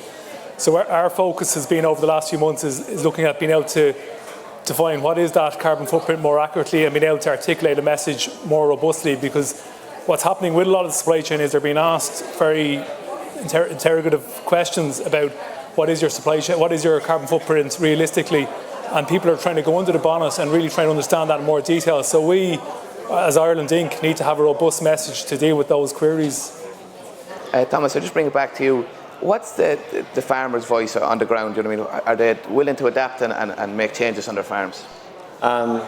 They are willing, and as I was saying earlier, look, they are. I think the future is very much, in terms of sustainability actions beyond 2019, the future is very much going to be driven by the science.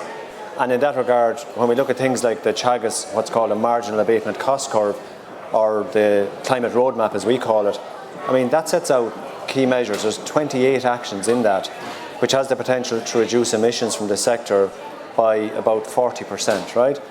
And a lot of that is around efficiency. A lot of it is around energy management, and then things like carbon sinks. I mean, we have the largest permanent pastures in Europe in terms of our grassland, but recognising that carbon sink when it comes to the climate messages is going to be critically important. But the one point I would say is it's fine to have the science, but we're lucky in Ireland that between Teagasc and the private planners, we have 800 advisors between the science and the farmer. And if we're to make a real difference, and we have to capitalise on the science that's there, we have to have a fully mobilised advisory service who's engaged in the sustainability message, focused on improving farm level profitability, and by doing it then improving the sustainability footprint as well. Yeah.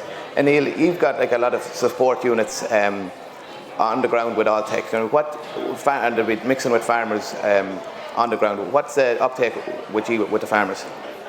What's the? Just you have your team is on the ground working away with farmers. What's what respond to you? Like, what's their message coming back to you?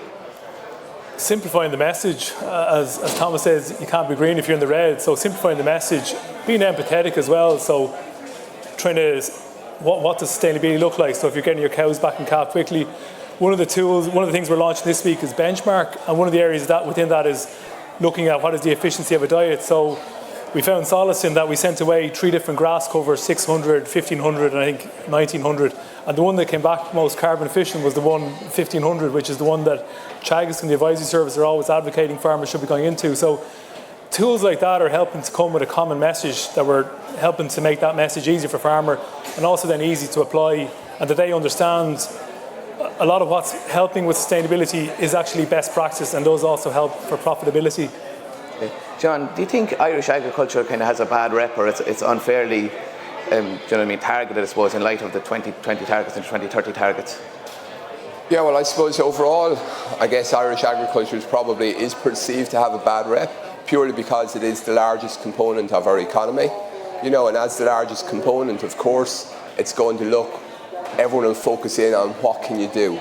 But in terms of, Minister Bruton launched the new climate action plan there earlier this summer. And one of the key parts in terms of where agriculture can contribute within that climate action plan is on nitrogen management, nitrogen efficiency. And that starts around that soil fertility piece that Thomas mentioned, getting farmers to engage better in soil testing and reading those results and getting advice to feed into optimum use of chemical fertiliser. And then the second aspect is feeding in on what Neil has mentioned in terms of around that dietary aspect. Again, protein in the field. trying to right size the amount of protein for the different production phase that your animal is in terms of trying to minimize the protein intake so that you can reduce that protein or nitrogen loss from the system. And then about recycling farmyard manures better onto grasslands and onto arable soils, in particular through low emission slurry spreading techniques, incorporation of manures where possible. Again, it's working on that nitrogen model. You know, if there's one simple message to take away today in terms of sustainability, it really is trying to measure and benchmark your nitrogen management either into the soil, crops, grass system or into the animal feed system in terms of where it is. Try and work and understand what that is and try and right size it for in terms of what sort of output you're trying to get and work in that place. And that would be the greatest impact that a farmer can do in terms of contributing to climate action, also contributing to improved air quality and reducing ammonia emissions, and contributing to better water quality protection in terms of less risk of nitrogen loss into waterways. So I'd be starting on that in terms of a simple message. And finally, Thomas, I suppose, do you think farmers should be more rewarded, I suppose, for making better attempts at becoming more sustainable? Yeah, isn't it a really big challenge where the consumer, who's our ultimate, the ultimate end user of the premium product, premium dairy, beef, and commodity products that's consumed, are they willing and prepared to pay for that extra sustainability piece, right? I mean, what I would say to you is, ourselves within IFA, Board BIA, the National Dairy Council and others have come together to form a collaboration called Meat and Dairy Facts. And the purpose of that here is to begin to rebalance the discussion. I mean, for too long, I would say to you, the argument has been very much to the fore, very much driven by the environmental movement and farmers can't identify with it. So at farm level, a lot of action has been taken, but I would say to you, the environmental shaming is having quite a negative impact on farmers and what farmers are and on farmers themselves. And what we're trying to do in Meat and Dairy Facts is trying to put out some of the facts around our carbon efficiency per kilo of product. Number one, when it comes to dairy, we're in the top 5 at the European level when it comes to beef, and that must mean something when it comes to the retail shelf and having that engagement and positive engagement with consumers.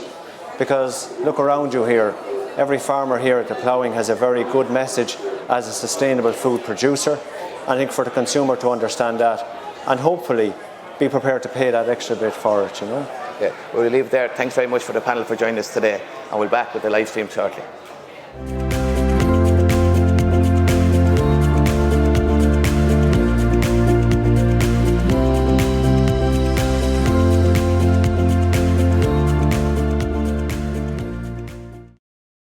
So we're here in the IHFA tent and I have Tony Jackson here with me, who's a dairy farmer and a Holstein Friesian breeder from County Wicklow.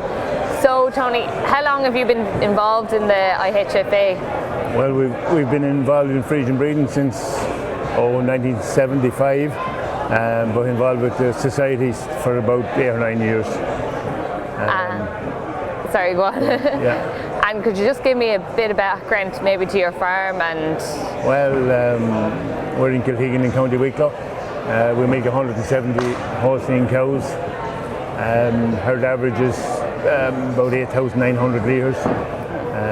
450 bottle fat, 345 protein. And have you always been breeding pedigree stock, or...? We've always bred pedigree Holstein since 1975. But over the years, the breed has evolved, and we've a different kind of cow now than we had back in '75. And what do you kind of look for when you're breeding cows for your herd? Well, that's what I say. The thing has changed. Now we're looking at the Holstein cow now is not as big a cow as the cow we bred in the early years. They're more farmer friendly, and we tend to breed cows not as tall, with more chest width and very good legs and feet and real good udders. Because on lots of farms now, you know, cows have to walk. It's not uncommon for cows to do 2 miles a day on track to paddocks, and they do a lot of going. So good legs and feet and good udders are very, very important. And with the level of production that's been got out of cows now, you know, they need good, well-attached So you have a cow here on show here today. Could you just tell us maybe a bit about herself? Yeah, the cow that we have here is she's a second calver. She's classified VG86. She's projected to do almost 7,800 litres on her second. Butter fat is over 5% and protein is 377, nearly 700 kilos of milk solids, which is okay. Yeah. But she's a medium-sized cow with good body depth and a good udder and a decent tail legs and feet. Good commercial dairy cow. And how does a cow actually achieve pedigree status? Well, pedigree status, it's a record over time as to what the dam and the sire of that particular cow was. This young cow, like, there's probably 15 generations of known pedigree behind this cow. This particular cow is by an Irish bred sire, YRY, and so she's by an Irish sire. And has she won any competitions in her day? No, she's not a competition cow. She's just a good, hard-working, farmer-friendly cow for me. But would she be your ideal cow? Or? Well, yeah, we like that medium-sized cow, but they must be able to work hard, But we calve spring and autumn, so we produce milk for Glanbia so when you get there having more carton. That's her milk. Should be in it. And then I know there's no judging going on here today, but what would a judge look for in a cow that? Well, basically he'll look for good straight top lines, body capacity, good deep bodies, and good legs, good nice clean bone and good legs and feet, and with real good udders. 40% of the points that go for a cow goes for the actual formation of the udders. Strong central ligaments, good high rear attachments, and teats in the right place. Vessels that'll take a lot of milk and will stay around for a long time, hopefully. Last a long time. And then what kind of preparation is involved in getting a cow ready for a show like this? Well, we done very little preparation with this. We tied the cow for an hour for a week, just to get her used to being tied up, and we just let her out a few times, and she has really settled in well here in the last. Once they only came in here on Monday evening, and they're at home here. And she gets a good wash and a shave and the whole lot. Yeah, good wash and a shave and the best of attention there from the lads. So. Will they stay on site then for the whole week? Yeah, they're going home tomorrow afternoon. Going home tomorrow afternoon. And then in terms of milking, you have a portable milking machine. The lads milk them here early in the morning and in the evening, so they milk twice a day. And as you can see, they're well looked after. And is it hard to train them up on the halter, or do they get used to it? No, not a big job. Just tie them for a few sessions and they get the hang of it very quick. So they're happy out. And what do you think the future will be like now for the Holstein Friesian breed? Well, I think going forward with all the climate change and all the environmental issues, I think the emphasis will be on a higher production cow on farms with less of them. And it'll be all about carbon footprint and environmental issues going forward. And I think less cows well looked after on grass for as much of the year as we can, but and well looked after indoors then for the rest of the year. That's great. Thanks for talking to us, Tony. Thank you very much. Enjoy the rest of your day here. Thank you.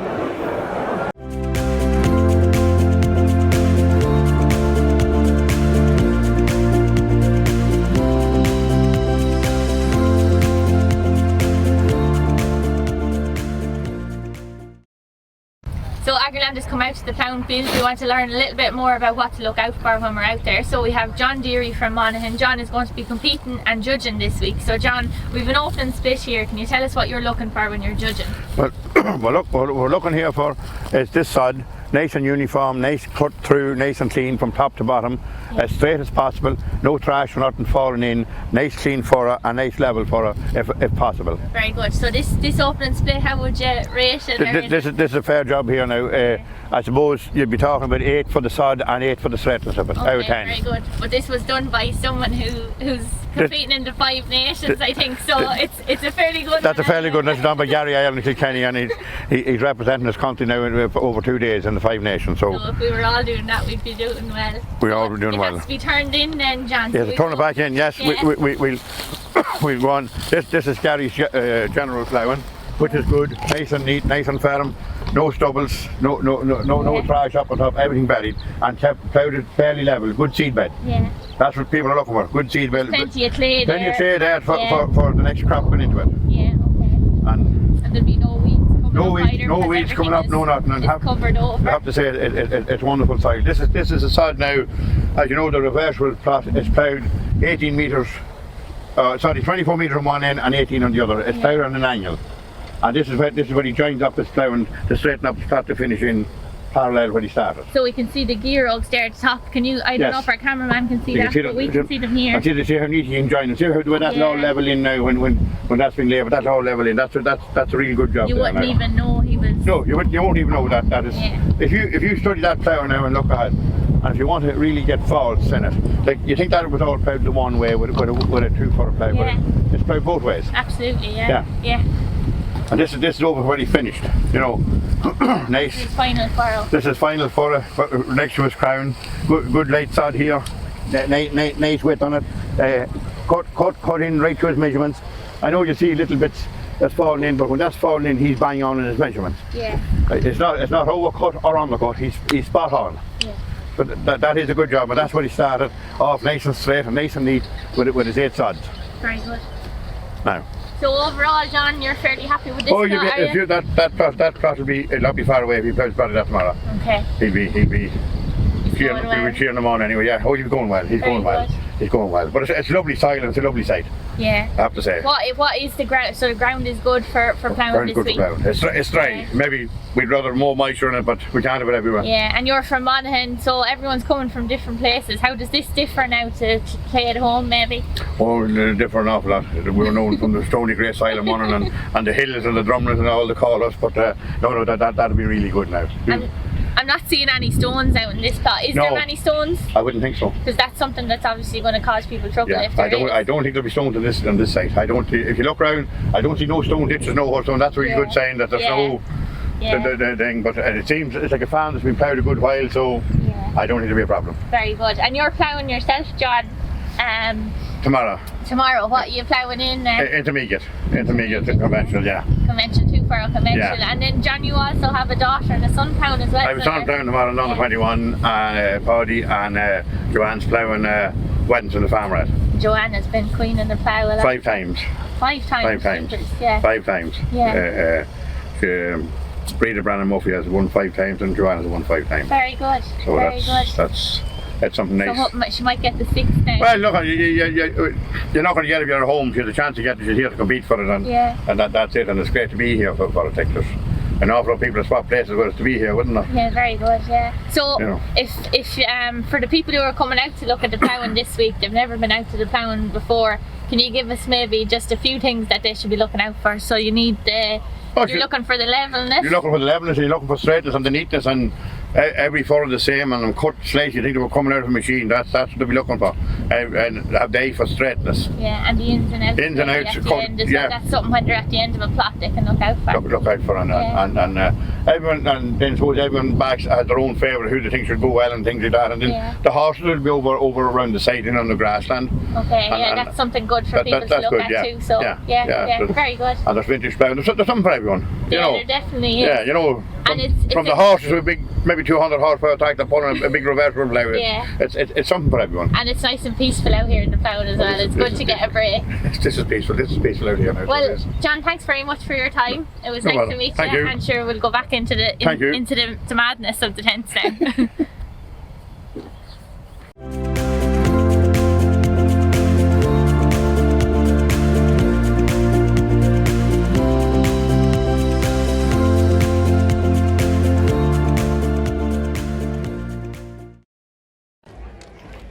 I must be with one of the furthest to travel exhibitors here at this year's show. I'm here with William Allingham, all the way from Garrison, County Fermanagh. That's it, yeah. Great. And what's this contraption here that you've got? Well, this is what we call the quad crate attachments. Basically, they allow small load carrying on all quads, all utility quads, so it allows them to basically carry all different farm products, small animals from A to B, just on their quad without using a trailer.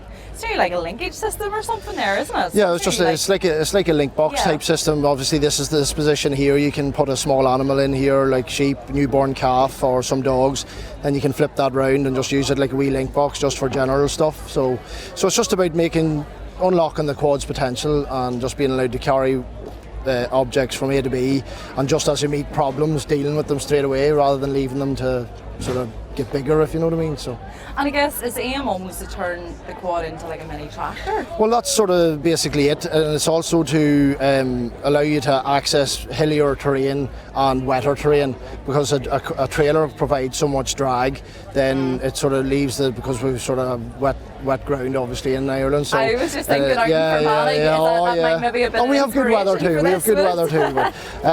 But it just allows you to have that option. Yeah. If somebody asks me should I buy a quad crate product or products, or should I buy a trailer, I do say buy both, because a quad crate can do X amount and a trailer can do X amount. So basically they both balance, so they both work together, sort of like a link box and a tractor. You buy a trailer for the tractor as well along with the link box. So they both sort of do different jobs. The only idea is with this is that whenever you need to carry a sick sheep or a cow that's after calving out the field or whatever, and they need to come back into the farm, well, you can just, as you're looking at them, see that problem and address it straight away, it's rather like than the smaller jobs as you're checking stock, the kind of routine things That's that you're right. doing. That's right. And how you were telling me that you started the company in 2009, so That's right. 10 years ago. How did you come up with the idea? Well, basically we couldn't get up a hill with a trailer on, and I could see a ewe was in distress. She obviously had misplaced her lambs, so I went back down to the farm, got the wee trailer onto the quad, got the sheep and put her into the trailer, but basically couldn't get up the hill with the trailer on. So then basically I thought to myself, if I could get the sheep make a bracket and put the sheep onto the bracket, the weight would go onto the four wheels of the quad, so it'd increase my traction. So I just tried it and done it, and just from there it came into we looked to see was there anything else there like it, but apparently there wasn't, so we just thought we'd start up in business. So. Yeah, it's one of those ideas you nearly wonder why no one had come up with it before. I see you have one on the front there, one on the back as well. Yeah, they see like post holders on the front for carrying buckets and bags, and wee toolbox there for carrying your tools, your essential tools when you're out and about. But this here's the main product here, just to be able to carry the likes of a newborn calf or a sick sheep or whatever. Or dog handlers love them for putting dogs in them for handling reasons.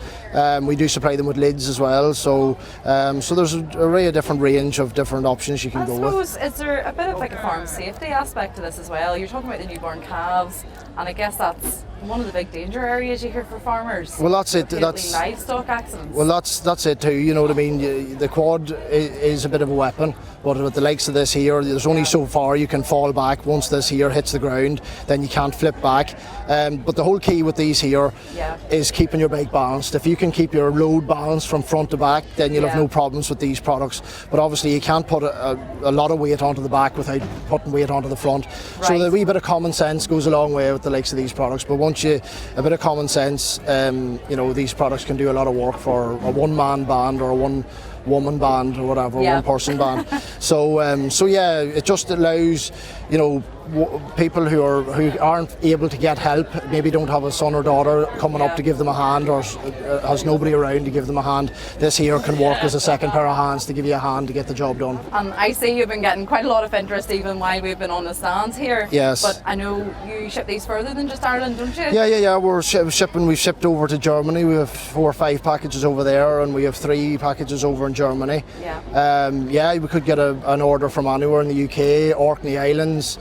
Isle of Skye, down County Kerry, just depends where you could get the order from. But yeah, because we've done so much R&D over the last 10 years, now's a great time to buy the products because the R&D has been done. We've found the balance between the weight of the products and the strength of the products. So yeah, now's a great time to get invest in Quadcrete. And do you have your eyes set on any further field markets, or?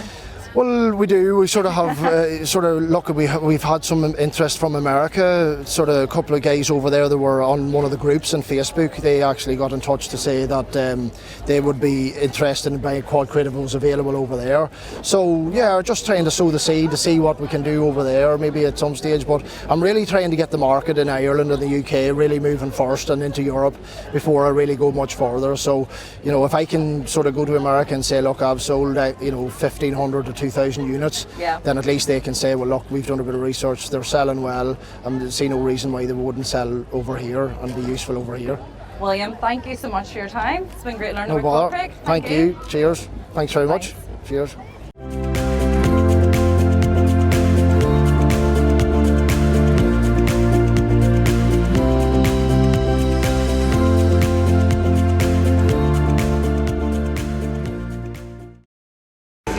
Back on the Alltech stand for another day. I'm joined by Neil Keane, commercial commercial director. It's a hard one. I don't feel so nervous now. I know, yeah. Blooper. We're back on the Alltech stand for another day. I'm joined now by Commercial Director of Alltech, Neil Keane, and Bernard Stack, a nutritionist with Alltech. So Bernard, you were launching Alltech Benchmark. Can you tell us a little bit about it, please? Yeah, so Alltech Benchmark is a response from Alltech to demands we've had from our customers and wider supply chain around what can we do for sustainability. Everybody is hearing about sustainability a lot at the moment, and there's obviously, as I described last week, maybe sustainability fatigue, the buzzword of the moment. But what we focused on is we're an animal nutrition and health company. Our focus has been how can we help with the services we already have in bringing accuracy to sustainability claims. Okay, and can you tell us a little bit about the tools in Alltech Benchmark? So Benchmark is a combination of, number one, the Alltech ECO2 audit. ECO2 is a company Alltech acquired 5 years ago who are global specialists in carbon, nitrogen and water footprinting. So we visit the farmer, we look at 400 different data points and help in defining what is the carbon footprint of that farm.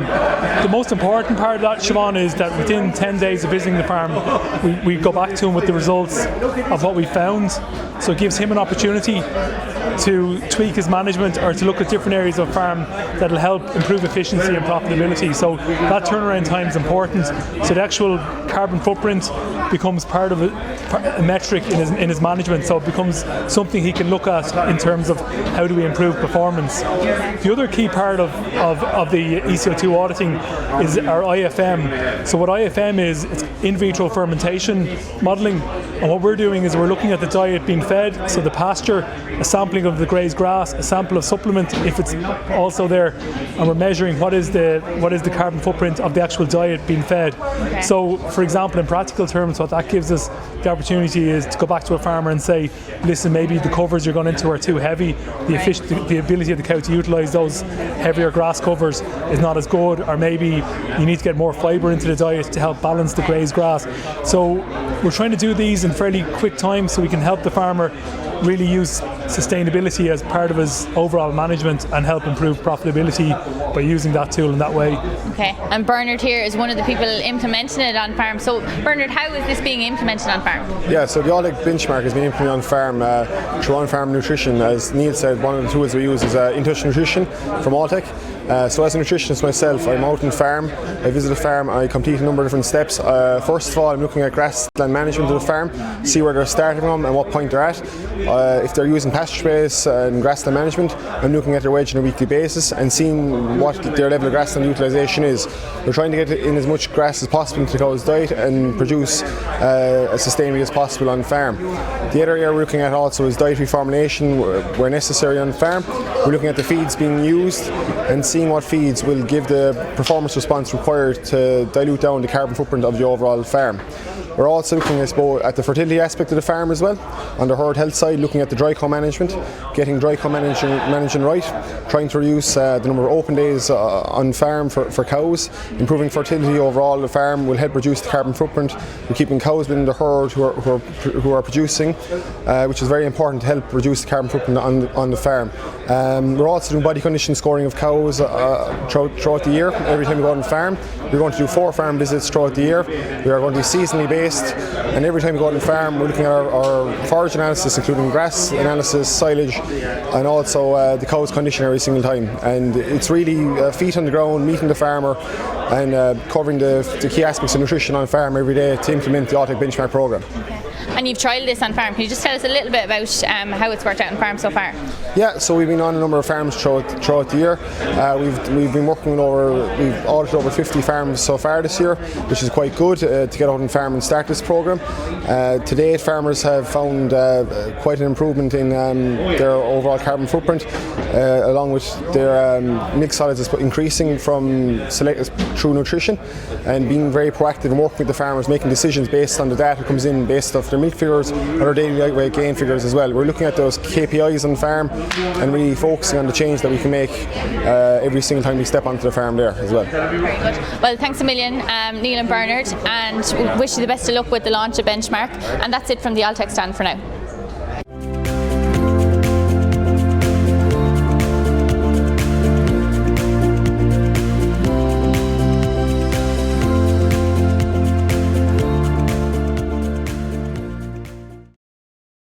If you're a dairy farmer, you'll know that one of the most hateful jobs on the farm is scraping out those cubicles every single day and liming them as well. It's a big job, but Daniel Broderick has got a way of making it a little bit easier.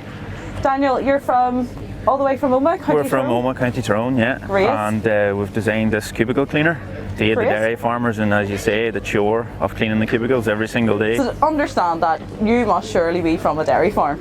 No, we're not actually from dairy farm ourselves, but I did grow up around one. My uncle has a dairy farm, so spent quite a bit of time up there when we were younger. We did see the job that needed doing, and plenty of days we helped out as well. So that's kind of where it came from. And tell me, how did you come up with the idea for this product? Well, back in 2012, my uncle on that dairy farm had talked about putting in scrapers. But when we chatted about it, he still had to do the brushing and he still had to do the bedding. Yeah. So that was the chore of the job, you know, hauling in materials, hauling in a brush, trying to dispense them evenly, to get the job done and get back into the parlour. So we actually talked about making a mount for a quad and things like that. Right. But then when we seen that the machine will be used twice a day, basically every day, we said we'd do it a self-propelled machine. Yeah. So in 2012 we made a prototype and we left it out at his farm to trial, and we done that for about a year, and then we took it back in, done a few improvements and things like that. And then a few farmers had heard about it, came to see it, and we decided we'd put it into production then. So we put it into production in 2013, and we displayed at our first machinery show then in January 2014. You must be the best nephew in the world, making your uncle his very own machine, a very own prototype. Can you tell me a little bit about what it actually does, what the CubiClean actually Basically does? what it does is it'll do the 3 in one pass. Okay. You'll come in, you'll do your brushing, you'll do your scraping here, and you'll do your bedding with the dispenser on the back. So it'll do the 3 in one pass. Okay. Basically you're going into the shed, going straight down the cubicles. Once you come out, the cubicles are going to be cleaned, they're going to be rebedded, and the slots are also going to be scraped as well. And how much time could you expect to save, on a job like this? How fast could you use this? Generally, it'll depend on the shed layout and things. If you have a nice free flow run of cubicles, or you can access each end or turn quickly anyway within the cubicles. But there's guys out there doing 200 cubicles in 5 minutes. Wow. So they're brushing, I definitely couldn't do that by hand, could I? No, it'd be tight to keep up. On average, most people to do 200 cubicles properly by hand would take an hour. Yeah. So they're now doing that in 5 minutes. Yeah. They also see benefits of it where they see the improved flow of materials, so they're actually it's using less. I'm sure, yeah, it's a nice uniform bedding, and because you're cleaning it that well, you're not lumping on material. So they actually see the savings in material, and a few guys have come back to me and have said the saving in material has offset the cost of the like of finance for the machine. Yeah. So it works out really well. I'm sure that probably helps with like a mastitis and big problems. It does. In dairy It farms reduces like the that. risk of mastitis. The guys are also saying the cows are coming in cleaner into the parlour, so it's saving time Brilliant. in the parlour as well. Brilliant. So, and it can reduce the cell count too once the And cubicles what are is this properly designed to work with? Is this designed to work with lime or sawdust? This will handle or what can you put in lime, here? sawdust, or even there's some guys now using peat bedding. Right. So it'll do them all. Basically, this is self-loading as well. So at the touch of a lever, this will fold right down to the ground, reverse in, scoop up your material. There's an auger and an agitator within the bin also, which will blend your material. So if you are using, say, sawdust and lime, it'll mix it for you and it'll put out a nice, even distribution of the two. So no more dusty overalls then? No more dusty overalls. The idea of it is you're dispensing out behind you, so any dust is going out behind you, and the design of it has kept the dust to a minimum as well. Brilliant. It's a smaller spinner and it's low to the ground, so it keeps the dust down. And tell me this, how did you get to the stage where you were able to build a machine like this? You must have done like the Caffrey route or something like that. No, basically after school, I got out of school as quick as I could, pretty much. But we'd always been working at stuff at home, for anything from cars to diggers to tractors. Right. If something was broke or needed fixed, we wouldn't replace it, we'd have a go at repairing it. And generally we were successful, maybe not all the time, but most of the time. So we've done that. I used to make trailers and things as well, and sort of evolved it from that, putting mechanical knowledge along with the knowledge from the hydraulics learned, working diggers and things like that, put it all together and then designed the machine from scratch myself. So we knew what the problem was and what it needed on the farm, and it needed to be robust and it needed to be good quality. So that's what we went for, and we're working now with Yanmar. We're using Yanmar diesel engine and everything in the machine. Yeah. And it's working well, and everybody that has one's pretty happy. They'll not do without it at the minute now. Great. Thank you very much, Daniel. Hope you have a great week at the Plowing here. All right, thank you. Thank you for your time. Thanks.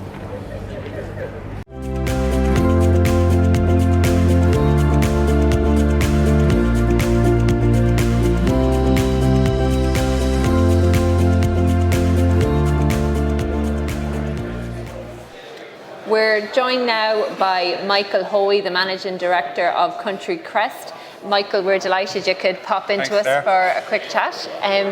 So Michael, can we just start off maybe by talking about Country Crest? And you developed this business from very small scale, fresh potato farm business into a major food producing company.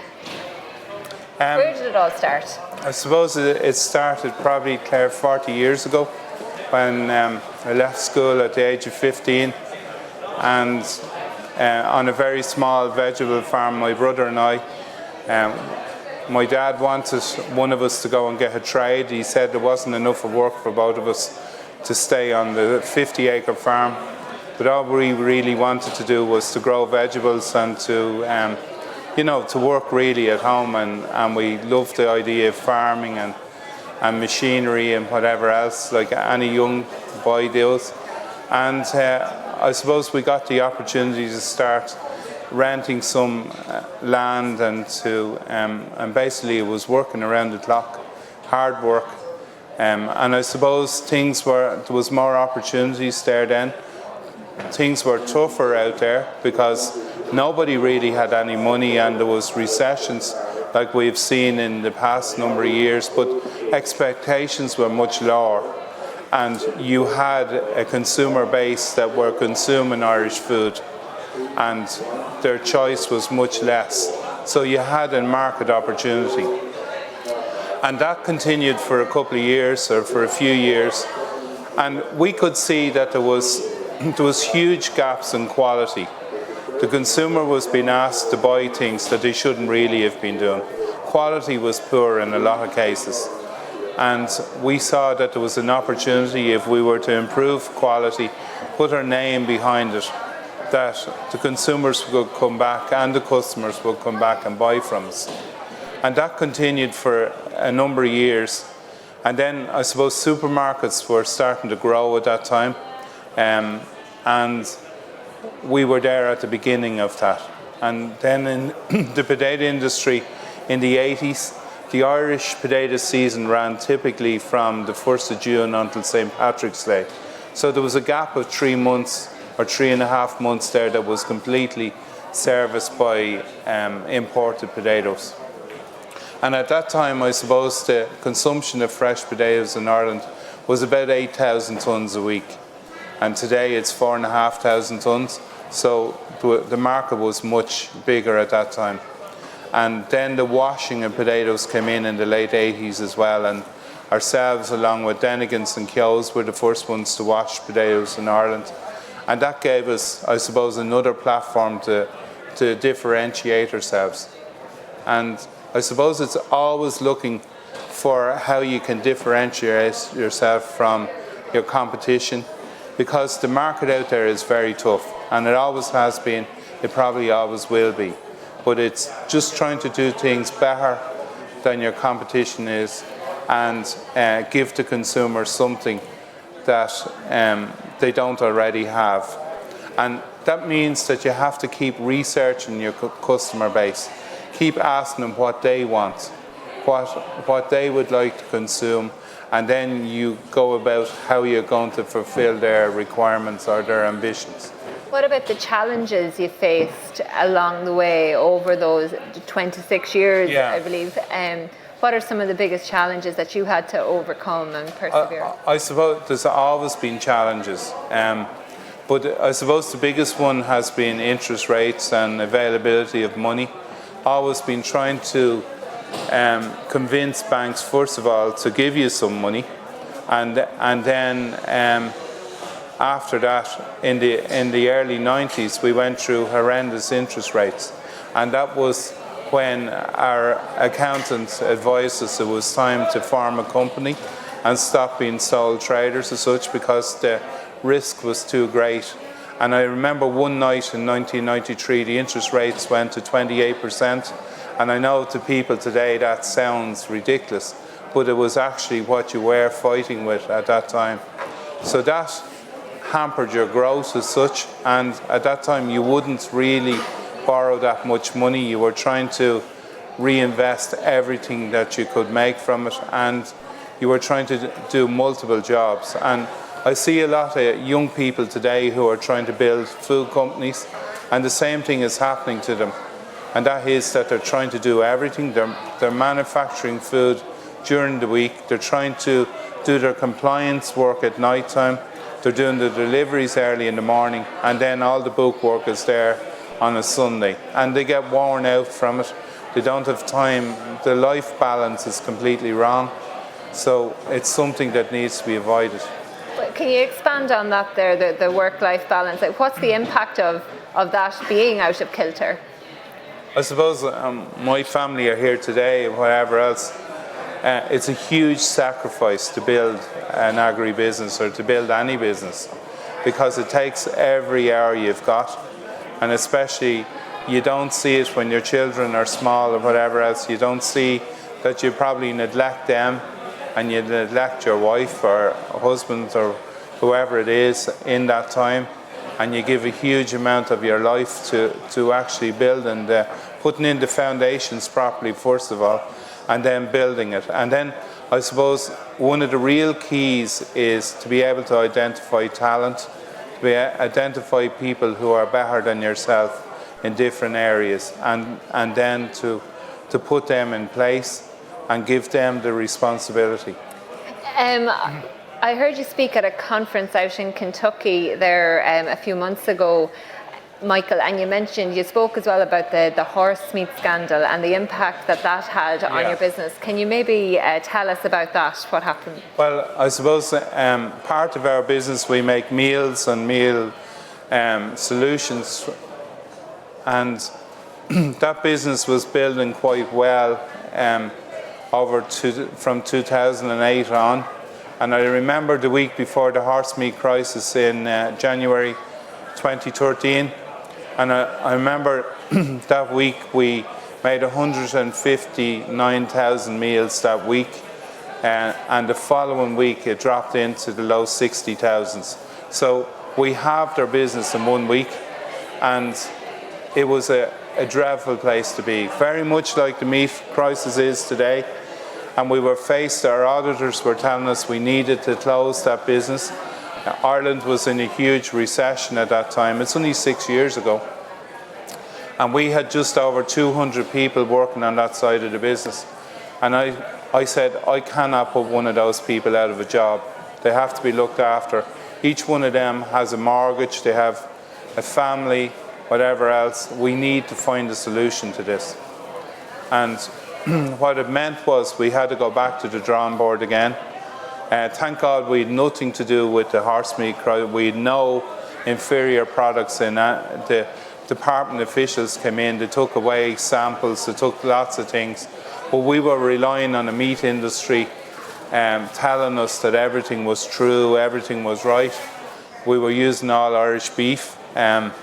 So, as I said, we had nothing wrong there. But what we actually did was we went and we reformed how we made the meals. We went from long shelf life products back to very short shelf life products, making them very much like our customers do at home in their own kitchen. And also, we were going to bring our beef. When we were growing up, we had beef cattle on the farm, and we brought the beef herd back onto the farm again. And we built a new unit for fattening the heifers. And that gave us, if something was to go wrong again, that we had the credibility of that beef going into the meals as such. And also from like-minded producers that would feed into our same beef requirement. And bit by bit, we built that business back up, and today it's producing about 300,000 meals a week. So, but it's a tough industry, yeah. You strike me, Michael, as someone who faces, if there's a crisis in the industry, if you're faced the crisis head on and identify solutions and then follow through on them. And you just touched on the crisis in the meat industry and the beef side. Can you offer any advice there, I suppose, to the primary producer who is seriously suffering on the ground right now? Absolutely. And trust is a big problem. We have, I'm sure you're aware of the agreement that is there on the table that the farm organisations are trying to talk to those that are still on the pickets. But there's a lack of trust there that maybe the processor will follow through on those commitments. But what advice would you give to the primary producers there who are facing that crisis, in the midst of that crisis right now? First of all, Claire, it's a very sad situation we're in at the minute. And it's a sad situation for a couple of reasons. First one is, in my opinion, food is too cheap today. There has been a situation over the last number of years where food or commodities like beef and grain, everything else, was as expensive 25 years ago as it is today. And the producer or the primary producer out there has so many compliance issues today.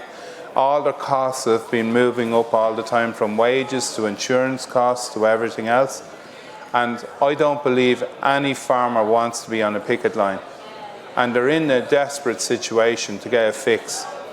And I think it's ridiculous, first of all, that people go to negotiate things and they can't talk about the price, when the price is the real issue that's out there. It's the base price that is the problem. And if the primary producer cannot get enough money to produce that product and to make a living from it, well, how can they continue to do it? And I think the meat industry people are being very unfair. They need to understand that their living is coming from the primary producer out there. They need to understand the crisis that they're in at the minute. They need to pay them properly and then to move on with this. Because if it's not fixed, it's just getting worse and worse. And as you said, the trust is going away from everybody. And I would appeal to the meat factory owners out there, just go and fix this. Please go and fix it. And pay people a proper price for what they're doing. Bonuses and all those things are great things to have if you have the base price proper. And that needs to be fixed. And I know that in our industry, in the potato industry, in the vegetable industry, we face the same thing. We face contracting consumption.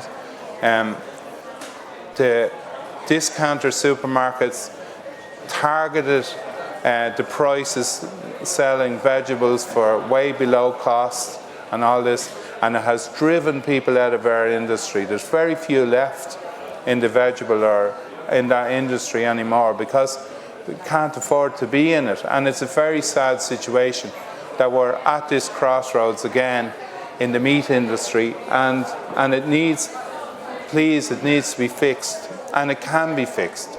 It's something I think can be fixed. Very valid points, Michael. Thanks for sharing that. And just finally, Michael, which is a short show we have here today, but you're also an avid collector of classic tractors, I understand, Masseys and Fords. Can you just tell us about that interest of yours, that hobby on the side? Jenny, I don't know. It's a diversification, really. I suppose you need some sort of thing to have some sort of diversion, and that has been mine. And I suppose I've met some fantastic people through the years, both across Ireland and Europe, in that whole space, and there's no real competition in it, and it's a great place to be able to have a hobby. And can you tell us about your collection, what you have? Well, I suppose we've been building it for 23 years now, and we've been able to, I suppose, with my family and whatever else, to have charity events and to raise money for different needy causes and whatever else, and we're fortunate enough to have it, and hopefully we can continue to give people enjoyment from it. So, Michael, unfortunately that's all we have time for, but thank you so much for coming into us today, and we hope you enjoy the rest of the day out at the Plowing. Thanks very much, Lely. Okay, and we'll go back around the site now.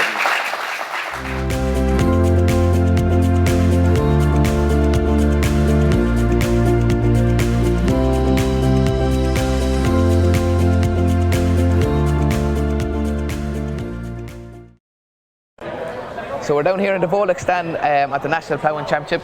I found National Sales Manager for Volek, Una Hickey. Una, tell us a little bit about the products you have on the stand today.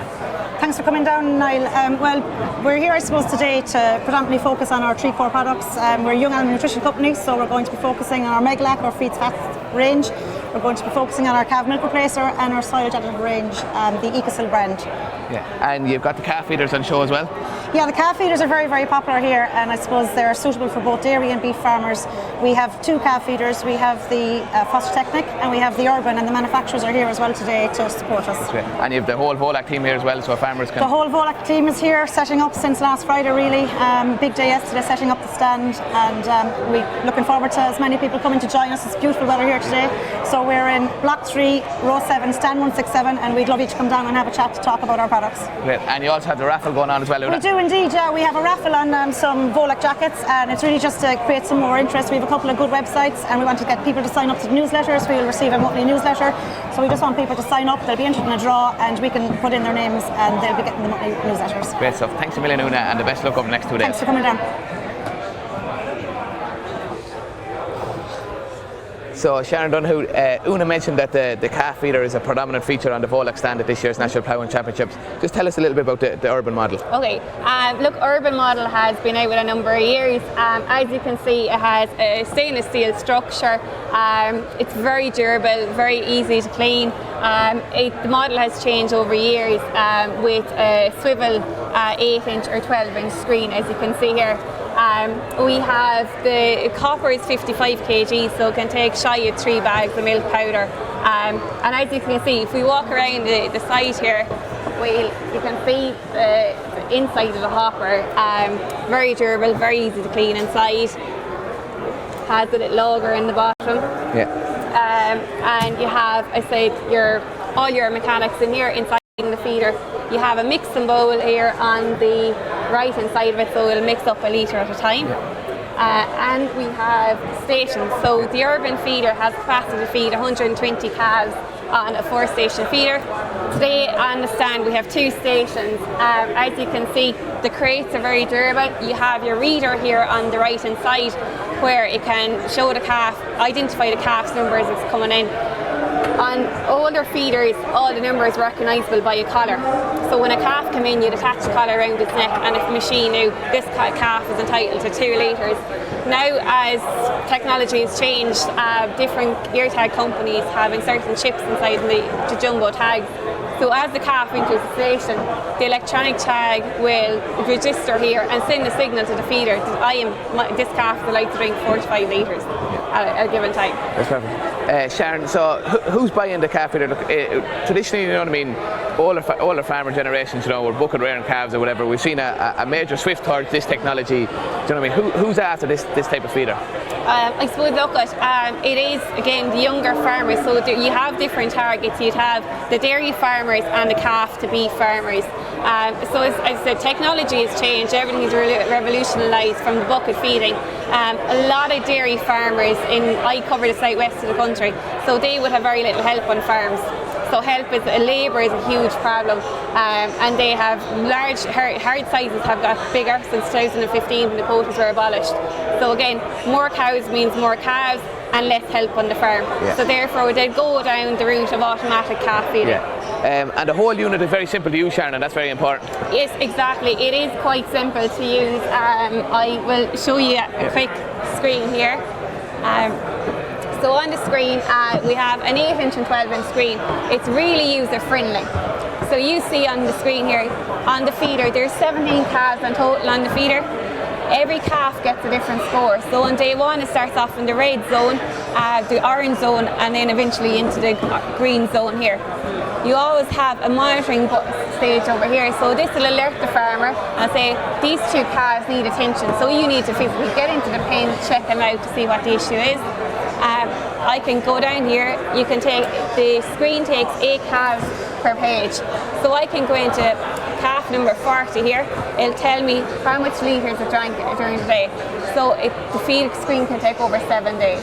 Yeah. So look, it's a good way of maybe identifying a sick calf. Identify the calf. It's all about monitoring calves at an early stage. Yeah, and as you said, look, it cuts down the labour on maybe large-scale units. Again, and another thing it cuts back, a lot of farmers would have stated to us down to the years, weaning. Weaning was a huge issue.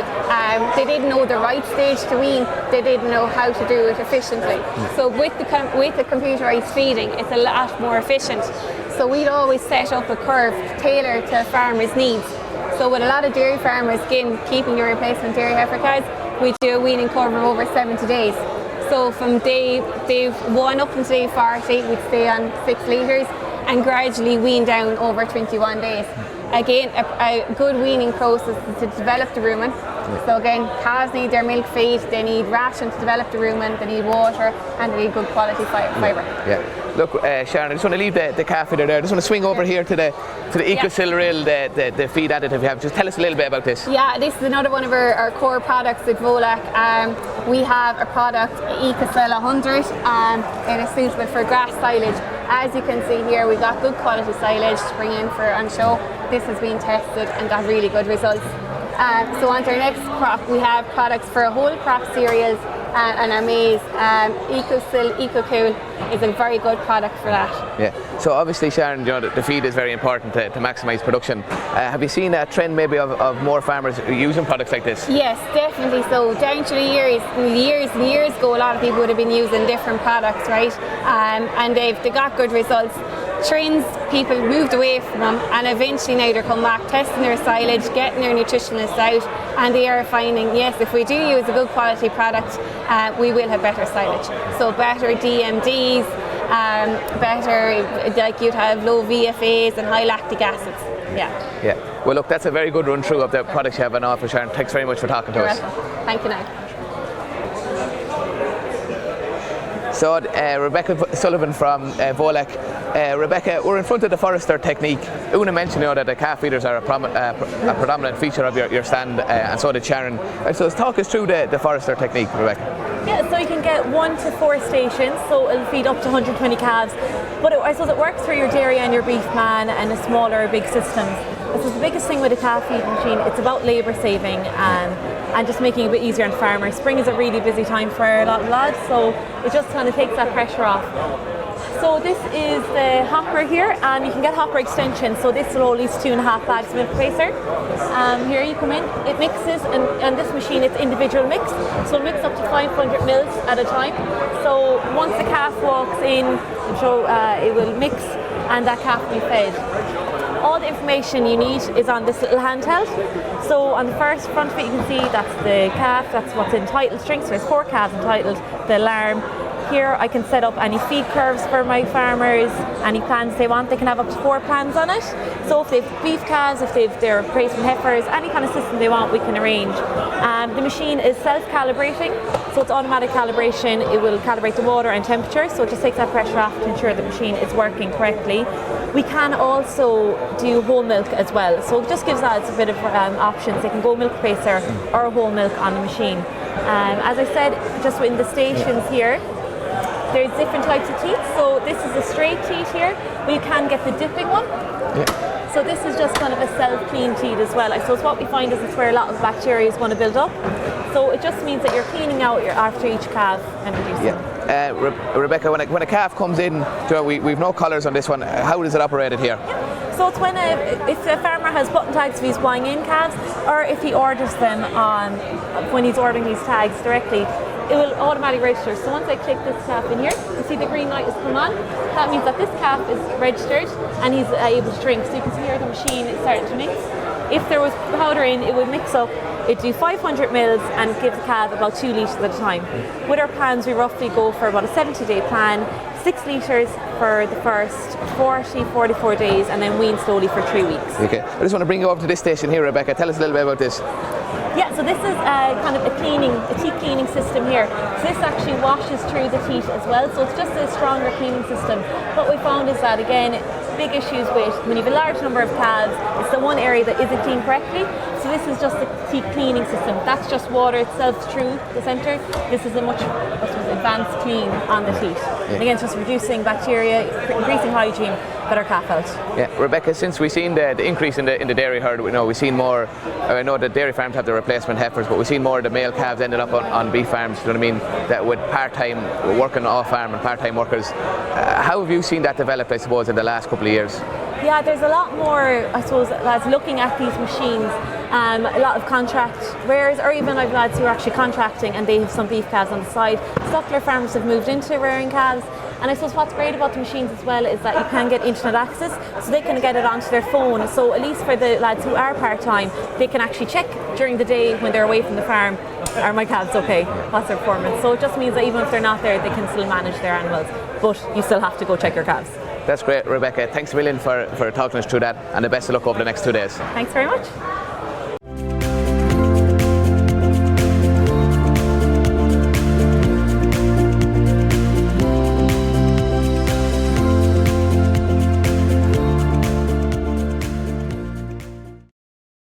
Hi and welcome back to the Plowing Fields. Agriland are back out here for the action. So at the minute the competitors have done their opening split from 10:30 to 11. Their plots were then judged from 11 to 11:40 and they've started again. So we're out here at the senior conventional match. They're ploughing on stubble today, they'll be ploughing on grass tomorrow, whoever qualifies. So the top 10 will qualify for tomorrow and plough on the grass.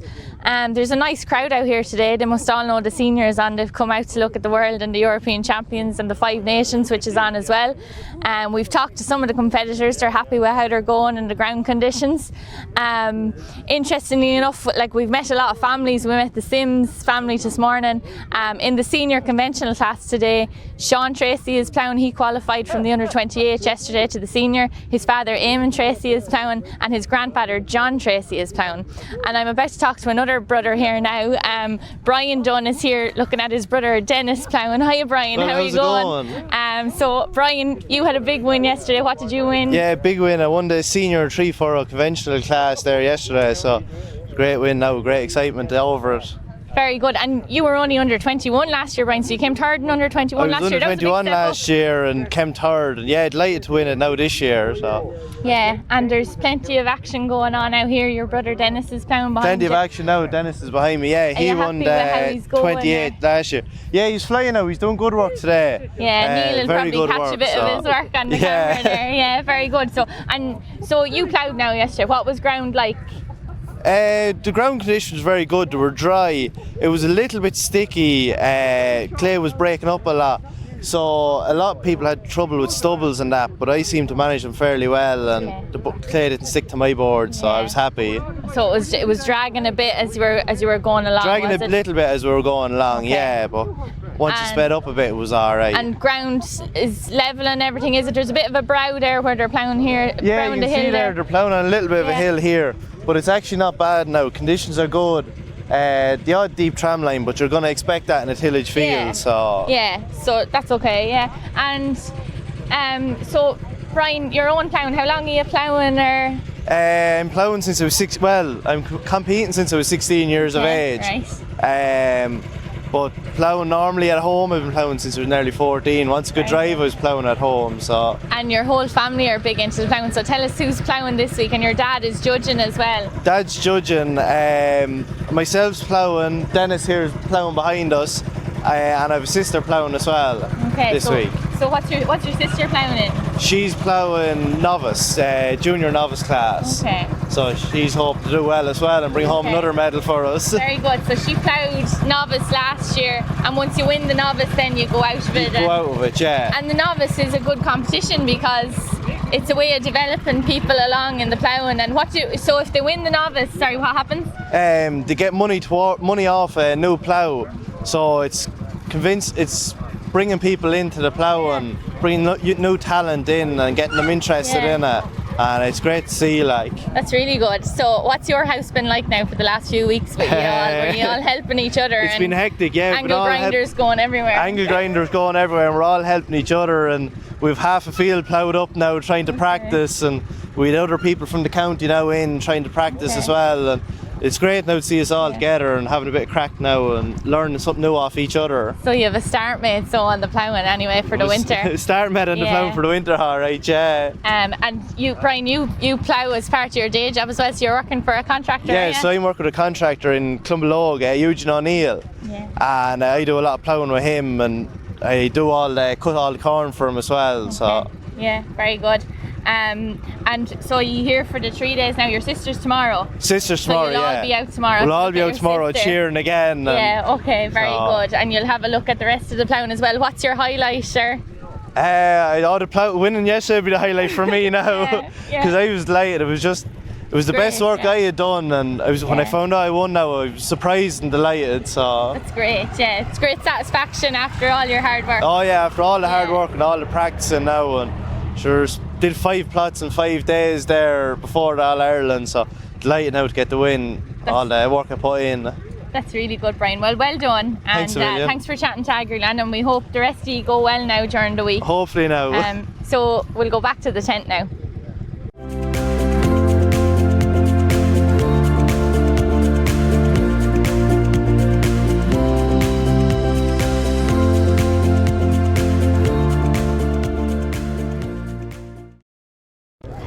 So we're here at the Crone stand, and with me now is Philip Brady, who's the chairman of Combines for Charity.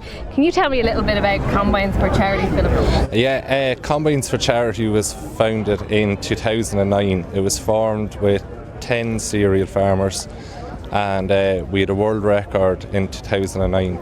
This year is our 10th anniversary, and we're having a monster raffle. And all proceeds going to our 3 chosen charities. And in 2009, can you just tell me a little bit about that world record you broke? Yeah, it all started in a wet February evening. I was on the computer. I seen a world record in Australia, 56 combines. So it got it into my head that I wanted to do this. So got on to my father, and from there it grew into 10 people. So we had our first meeting, I think, in March, and by August that year we're having a world record. The world record was 186 combines cutting in the one field, and we raised around 300,000 that year.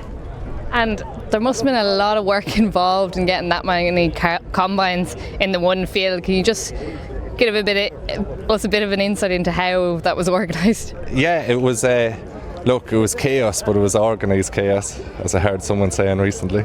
And we had to measure the field out. We had to get each combine owner to give their header width and stuff so we could slot them into the field.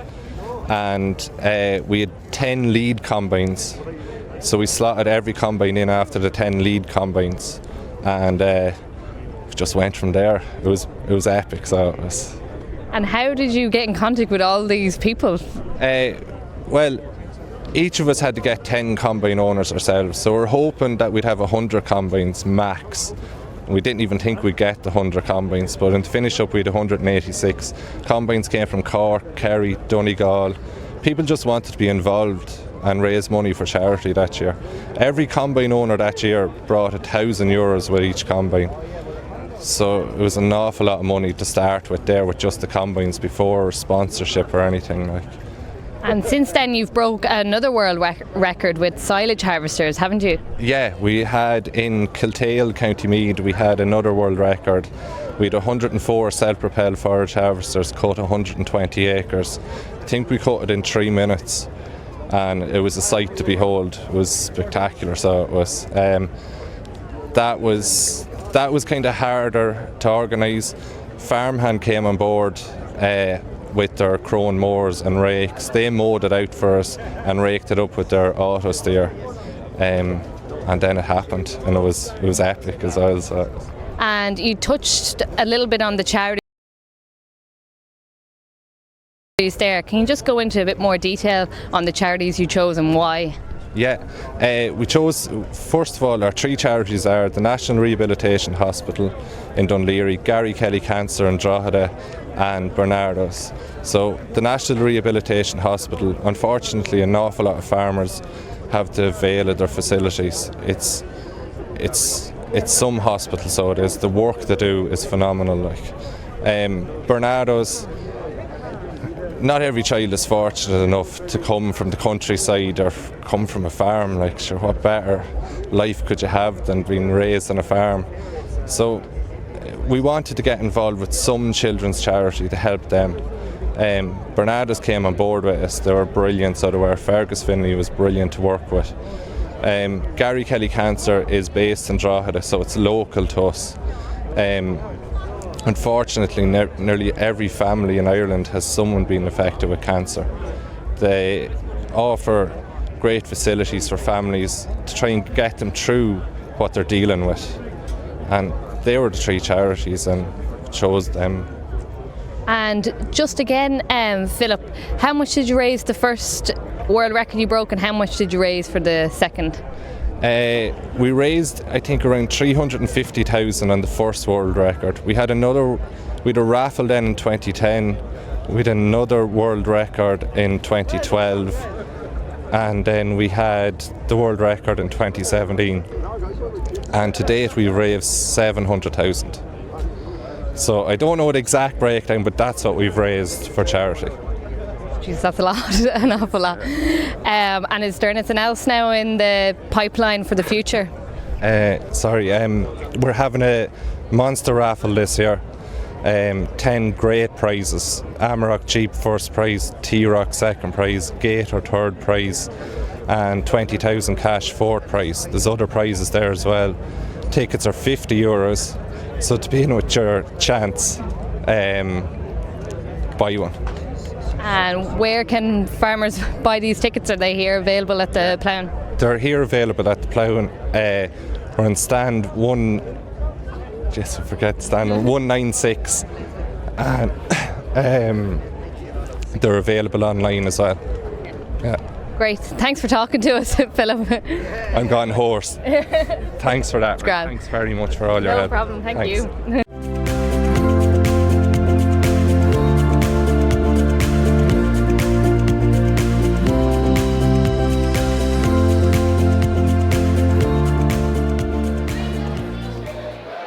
So welcome back to the Agri live stream. I'm joined now by Teagasc Alan Dillon. Alan is the Programme Manager for the Teagasc Green Acres Calf to Beef Programme. I suppose it's just to start off, the aim of the programme is to achieve a net margin of €500 a hectare without subsidies, focusing on areas such as calf health, calf rear and financial management, soil fertility, and just improving efficiencies on the farm. So I suppose, Alan, just to start off, the programme was launched in April this year in the springtime. How's the progress been so far? Yeah, Niall, I suppose we've started in a time when we're entering the perfect eye of a storm with regards to prices, but all our farmers, I suppose, have been implementing plans we've put out on these farms. So we sat down with each and every individual farm that's joined this programme in the last 7 or 8 months, and we looked at what their strengths were and their weaknesses on their farm, and we tried to develop a farm plan that would hopefully, as you said, push towards this net margin of €500 per hectare. So we've been working on things like trying to get their grass infrastructure right, looking at their stocking rate, trying to see can we increase stocking rate, calf health. We're looking at maybe doing some building work on farms, depends what's needed. That's one of the main challenges we're finding actually, is that where we actually have to increase stocking rate in the farm, winter housing is actually the one mitigating factor. So some investment in farm buildings may be needed on farms. But look, the plans are in place. I suppose they may change over time, over the duration of the programme, but everyone's fully aware of that. We may revise our plans maybe every 6 to every 12 months because look, things change, market specs change, calf prices change, etc. And we're starting to develop a bit of a picture about where these farmers are going to go. Yeah. I suppose started off when we came into the programme, the farmers were out buying their calves. What's the predominant breeds, I suppose, across all the farms, Alan? Yeah, I suppose the predominant breeds were generally what's most available on farms. So generally you're talking about your Frisian, your Hereford and your Angus. Some of the farmers we have are buying a mix of maybe some continental breeds, but they're not as plentiful, I suppose, and maybe they're a bit beyond the proper price that should be paid for them. So in general, look, we've done some analysis of the breeds that we've got. In general, I suppose the one thing we've seen is between some of the Angus and the Herefords is the difference in the carcass valuations in terms of looking back onto the ICBF figures. There's a huge variation in terms of the quality, on paper anyway at least, of Angus and Hereford calves based on the bull sires that have been used on the farm. So we've seen a variation of some Anguses with a plus carcass value of maybe 14 kilos, 15 kilos, down to a negative figure of 14 to 15 kilos. So there's a huge swing of probably 30 kilos of carcass, which could be worth over €100 on these calves across a single breed. Yeah, and I suppose out of all the farmers, you know what I mean, they're purchasing off dairy farmers, some locally, some maybe far away, and that's having a little bit implications on the health of those calves. Yeah, we also looked at the number of sources that these farmers are coming from, so are buying calves from, and we have had some farmers maybe buying 50 to 60 calves, coming from close to 30 to 40 sources. Now generally these are being bought through dealers and marts and they're being dropped in yards in a bunch, but some of these farms have come up with severe health issues on their farms as a result. A lot of pneumonia, scours, a couple of deaths here and there along the way, and even if calves don't die, you still have the cost, number one, of bringing a vet in, injecting them with Draxxin, anti-inflammatories, etc. And then you have the loss of thrive there onwards afterwards as well on these calves. So it's something we're trying to bring in there. We're trying to do link-ups maybe with more dairy farmers to try and maybe that calves will come directly from farms onto the beef farms. As well as that, you also, on top of the herd health issue, you also have a bit more scope over the breed makeup of the calves. Yeah. And maybe a vaccination in place maybe before the calves arrive on the farm. Yeah, ideally what we're trying to push with dairy farmers is that the calves will be vaccinated from pneumonia. Generally what dairy farmers say is that the biggest problem they have on farms with scours. We're not seeing that with programme farms. We're not seeing scours mainly coming in. It's generally pneumonia that hits afterwards, and maybe that's as a result of calves being hit with a scour at an earlier date. So if calves could be maybe the cows vaccinated with a scour and calves vaccinated with some kind of a pneumonia intranasal vaccine there that covers for RSV and PI3 before they leave the dairy farm, make a huge difference in terms of the health status of the calves when they arrive. Look, Alan, we have to touch on the topic of calf price, where it was this year. We've seen a kind of collapse in beef price. So where will it be as of next year? Where has it to be? Yeah, look, I suppose calf price is always related to beef price. The figures done by Teagasc last year would have shown that, look, there's very little value in a Frisian calf at 390 base. You almost need to be getting the calf for free to hit the targets we're talking about. So we have a target of getting €500 a hectare net margin, and that's taken a typical fixed cost of maybe €500 to €600 per hectare and a stocking rate of 2.5 livestock units per hectare. So it's really at the top of your game to make this €500 per hectare net margin. The problem at the minute is that obviously beef prices are down around 340, 350 a kilo. So obviously the corresponding calf is going to be worth a similar amount less. So you have to come back maybe €100, €150 on a lot of these calves. Now look, will this be palatable for dairy farmers to pay for calves to come for free? I don't think so. Or to give a cheque to farmers to take them away. I doubt it'll happen, but maybe we'll be able to build relationships maybe where dairy farmers might be able to maybe rear calves for a while on their farm before they move to the beef farm. Look, if beef price changes, everything changes again. If we get back over the €4 a kilo beef price, if it can happen, look, obviously the value of these dairy, the Frisian calves goes back up again. But it's going to be a tricky year for the general public to tell them to buy calves at current beef prices. If 350 is the new norm, there's a bit of an issue with taking calves off dairy farms. I just want to, you mentioned there at the start, you know what I mean, that some of the farmers are improving, grazing infrastructure, they're putting paddocks in place. The soil fertility levels on the farms, Alan, where were they at and where will they be? Quite low. In terms of our P&K levels and in terms of our soil pH, we would have been at the lower level of things. But I suppose this goes back to stocking rate. A lot of these farms were lowly stocked. Some were carrying maybe less than 1.4, 1.5 livestock units to the hectare. So their grass demand was quite low. Right, so as a result, they couldn't really see the point in investing in P&K and investing in lime. Some were operating, maybe while they were operating 1.6 or 7 livestock units to the hectare, they were running bull systems, which had a large indoor feeding period, which also reduced the grass demand. But we're trying to change this around now, get more year gain from grass, so we're looking at an early turnout as possible we can get, and trying to hopefully achieve maybe 10 to 12 grazings per paddock over the full grazing season, growing maybe in excess of 10 to 12 tonnes of dry matter per hectare. So this will require a lot of investment in P&K and lime. It's going to be a slow burner in terms of building these indexes, but hopefully over the 3 or 4 year stage of the programme we'll see a big jump in performance. Some of the farmers that entered into the programme, Alan, were finishing bulls. We've seen farmers across the country having difficulties maybe getting these away. What are we doing around here? In terms of bulls, right, we had a few of the programme farmers that were at bulls. In general, I suppose the advice we're giving is we're going back to the same old adage of talk to your processor. If your processor has no problem with taking bulls and confirms that you look and it's working and you are leaving a high level of profit, then fine, there's no problem there. But I suppose some of the programme farmers have had issue trying to get their processors to commit to that, and they are looking to go back to the steer system. 1 or 2 of the farmers also who were going to change the steer, the processors did say they'd take their bulls under 16 months, and that's what they're looking at doing with a proportion of their bulls maybe now, rather than castrating. So it's going to be very much an individual basis, but there's a huge swing back towards steers across the board, and not just in the programme, across the country. A lot more guys are going castrating their weanlings again, a lot more than in previous years, because of the fear of, look, whatever about getting cattle away at the minute with processors being closed, etc. You don't want to be stuck with bulls that processors literally don't want when they do begin operating again. Alan, beef price was significantly higher, I suppose, when these farmers agreed to the programme. It's collapsed, I suppose, in a way since then. What's the mood among those farmers in the programme now? I suppose, look, yeah, it's a bit more despondent than it was when they started the programme, and that's perfectly understandable because, look, you're looking at commodity price drop. The only thing is, I suppose, in terms of they've joined the programme, I suppose, where they do feel that whatever beef price is, we will leave them a bit more efficient than they were before. We will be able to cut their cost of production.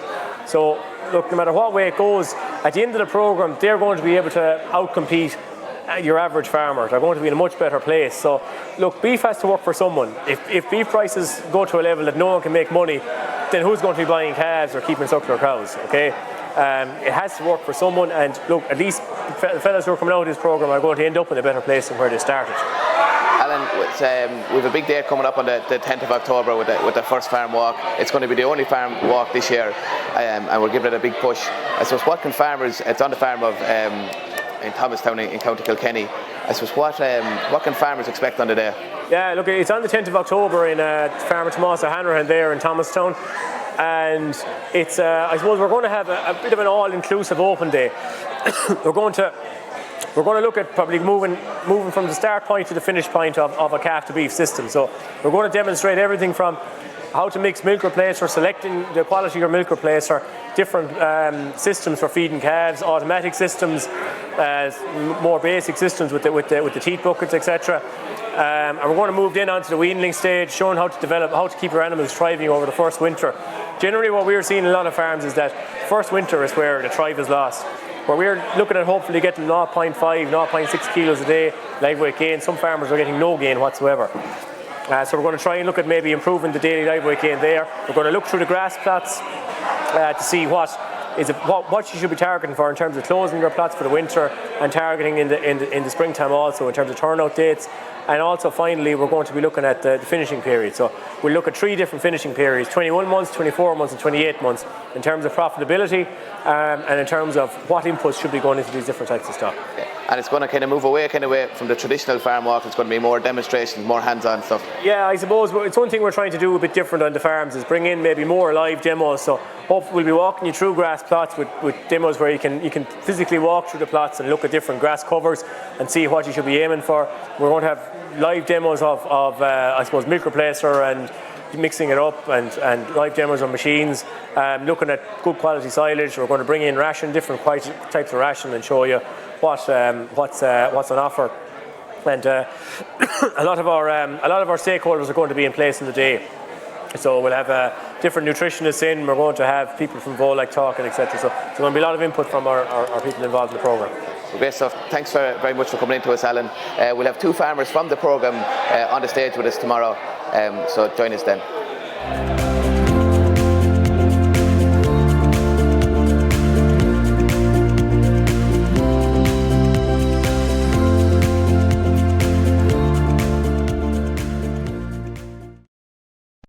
We're back out here in the ploughing fields this morning. The sun is shining once again. It's a great day to come out, and today is the top of the action. So we have the 5 Nations on again, but we also have the senior conventional class and the senior reversible class. So in those classes we have John Whelan and Eamon Tracy, who've just returned from the World Ploughing Association, and we have a host of other competitors. As the lad said, it's very hard to get out of their counties, but it's very hard to get out of Ireland. So the competition in the senior classes is very high today. We're just standing in the conventional plots at the minute, so the 2 for our conventional, and beside us Frank Cullen from Wexford won the under 28 All-Ireland yesterday, so he's ploughing in the senior today. But beside us here we have 2 men. They've come a long way, so they've come from Donegal to Carlow, and we have Matthew and Gary Sims. So welcome lads, thanks for talking to us. You're getting set up there. Are you nearly ready to go? This is your plough, Matthew. Yeah, set up. Yeah, set up, nearly ready to go here now. Yeah. So time's getting close. So, and tough competition in this class. Very tough. It's probably the best in the world as well as the best in Ireland in this class. That's probably, to become first 10 in Ireland is probably harder than being first 10 in the world. You know, it's one of the strongest countries in the world that's playing. That's really important to say, isn't it? Like, because you know, we hear John and Eamon all the time, but this class, like we were talking to John, it's really hard to get out of his county, Wexford. It's hard to get out of Donegal as well. Like, and two brothers here. So is there a bit of competition within the family? Very much so. That's the biggest competition. Did you travel down together, lads? No. No, I came a day before him. He had still work to do. And do you practice together? Or what? We want to compare. Because you can compare one to the other, then that's a good and you way. can plough in, like, it's almost like ploughing a little competition. Yeah, more or less. I assume you can plough up to one another. More or less. Yeah. So that's the main one. I have to beat him's the main one. And you've other brothers then as well. So your other brother ploughed yesterday, didn't he? Yes, Lely ploughed in under 28 yesterday. Was third in it. Yeah. So it was. So a good enough result. And is there more of you as well? There's a host of Sims. Andrew's playing reversible and Alan's playing vintage today, and Ivan's playing novice and tomorrow. Okay. And six of us all together. How did you get into it? Just my father ploughed, and just it's in the family a long time. We got the interest. It must be in the blood somewhere. And you're Donegal, so when did you travel down? Or? I came down last night just. Okay. So, but your tractor and plough was down. It was down since already. Monday, yeah. It's a big commitment, guys, to bring all that gear down and everything, isn't it? Yeah. That is indeed. You have to throw the phone away for a couple of days and try to ignore everybody that's looking for you and just put your all into it then when you're here. So how long would you say you've been practicing for? I don't want to give away all your secrets now, but we've played about 3 plots each or so like that. Okay, yeah. So that's your should have more done, but it's always hard to get You're at. into the swing of things, though. Yeah. And ground here is obviously very different to ground in Donegal, and I suppose is that the case most years at the All Ireland that ground is very It's different? been more to- extremely different this year. It's a lot more drier and powderier than we'd be used to. Okay. Just the further south you come, it seems to get that way. But Yeah. So ground at home in your county, what would you a bit be? wetter and heavier, Heavy. more solid ground. Yeah, That's what easy we would like kind of better. turn over Yeah, nicer you would to say be- the furs would be more Yeah. defined. More distinctive, yeah. So would you come down and try and practice down here, or have you? We never really have yet, no. not to- Yeah. Okay. So it's so you have a lot maybe to do on your settings. So when you start into that plot, you'll have a lot more to do Yeah, maybe probably than other more adjustments people. to make than Yeah. men that's used to it around here, but But it doesn't seem to be a bother to you anyway. Oh well, we'll know at the end of the day. Yeah. And just to explain, so whoever comes the first 10 today Yeah. qualifies. Yeah. For tomorrow. Yeah, for tomorrow. Yeah. And when tomorrow then you're ploughing on lay. Yeah. Yeah. So how does the lay differ to the stubble for people who mightn't understand?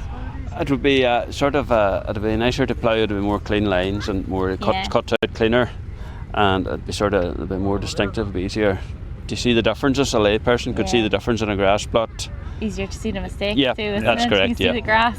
That would be Yeah. So you're all set to go, guys, anyway. yeah. We're thinking, hopefully, anyway. Yeah, well that's great. Listen, thanks a million for talking to us, and the best of luck, and we'll keep an eye out for you now later on to see how you did. Yeah, So okay. that's it from the Plowing field. So we're in the senior plots here, reversible and conventional, but there's loads of other action on today. The horses, vintage, there's Macra and Feirme. So we'll keep you informed on the action.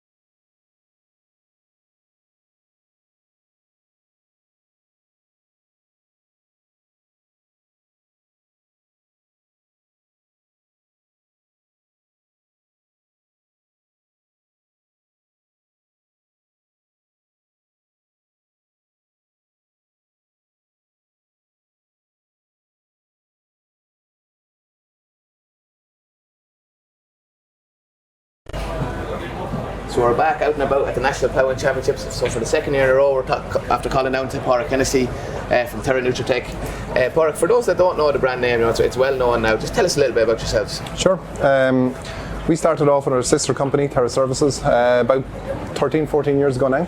And how that company started was initially Tom, my brother and co-founder, set up a business to put down water piping actually on golf courses and irrigation.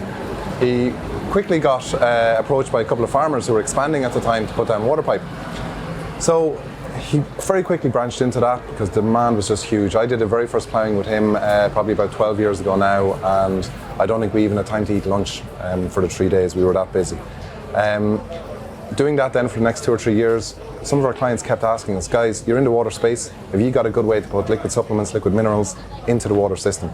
And from that, this was born.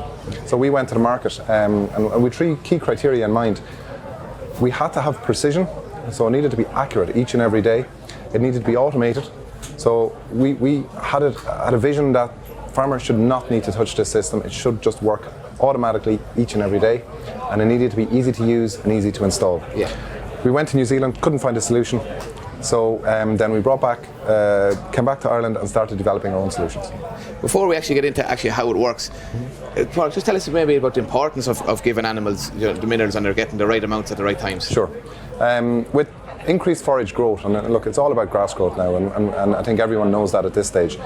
Grass is growing so much quicker, it doesn't have time to take up the nutrients, take up the copper, selenium, zinc, etc. So because of that then, the animal is actually depleted. If an animal is depleted in important minerals, she's a hard time calving. Calf doesn't gestate properly. Fertility is a huge issue. So you need to make sure that animal has reached an optimum level of minerals, and you just keep it even all the way through the year. When you have that, you have easier calvings, you have better fertility, you have less lameness, and you have a healthier herd. Yeah. Mark, we'll stand over here beside this. Just give us a brief outline, I suppose, how it works. Sure. So what we do is, water's connected in here. Every single litre of water is measured going through.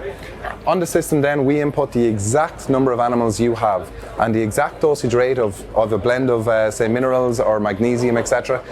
And each and every day, that exact amount is put in. So if the animals drink 10 litres today and 50 litres tomorrow, we still put in the daily requirement for those animals. Okay. I see the mobile phone here, but besides you're able to keep tracking it there for farmers that are on the go. You can access any of these systems then from your mobile. So to change numbers, it's as simple as change livestock, drop your numbers, save it. It's as simple as that. To increase mineral rates, it's at 28 there now, increase it to 34, and that's it. This changes on the system, and your stock now are getting their correct level of minerals. So we would always work with farms and look at their forage. See what the forage is deficient in. Do some blood analysis, do some milk analysis, look at the cow, see what's going on. And then from that we will come up with a nutritional blend in order to correct any deficiencies. Yeah. Your customer base, Park, talks a little bit about those. Dairy farmers, beef farmers, what we got? Predominantly dairy, about 95% dairy, about 5% beef. Most of our clients are at the top 20-30% of producers out there that are trying to look at the fine margins to make sure that they are getting the best out of their cows. So real precision application. Absolutely. Yeah. Park, I know I was over there myself. You were part of the All-Tech Accelerator course or program over in Kentucky. Tell us your experience, I suppose, about that. Yeah, it was an absolute incredible program to be on. We applied and were accepted onto the Pierce Lines Accelerator, where they take in some of the top agri-tech companies in the world. We were part of a cohort of companies from Spain, USA, UK, Canada, and through that they helped us develop our business model. We also did a trial with some all-tech products where we got very good results here in Ireland by binding up ammonia and dropping milk urea, increasing fertility. Then we went over to Kentucky, where we presented in front of an audience of about 3,500 people from all across the world. And it was an absolute incredible experience where we had interactions with leading nutritionists from all over the world. And I suppose All-Tech are a good company to be associated, working together with? Absolutely, absolutely. I mean, they're an incredible company. Their story is amazing, you know, from starting with in a garage in 1980 to a company now that's virtually in every country in the world. It's an amazing story. Yeah. Park, before we finish up, we'll just step outside to see what other products you have here on the stand. Sure. It's got to do with water troughs and piping. So, in order to ensure that your stock has the optimum amount of water, especially in a dairy herd where if they don't have the water, they cannot produce the milk, we evaluate systems, design new systems to make sure that those animals will have the correct amount of mineral or correct amount of water and install then as well. So we have a specialised mold plough where we can go along and install maybe up to 2 kilometres of pipe a day. Connect up, use fusion joints. So these joints are welded, they're fusion welded so that it's more rigid than the pipe around it, and we guarantee it not to leak. We connect that up to the trough using fast flow ball cocks, and then we use the correct pipe size depending on the size of the dairy. If you're at 500 cows, you'd be looking at 50 mil, 1.5 inch pipe. If you've 100 cows, 150 cows, it might be 32 mil, 1 inch pipe. Well, look, that's a good outline of what you have on the stand, Park. Thanks very much for talking to us. Very welcome.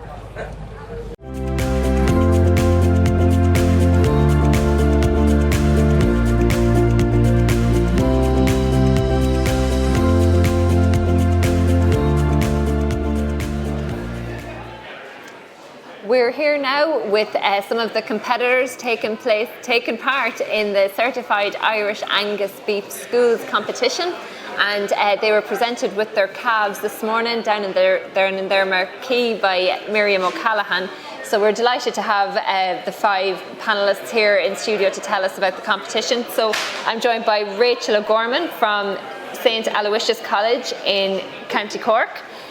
We have Conor O'Brien from Moat Community School in Westmeath, Irla Nolan from Castleknock College in Dublin, Emma O'Gorman from Sligo Grammar School, and John Connaughton from St Louis School in Mayo. So thanks very much for coming into us. So you're one member of a group. You've got 5 or 6 people in your group, so it's good to have you're the representatives here. This is quite a big competition. For people who maybe don't know about it, Emma, could you maybe just outline what the competition is about and what you've done to get to this stage? Yeah, so the aim of the competition is to promote certified Irish Angus beef and educate farmers, non-farmers and consumers about Irish Angus beef and their benefits. So to get to this stage today, we had to go through round one, and that was to make a video. So in the video we had to talk about our ideas for our promotions and the sponsors and just who we were. And then after that, we went to round two, and that was an interview in Limerick. So there we just had to talk more about promotion ideas and the video. And then after that, we went to round three, which meant we had to make a stand in Croke Park. And we had to actually make posters and design a stand. And we were judged by judges.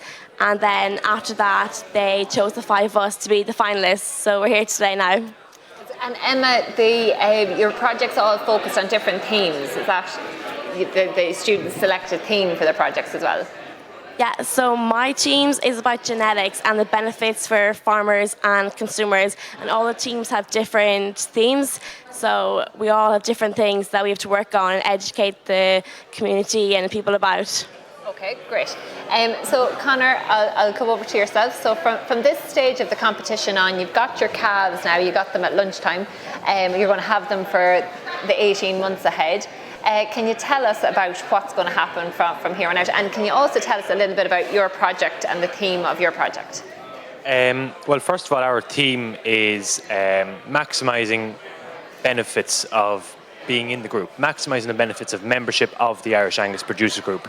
So what we found from research over the last year or so is that there's so many farmers in this country with Angus at home, and they don't realise what those animals are potentially worth to them. Just from joining the producer group, from meeting the criteria and joining the group, they can get bonuses up to 12, 22, even up to 32 cents a kilogram extra. So we're really trying to push things like that, all these benefits that exist that people might not necessarily know about. So we're really honing in on the farmer and different beef production systems. And what's going to happen from here on out now? Here on, from this point, we are looking to bring the calves home, hopefully this week. We'll be bringing our 5 home to moat, and we'll keep them all together, rear them until December of next year. That's when we plan to slaughter them.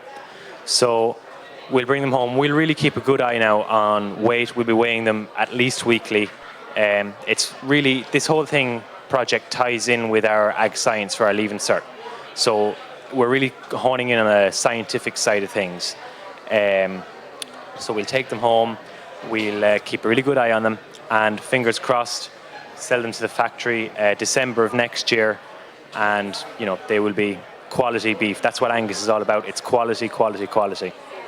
And you're not all from farming backgrounds either, which is so interesting with this project. 3 of you, 4 of you, 3 are not from farming backgrounds, which is really interesting. And Rachel, yourself, you fall into that category as well. I do. So can you maybe tell us why you got, why you're interested in the project, and why you were interested in the competition, and your plans for the next 18 months and how you're going to manage. So if you want to take the mic there.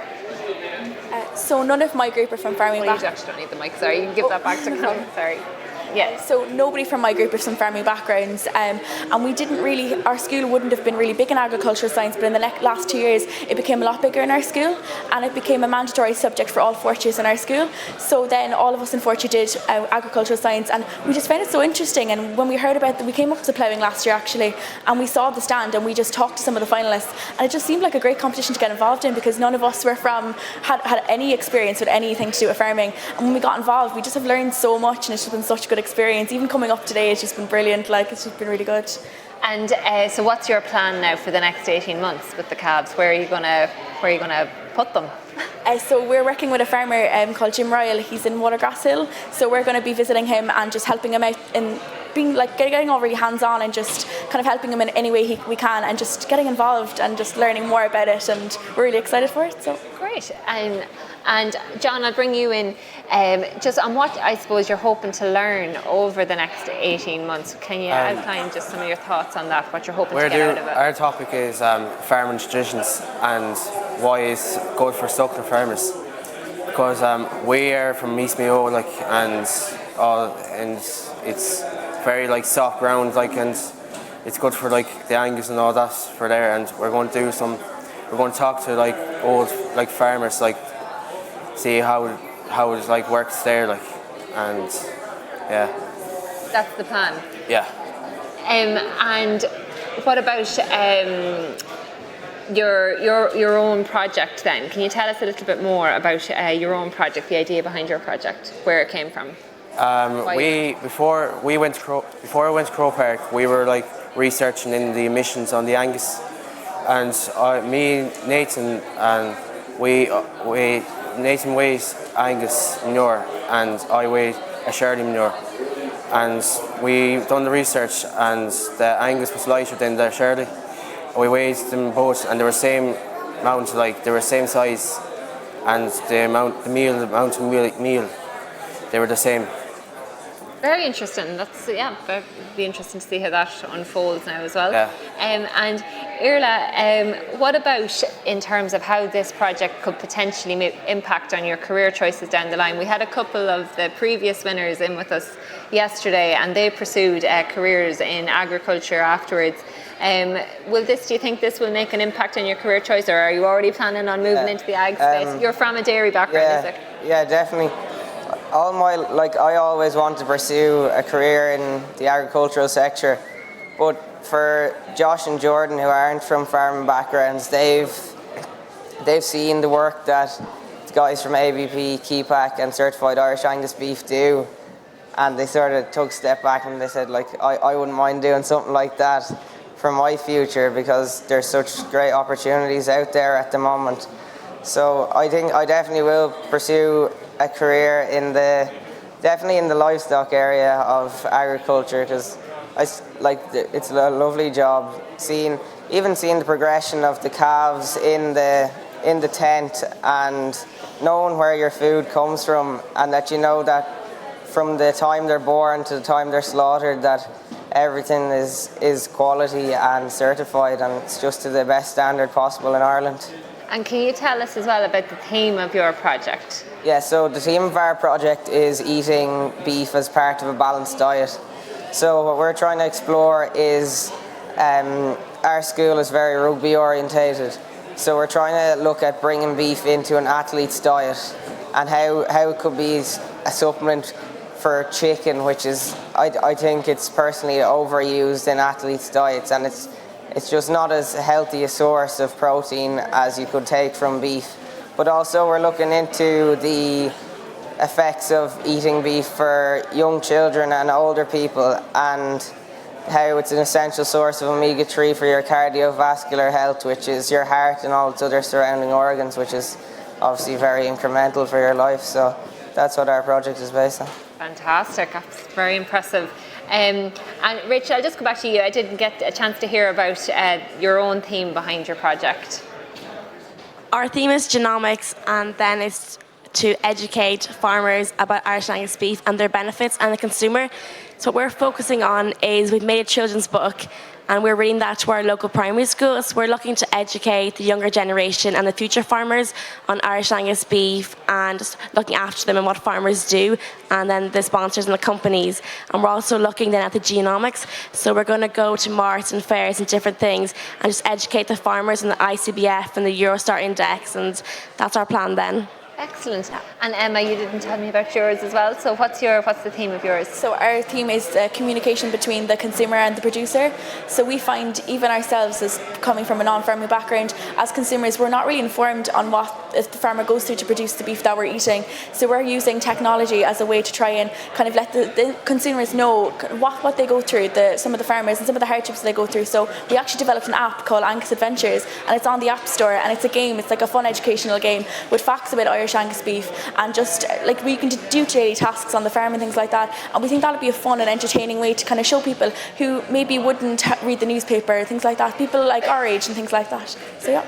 Excellent. Excellent. Well, look, all your ideas are really impressive, and we're going to be watching you over the next 18 months to see how you get on, and hopefully we'll have you back in here for an update maybe in a year's time. We're wishing you all the best with the projects, and I'm sure you'll absolutely fly at it. So thanks very much to the finalists from the Certified Irish Angus Beef Schools competition. And that's actually it for day 2 of the live stream, our live stream here at the National Plowing Championships. We have a whole massive lineup again tomorrow for you, so I hope you can come back into us here in the tent. Thank you all very much for watching, and we'll see you tomorrow.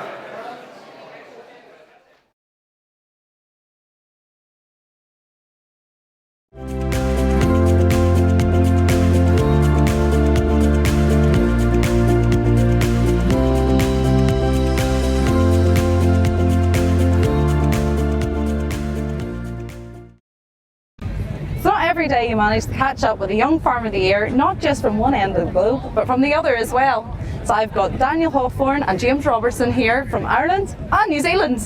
Thanks guys for joining me. So can you tell me a wee bit about how you managed to get all the way from New Zealand to Ireland? So I suppose, thanks for having us along here, Rachel, but we have a similar competition over in New Zealand to what Daniel competed in, what we call the New Zealand Young Farmer of the Year, and was fortunate enough that one of the prizes was sponsored by a company called Pedigree, and we're in their gear here at the moment to come over to the plough and have a look around and learn a wee bit more about dairy farming in Ireland and farming in Ireland and some of the things that are happening over here. And you've been talking a little bit about sustainability, I think, with the Macra team as well, and you're going to be taking part later in the tractor driving competition. It's a bit of a team effort across the globe. Are you used to driving tractors at home? I spent a couple of summers driving tractors. They weren't Massies though, but I'm looking forward to it. Hopefully a good team together then, but I think you might have a bit of competition here. There's been a bit of discussion about who's maybe the better tractor driver as well, and what the skills are like as well. What kind of background are you from at home? From a dairy farm, so my parents used to milk 200 Holstein Friesian cows just out of the Waikato, if anyone knows where that is, but come from there and went on to university and now work for Fonterra, which is a large dairy manufacturer cooperative in New Zealand. Great, I'll leave you boys to it. Thanks very much. Cheers Rachel, nice to meet you. So I'm here with Kevin O'Connor, who's going to tell me a little bit about the competition and what he's looking for. He's one of the judges who work for FRS. Tell me what's important about the safety aspect of this. Well, I suppose, Rachel, as we know, farm safety, tractors and machinery are one of the main causes of accidents and deaths on farms today. So from the minute a contestant comes into the arena here, how they're dressed. Are they dressed for work? You know, they're going driving a tractor, they're going moving bales. So we're looking for high-vis clothing, have they got working boots on, or are they wearing runners or things like that, you know.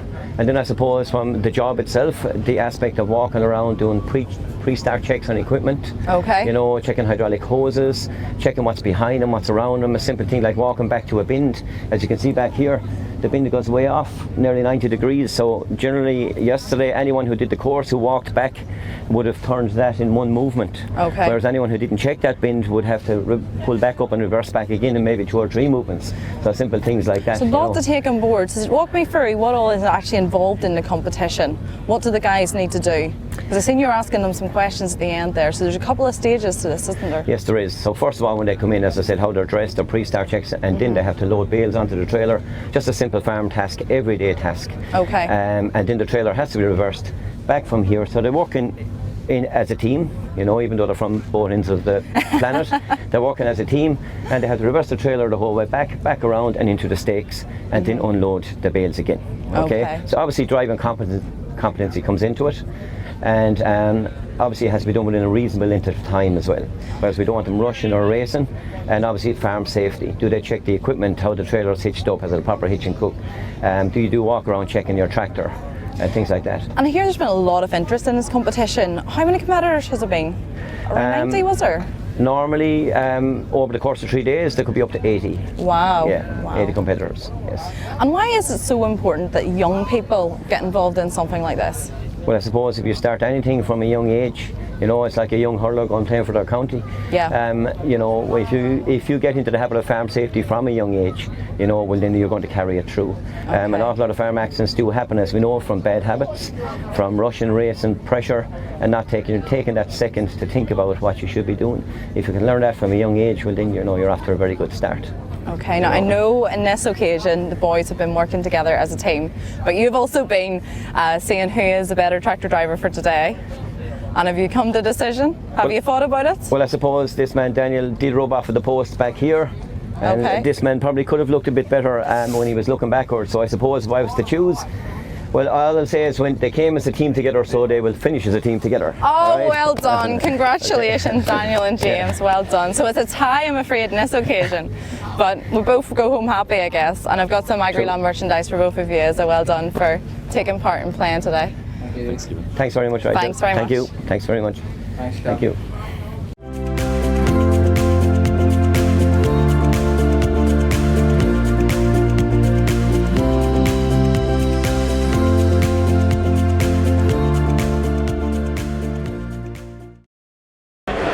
So we're down here in the Innovation Arena and I have Niall Keogh here, the CEO of Flash Records. So Niall, how did you come up with the idea for Flash Records? Well, it's not really my idea, it's more a farmer. So David Farrell is a local neighbour, yeah, he came up with the idea for the app and I just made it to help him. And how exactly did he think of the idea, do you know? Well, I asked him what problems he had and gave me the problems. I tried to come up with solutions, see what worked. So.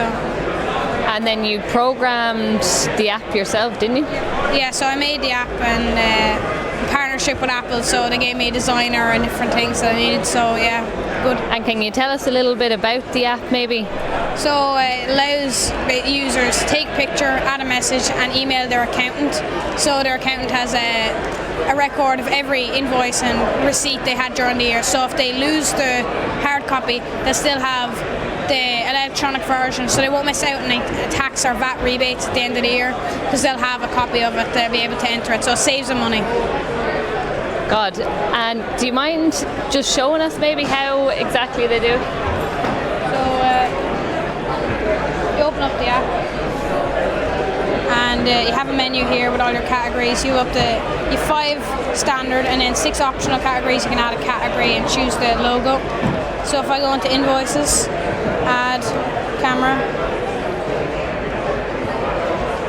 so I can use photo. I can say fencing wire, add a message to describe the image, save, and it brings up to send to my email and my accountant's email, so they have a record of it, and at the end of the year you won't miss out on any tax or VAT rebates. And then the other side of the app is for wages, so for anyone struggling with part-time employees, the new regulations on payslips, you can add a name, email, and PPS of an employee to create a profile of them, and then you can select them from the menu here, and it fills up their information, say how much you want to pay them, say if it's net or gross wages, click add, and it brings up, the accountant gets this message, prepares the payslip and emails it onto the email of the employee mentioned there. So, and we also keep a record of the employee, so if you go into the employee, you can see a record of every payment that went to that person and when it went and how much it was.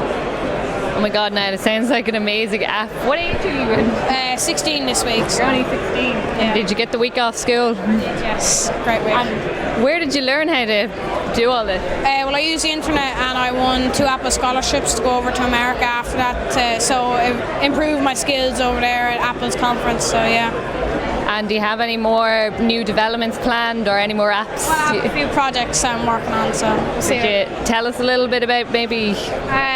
No, not really. They're top secret. Well, there's just mixtures of different things I'm working on. So. And how have you got on then over the few days here? Well, yeah, it's really good so far. We've 2 days of the public and it's very busy, but yeah, great, having great fun. And is there loads of people been coming over interested? It's very busy. I have a couple people helping me, but it's very busy at the moment, yeah. Plenty of interested farmers? Yeah, interested farmers and accountants, both looking for a solution, as well as construction workers and small business owners and plumbers and service providers are struggling as well. So that's great. Thanks for talking to us, Niall. Thanks very much.